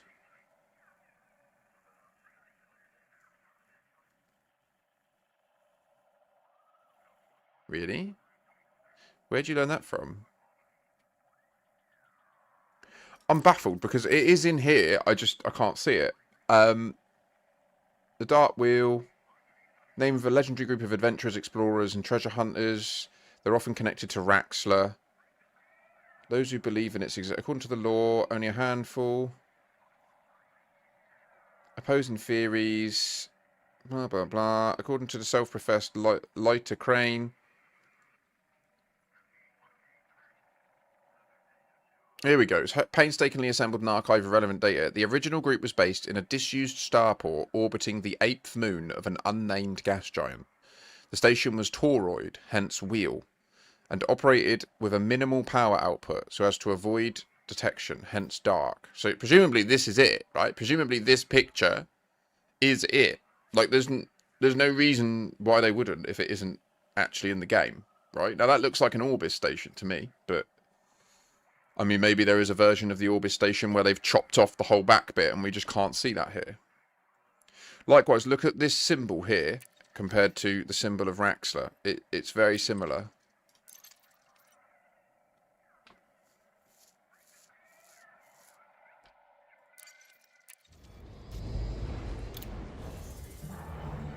We absolutely nailed that.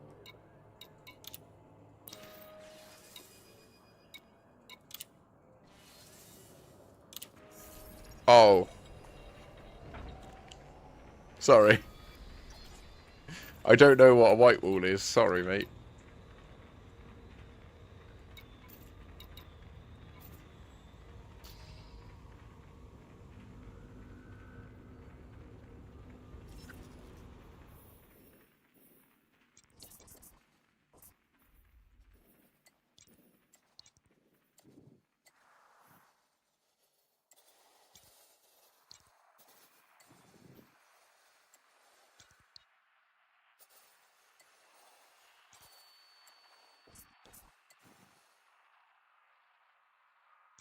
Yeah, that's what I'm just going to do now. Phoenix is poetic, innit? My lover wanna be my lover.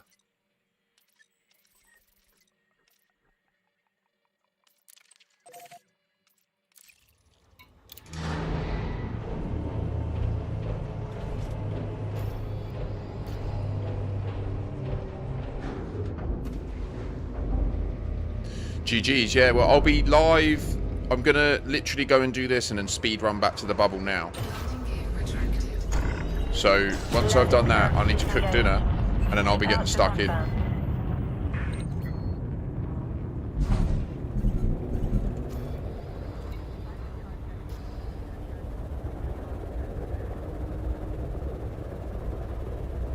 It's going to make me white dwarf, isn't it? Okay, well, we'll give it a go.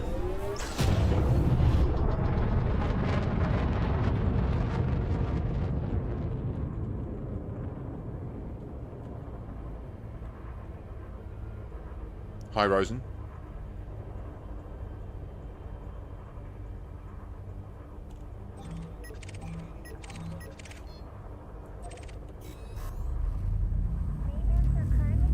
Cheers, League.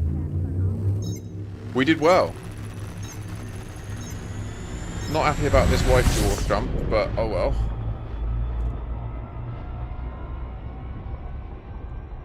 Right, so I'm aligning to...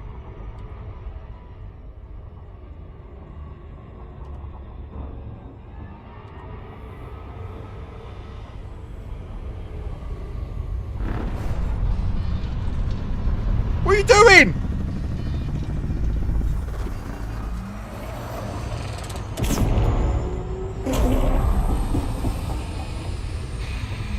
Not my cup of tea, that. Not my cup of tea, one bit. It's not worth it, alright? In future, don't bother with white dwarfs. Fucking... Ugh.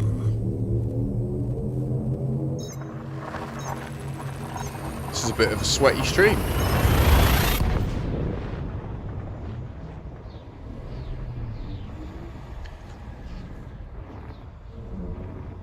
I need to redo my route, don't I? Fuck.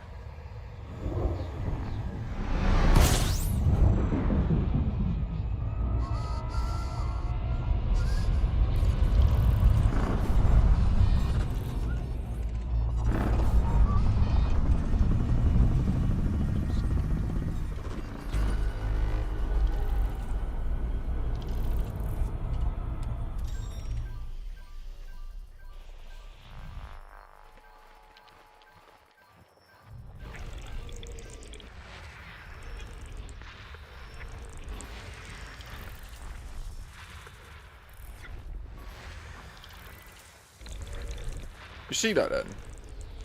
It's like the messages are attached to the planet. So fun.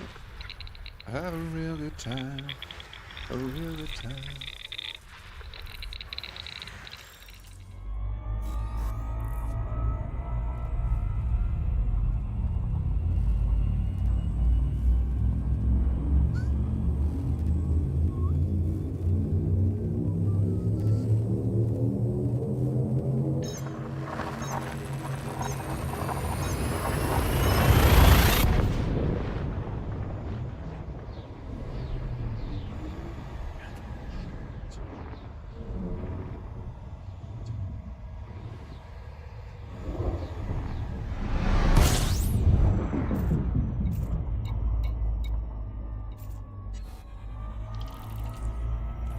Why is it saying that we've never been here? I thought I'd been to everywhere that was populated. Great.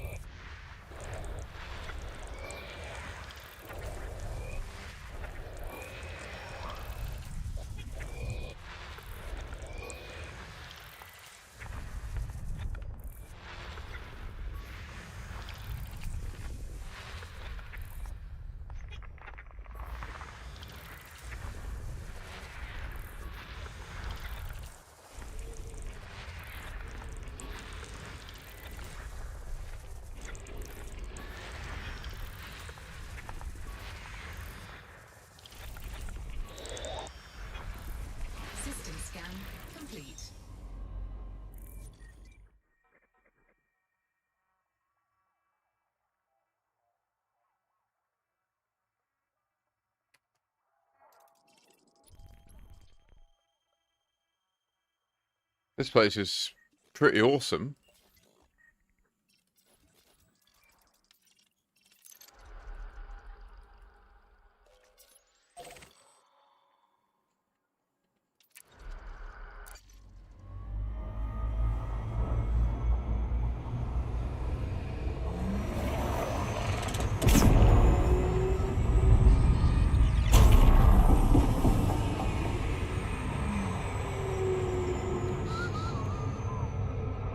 So I'm going to aim straight at the planet right now.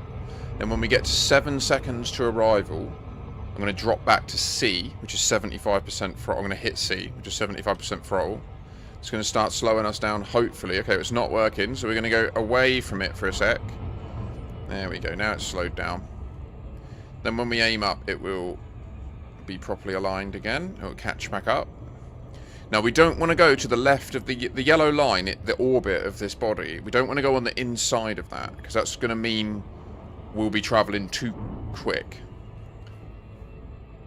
And now I'm throttling back a bit, because I know I want to land on the surface. I want to make the needle of my throttle go whatever colour your HUD is. Okay, I'm going to accelerate a bit. This is a bit weird gravitationally around here.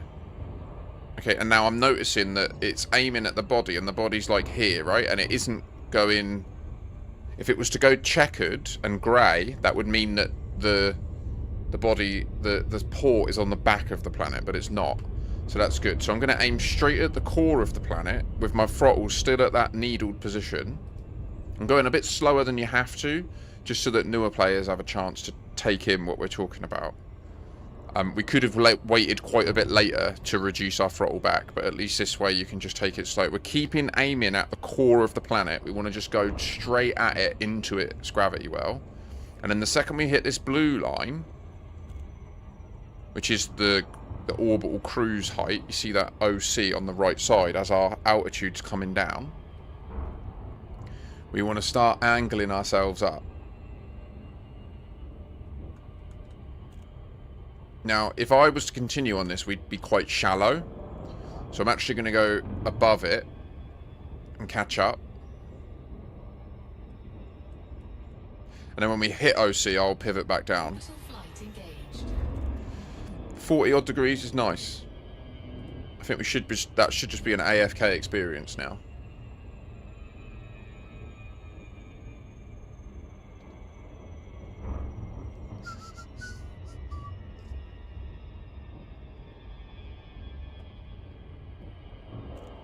So if you get your setup right, the game basically plays itself at times.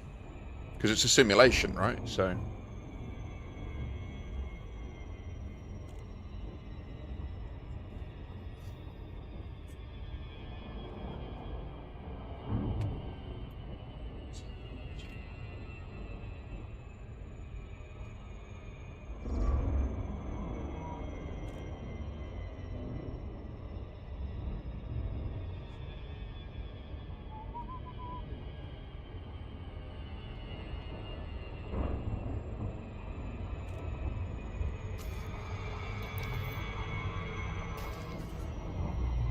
It would better sell the ship I need, I'll tell you that much. That would wind me up if it doesn't. Now we're gliding. I'm going to zero throttle, because I've done it accurately enough that when we arrive... We'll just request that and let the auto dock do the dirty work. Because this place has 2.2 gravity, right? Twice the gravity of Earth. We don't want to be messing about with that.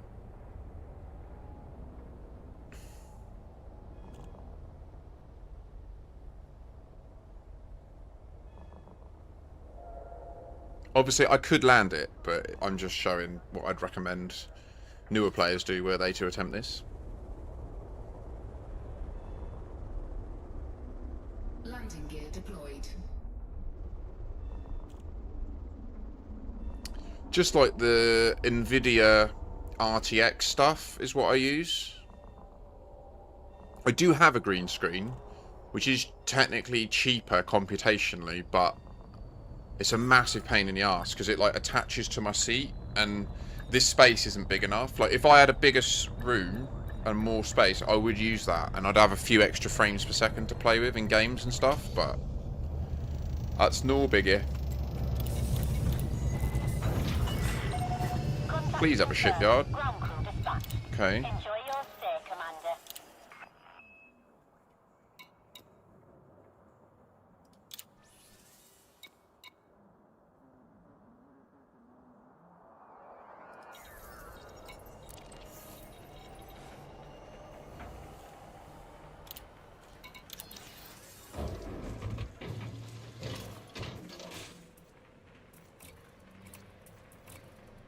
Top tip. So what I'm going to do here is I'm going to store both guns. And all this. And then that way it will take it all off in one animation. Rather than selling each gun individually and waiting. Like, you can just strip it back like that.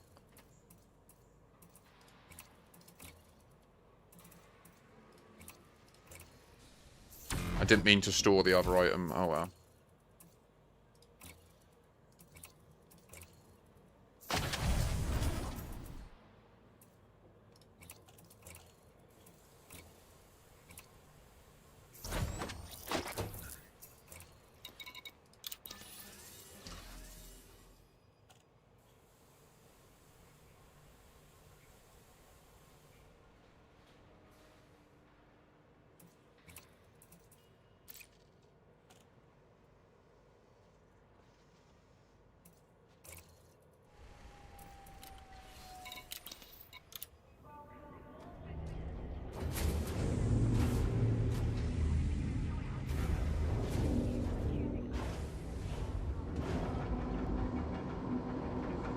Oh well.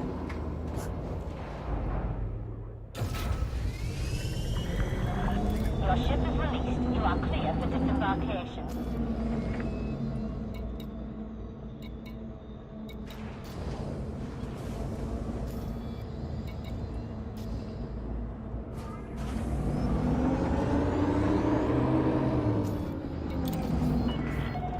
Docking request approved. Land on designated pad number 04.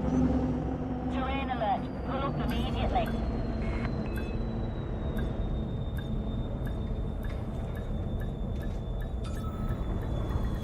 Hull integrity compromised. You're on the deck. Engaging docking restraints. Hello, Commander. We are happy to have you. So this is what I'm doing here, is I'm setting up a situation to what, very similar to what Ellen mentioned earlier she fell into, where she had a problem, a ship exploded, and it teleported her straight back to the bubble. But I'm doing it deliberately to my advantage, right? So I've currently got access to ships that I can move here. So like if we go to manage, in fact there is one I want to move. No, they're already in Colonia, sorry, yeah. So these ones, these three here, if I was to go to Colonia and get in that Sidewinder, jump to an unexplored or unpopulated system and self-destruct, it would just respawn me in that ship on my fleet carrier in the bubble. So I could teleport back that way, but I want to do the speed run because I enjoy it and it's entertaining. So that's what we're going to do. So this one here, I don't know where to put it. I think I might, if we go via the core or Beagle Point, or wherever the colony is that we get built from the DW3 community goal, I'll stick that Sidewinder there.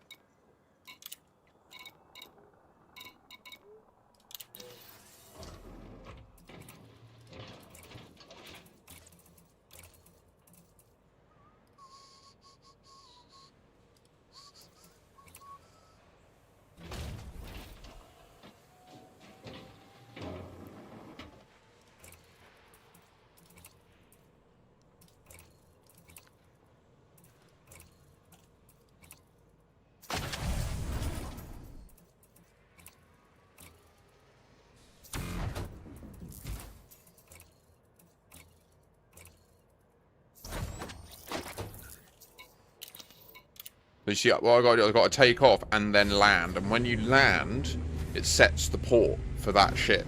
So then when I get back to the bubble tonight, I'm going to get my fleet carrier and I'll pay the money to move these Eagles to my fleet carrier. And then I'll be able to, in the future, use them to teleport back to this base. Ship disengaged. Please leave when ready.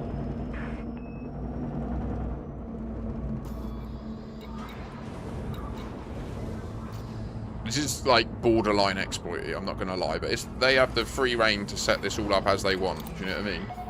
Access permitted. Set course for landing pad 05. They could stop this working if they wanted. Oh no. Terrain alert. Pull up immediately. Integrity compromised. Taking damage. Okay, the thrusters in this ship aren't strong enough to just hover at 2 Gs. I think we'll just have 2. I think 2's enough.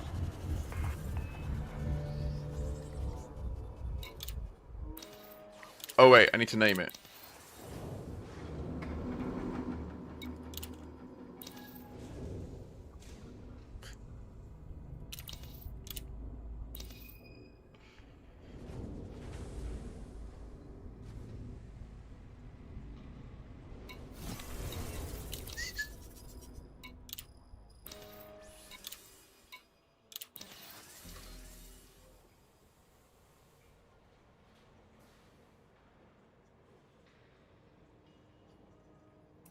Apparently, I don't know. I mean, I was just hovering then, and it just started going down. I didn't thrust down.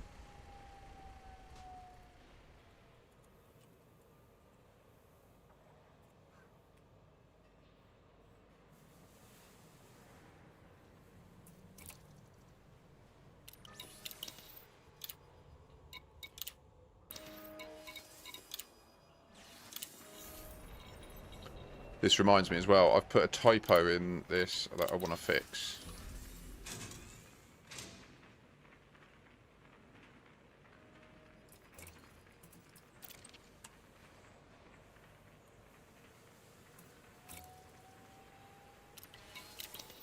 Okay. So I just need a new route on Spanch, and then we'll proceed from there.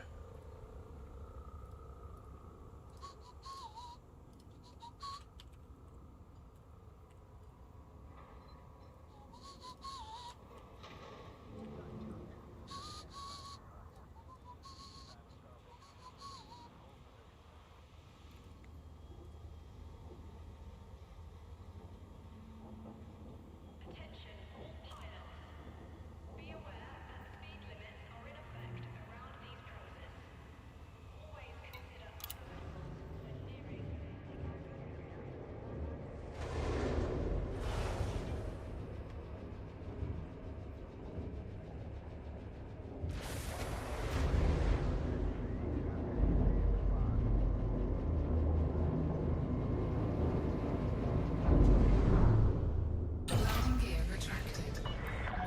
Detachment complete. Your way is clear for departure.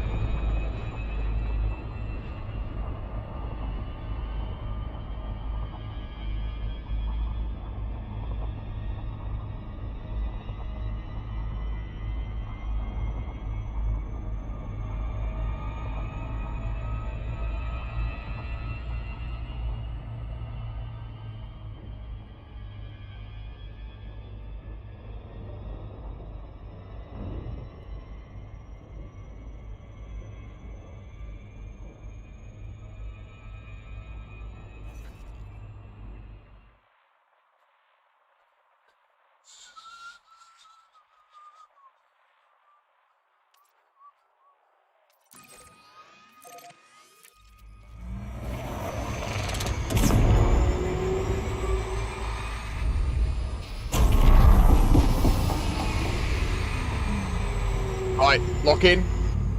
3:45.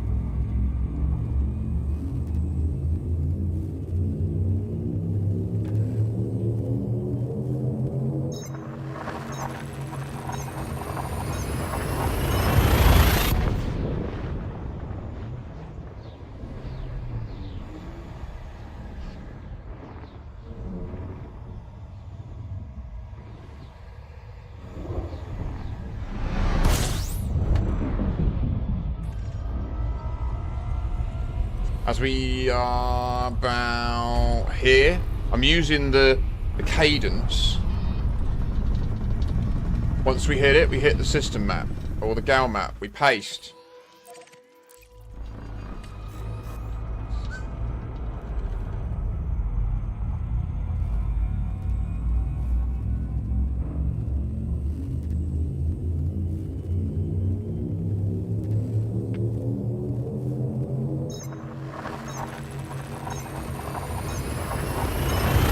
Let's do this.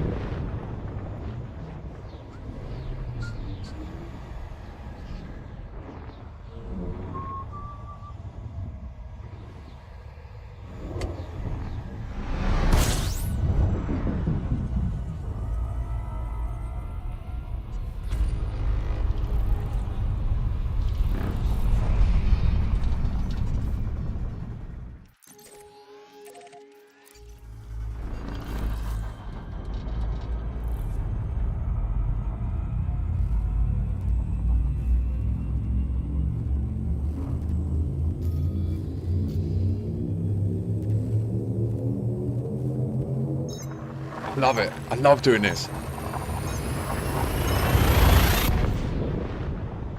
Anyone who's friends with me and in the FleetcommPG, you can watch me traversing the galaxy on your system, on your galaxy map.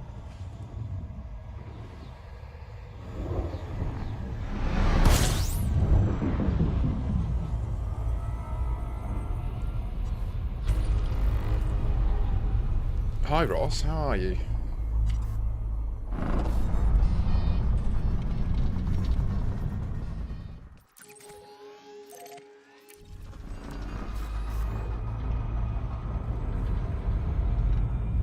I need to turn on the frameshift drive supercharged vocal again though, that would be handy.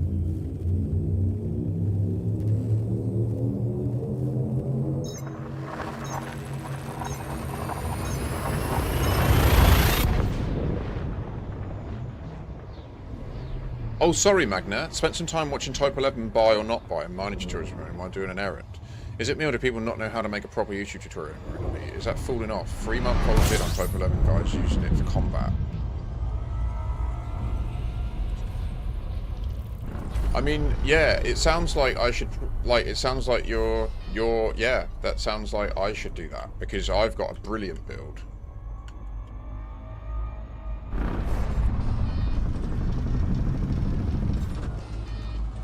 This neutron sucks.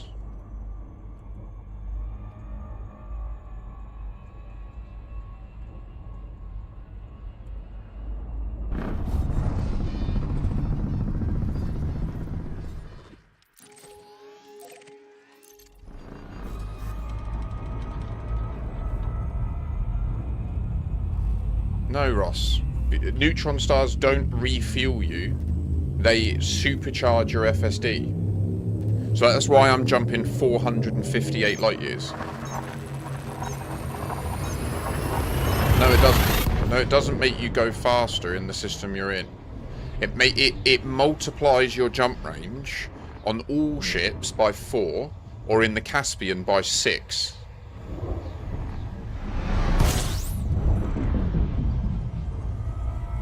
That literally is why I'm doing this, dude. Do you understand? Are you following me? Oh.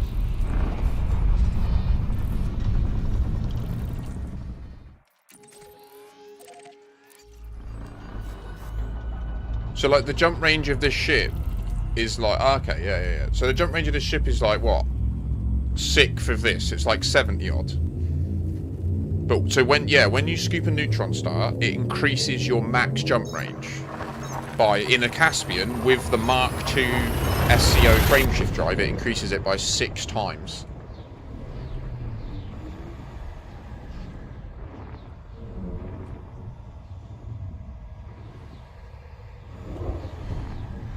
Someone else asked me a question though. Yeah, so the build I've got is perfect for Hazres mining. It does both, and I would definitely recommend it. It's unquestionably the best in class mining ship, and further to that, mining in a wing with it is absolutely insane.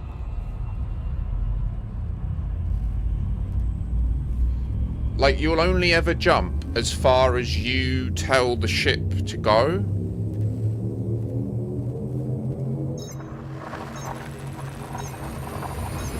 Like, I can supercharge and then still only jump 70 light years if I don't have the route plotted to account for the fact that you're going to be able to jump 400 light years, right? That's why I use tools outside of the game to plot the route. Yeah, but if you don't have the setting enabled, neutrons, like scoop neutrons, then it won't factor that into your jump.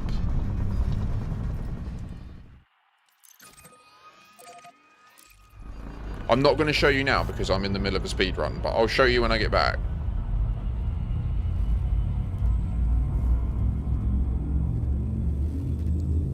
It's really cool, more like, it'd be good if I could get a few of you together so we could get some footage and show it. Yeah, that's the one, Mark.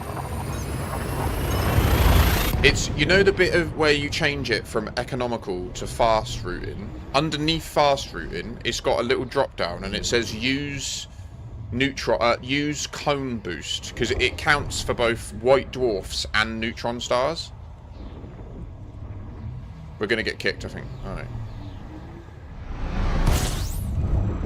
So if you don't have that ticked, it will route you through systems with neutron stars, but it won't make the next jump expect you to have scooped it.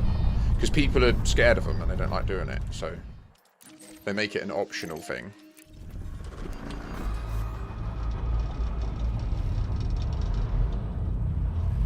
Get out! Ugh!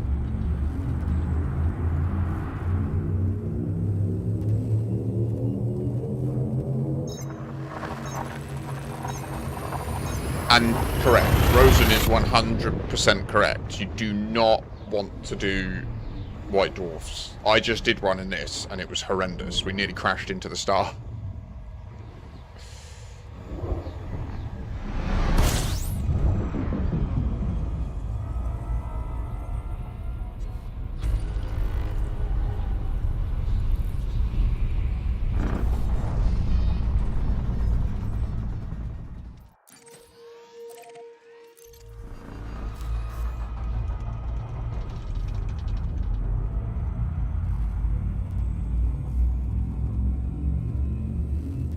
We're making really good time right now. Like, this is mad.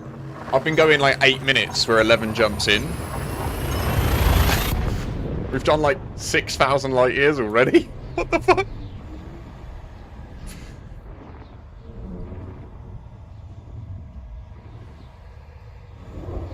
Doesn't strictly count. We're not going Colonia to Sol, so unfortunately, yeah, it will be a demonstration of the skill at possibly my personal best, yeah, but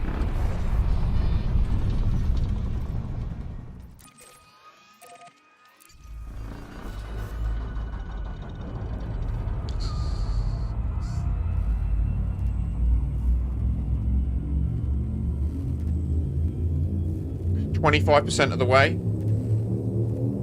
So at this speed,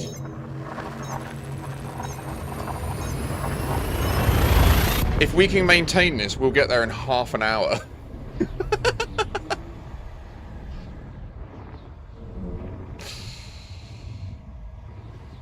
Nah, Mark, that's psychopathy that you're sharing there, bro. Sheer psychopathy. It's not worth it. There's fucking hell. System scan complete. I'm joking, by the way.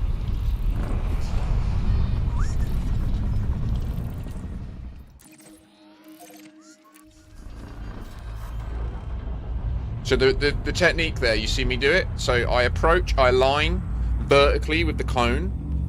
I get it right. I pull back. As we hit, I'm timing the swoops. That's how I'm judging the approach. As we start to hit, when I zero throttle, I go straight into the gal map. I paste the next thing, which is automatically copied for me by the software. I hit target next thing, not plot route, target. Then normally when I hit to exit the gal map, it would have finished. And then I just instantly press C, J, and then align. This is, I've gone way too quick.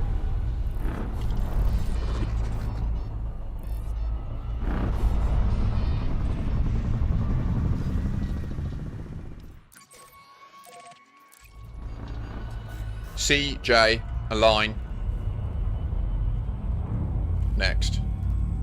That's my controls, sorry. C for 75% throttle, J to do the jump. I'm tempted to create a button on my mouse that does both, to be honest, because that would actually save me quite a bit of time. I often have to look down and make sure I get the right buttons.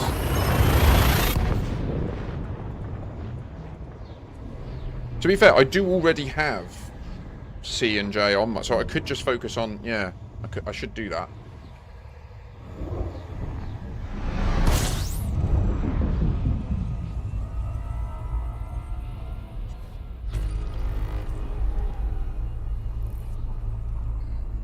Fuck.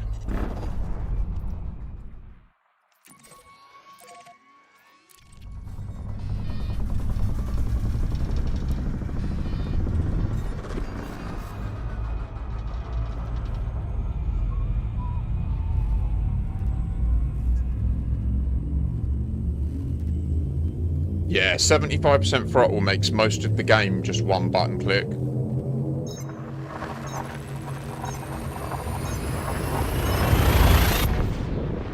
You're on Team Bonkers, Mark. do you actually use White Dwarfs? Genuine. I mean, if you've got the balls or whatever requisite courage is required, I guess. A little bit of Dutch courage, maybe you can get through it. But System scan complete. thank you, Kovas.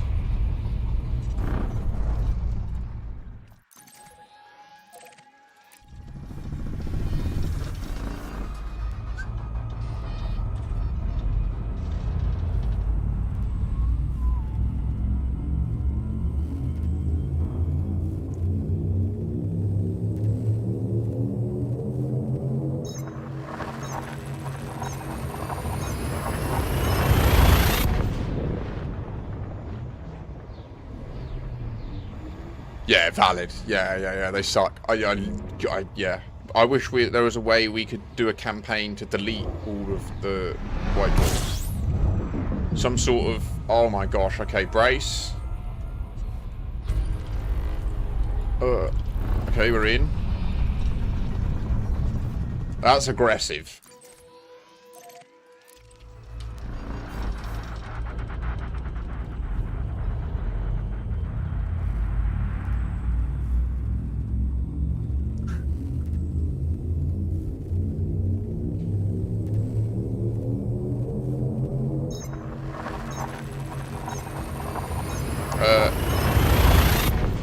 Sorry, it's gone. Oh, okay. Probably LGM1, right? That would make sense. LGM1 was accurate. That was the first neutron star ever discovered by humanity. By Professor Burnell.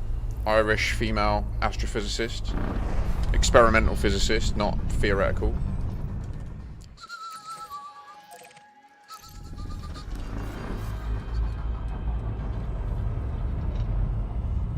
Oh gosh, we're going the wrong way.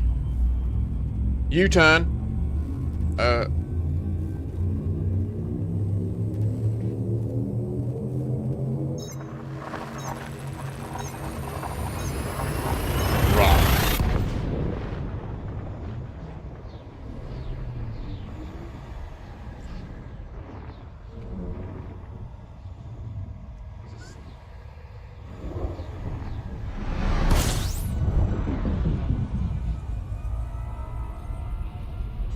System scan complete.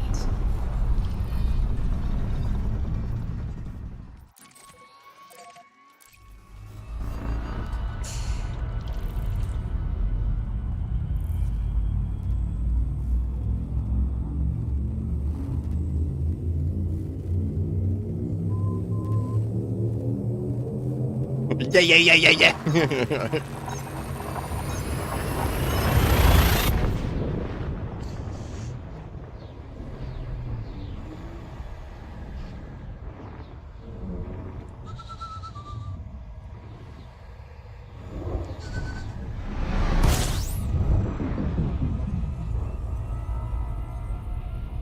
System scan complete.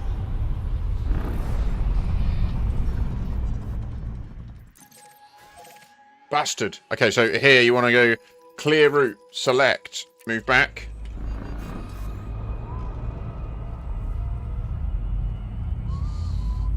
Sometimes if you accidentally double click the name at the top, it will do that where it routes you, and you have to, if you're speed running, you want to very quickly kill that, because unfortunately the in-game router can't process that you're currently supercharged, even though it clearly says that your jump range is like 500 light years or whatever.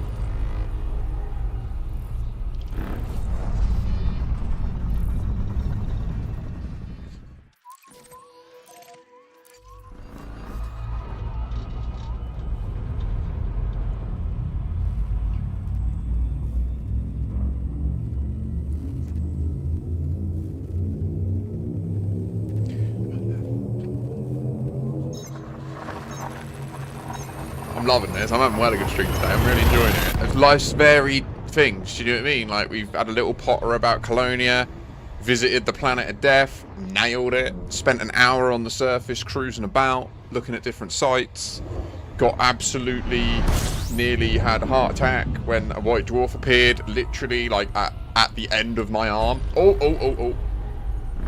Nailed it. Perfect. And now we're blasting back to do more science in the bubble. Shit.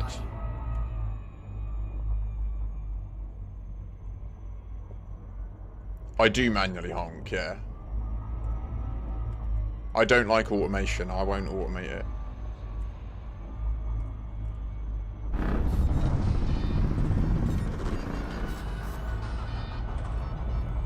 If they wanted it to be automated, they'd make it automated. Do you know what I mean?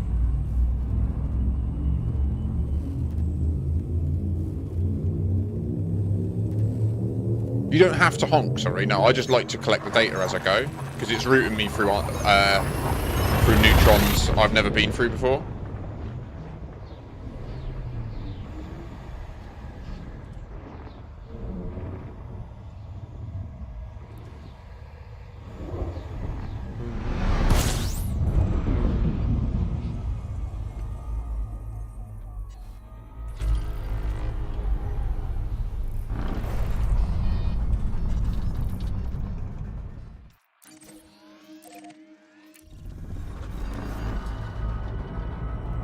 Unless I'm mistaken. Yeah? Unless I'm mistaken, I do think that just for honking you get some data for each body, don't you? But to know like details about them, you have to FSS them. So like to know their gravity and stuff like that.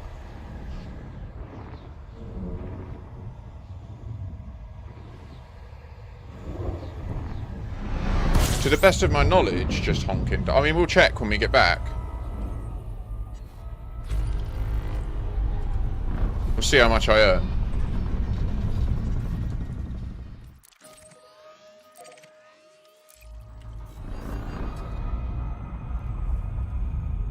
Halfway?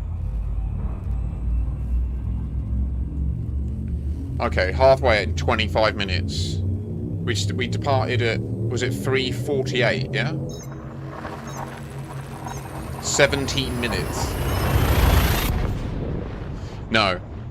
Yes. What?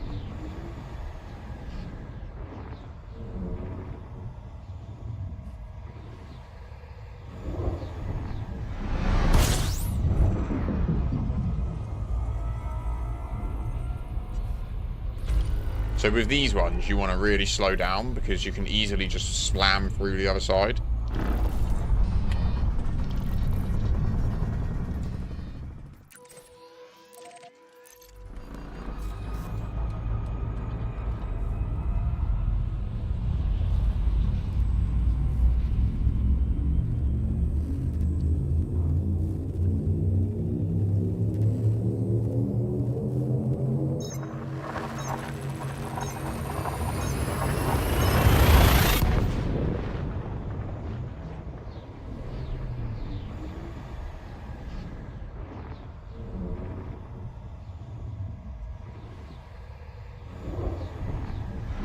Oh yeah, you're good, you're good. I'm also uncertain, to be honest, so it'll be a good experiment to find out.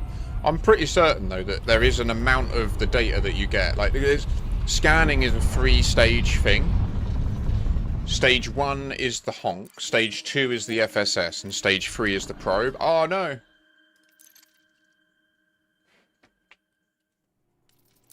I think we just got the... I should have loaded to solo.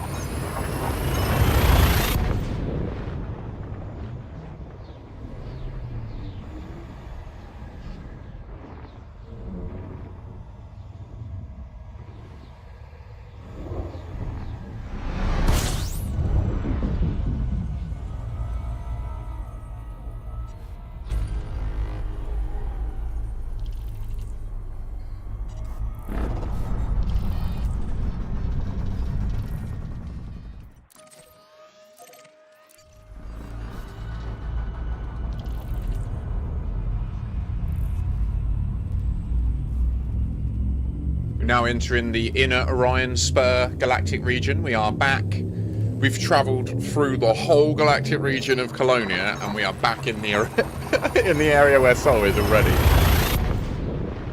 The Caspian is a beast. It is a monster. And we've had a crash. Like, we got kicked from the game and we're making this speed. This is insane.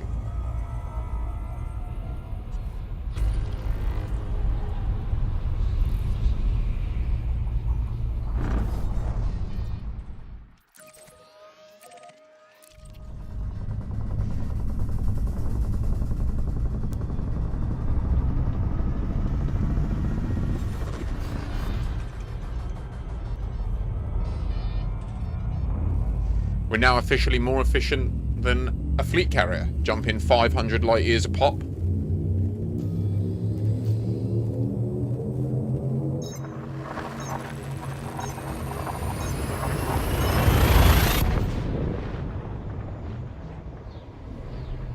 Also, Ross, are you still there? If you are, how is things with Tony? Is he on the mend? Is he stable? Are you okay?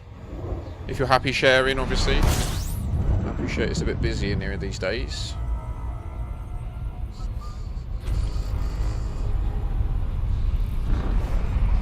It's fine to just say you'd rather not talk about it, obviously, if you're not comfortable.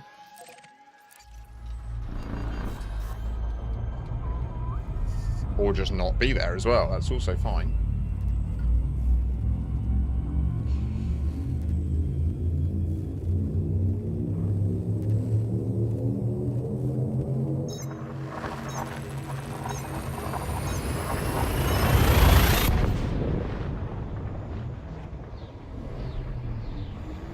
Oh yeah, this would tear through Tritium. This journey would cost you 100 million in a fleet carrier and take hours and hours and hours, right? Every one of these jumps would be 15 minutes in a fleet carrier.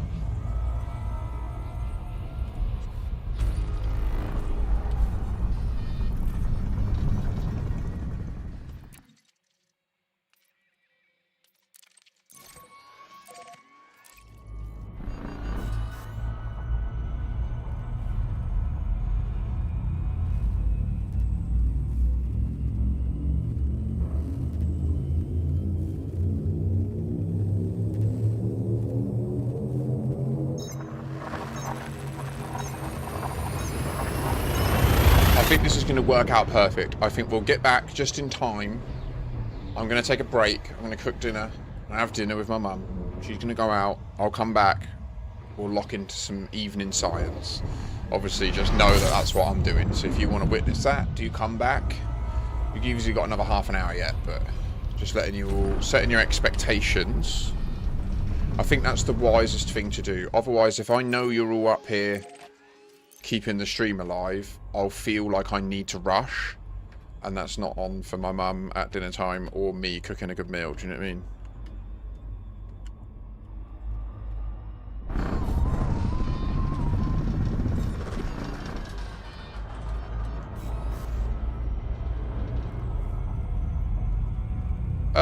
I thought it was 15, but maybe there's a 5-minute cooldown after that I wasn't aware of. That would make sense, actually. So if you jump, is there a 5-minute cooldown before you can plot another one?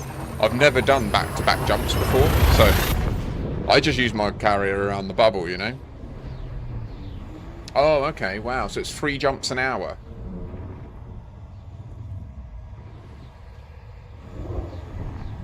Well, to the organisers of Distant Worlds 3, thank you for what you've done with these fleet carriers, because that sounds like a massive pain in the anus. Unless, of course, Frontier are helping and moving them manually.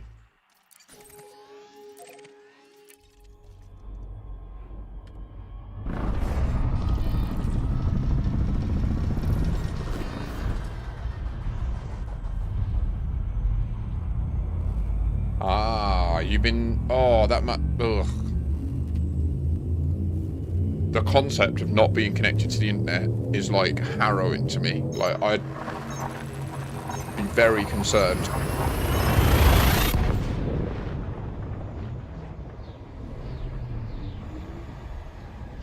Fair, Rosen, yeah.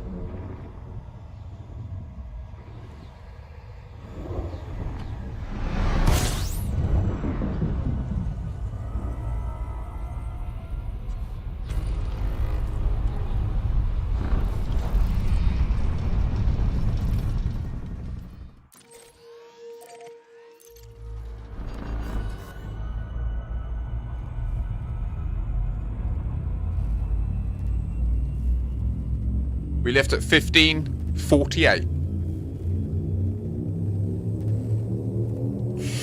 We're nearly there. What the fuck?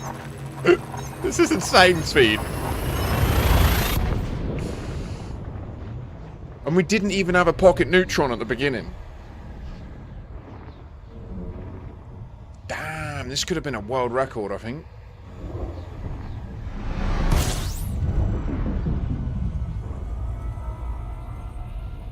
System scan complete. Not happy.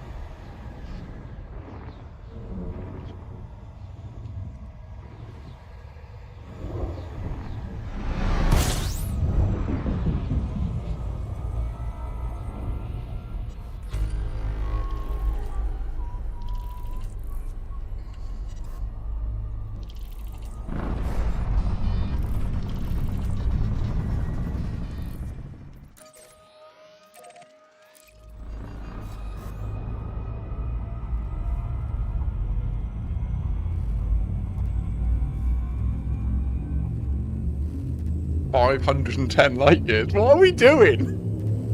I remember when my DVX did 51 light years, and I was like, this is outrageous. The scope creep and feature creep on frameshift drives is too much.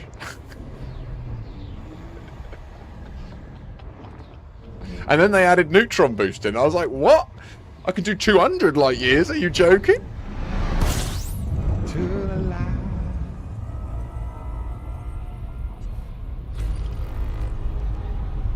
Okay.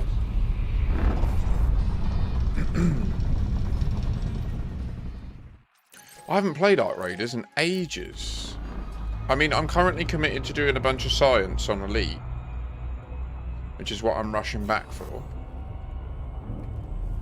So it'd probably be better for me over the weekend, to be honest, Ironhand, if that's alright.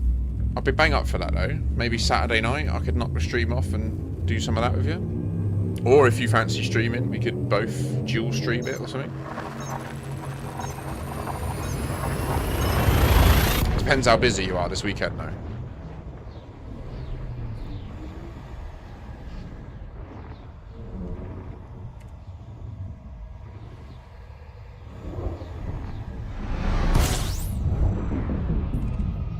Oh, that could work out perfect. I've got a mate, my mate from Scotland has also got Ark Raiders, so I'll have a chat with him about getting on there. I think he's got it anyway, I'll have to double check with him. I'll speak to him tonight during our regular PvE Tarkov session / Rocket League.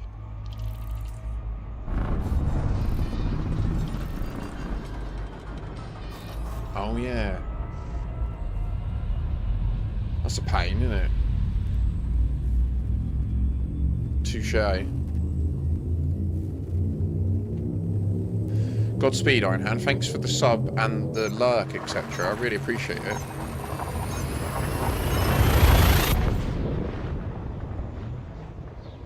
Look at that fuel getting low.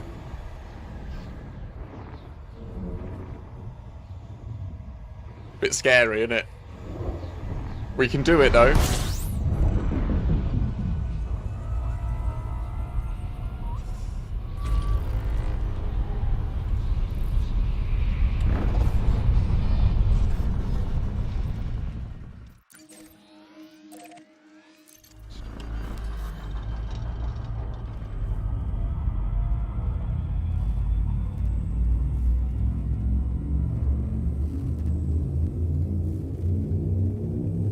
Agreed, Redmore. Yeah, like I literally was kind of deflated when the Caspian came out and I realised how effective it was.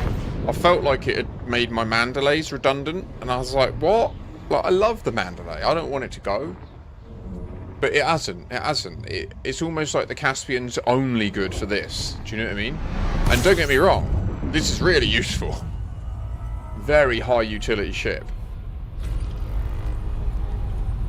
They need to fix its ability to land, and then it will be a lot better.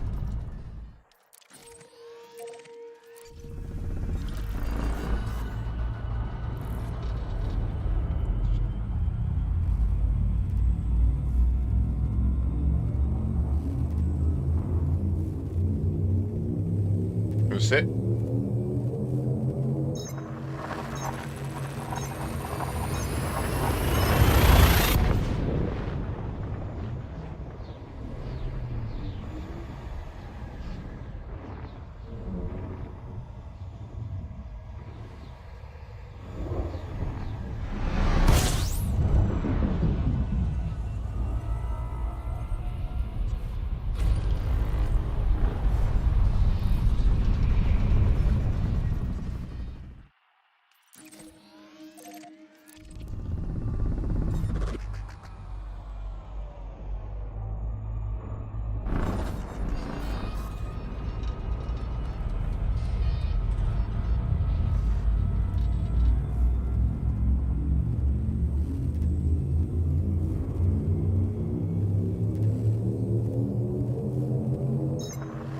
Yeah, I like it that I agree. Like, the same for the Type 11. I do think they did a fair job of pitching those specialist ships to what they're there for.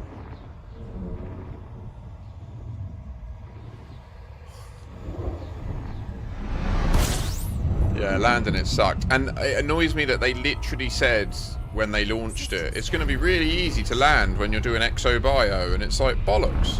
Like, a little rock, and it'll just be like, nah. Computer says no. Even worse, the computer will say yes, and then just not do it. You know what I mean? It's there. It says you can go down. You go down, and it just doesn't engage. So there's definitely something wrong.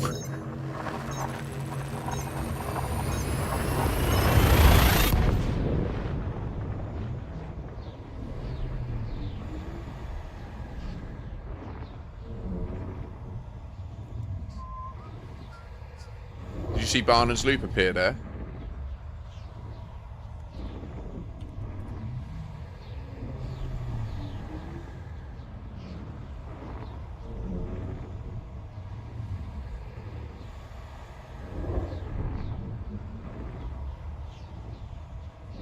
Yeah, agreed. Nice human shields. Congratulations.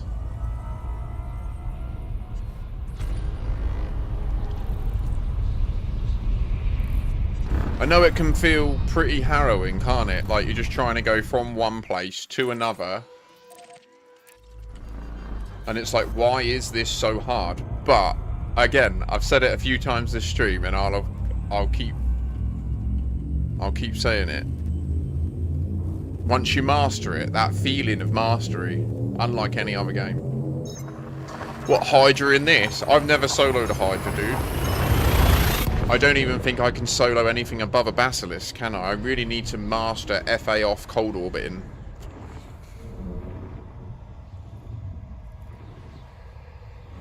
Oh, yeah. Absolutely. And like you say, just if you just approach it, not trying to like... Oh, right. Sorry. Okay.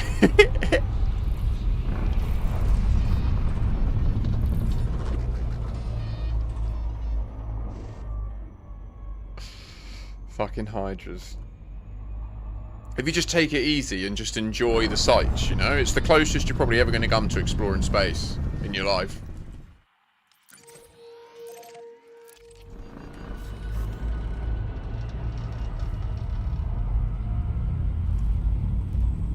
But you didn't it? You didn't it?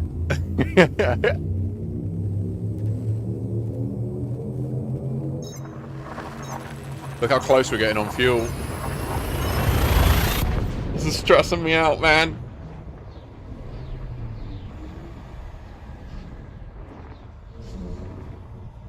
We left at 3:48. That's 35 minutes. 39 minutes is the world record from Seoul to Colonia.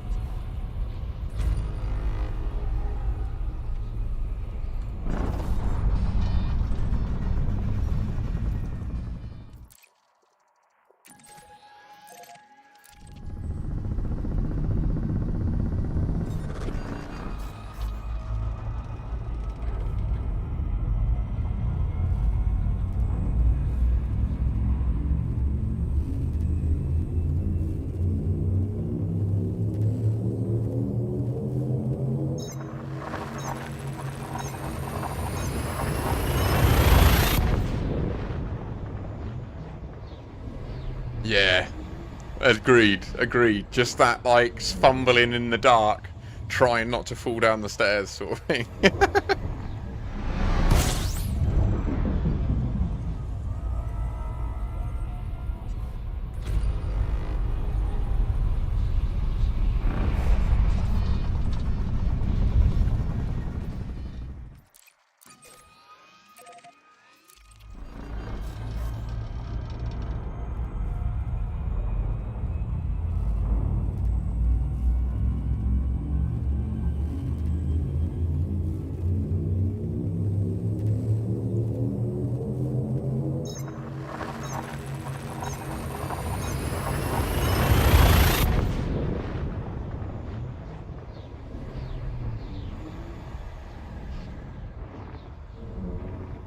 What a Friday evening. Get ready. You've all nearly made it through the week.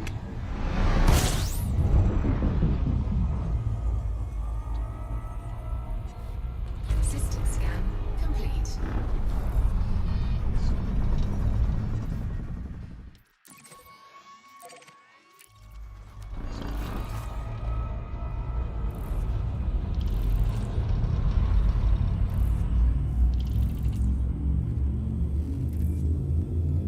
Nice. Welcome back, Ellen. I'm also nearly home.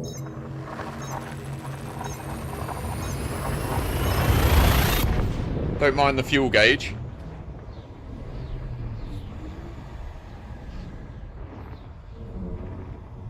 Yes, I also have fuel anxiety. Deeply. But...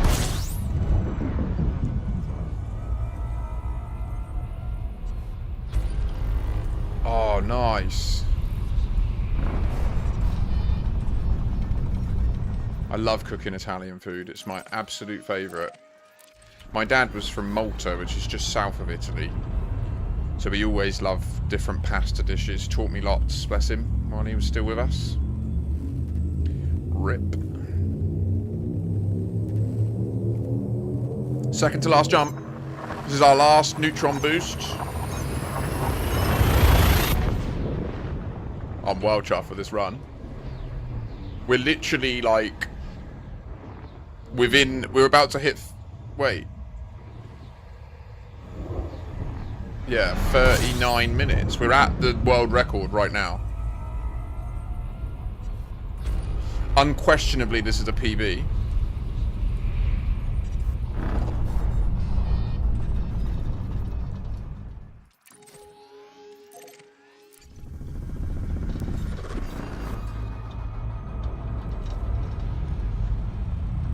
Get out.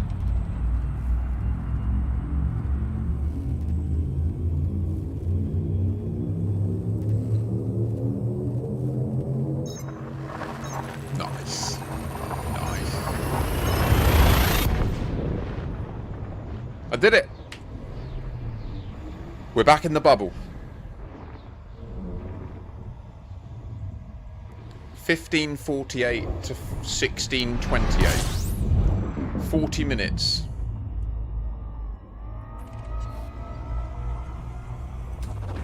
Fuel scooping.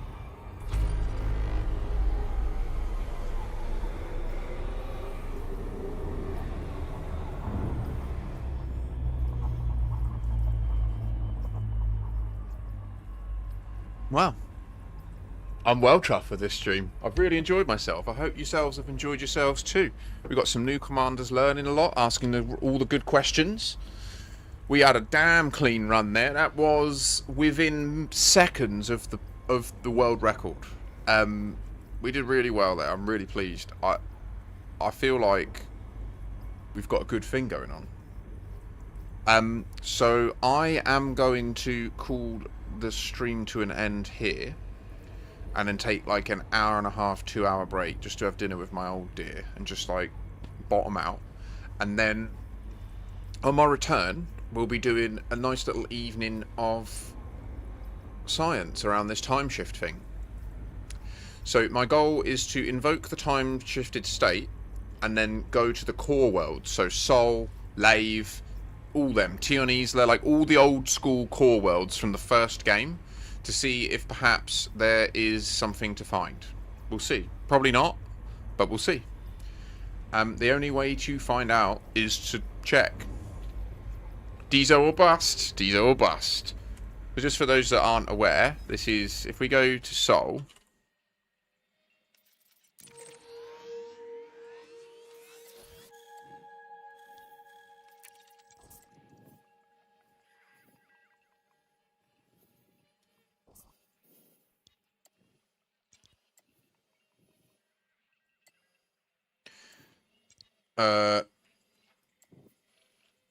Hag Hole.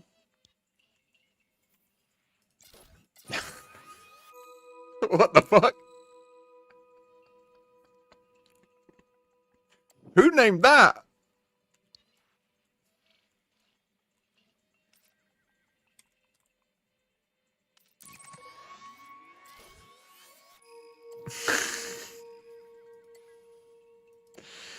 So Lave was where the first game started. And all of these names are procedurally, like Red Quiat, Uza, Arir, Rior. These are all the core worlds, the old core worlds from the first game. Tion Isla, Zeonts. You might remember the Bank of Zeonts. When you first start the game, you get 1,000 credit loan. Or maybe more now, I'm not sure. And you get that from the Bank of Zeonts. So we'll be going to check out all this stuff. So yeah, be sure to make sure that you've got your follows and your subscriptions and that so that you are notified when I'm live later. And yeah, thank you all so much for being here with me. I really appreciate it. The hype train, the subs, the Twitch subs, amazing. The donation, I just thank you so much. As I say, that's going to make a huge difference to me. So legendary. Thank you. And yeah, who knows? Maybe this evening we may find Raxa. I feel like there's a chance. Anyway, I don't want to hype it up too hard, but 07, Commanders. Take care, and I'll catch you all soon. Have a pleasant evening. See ya.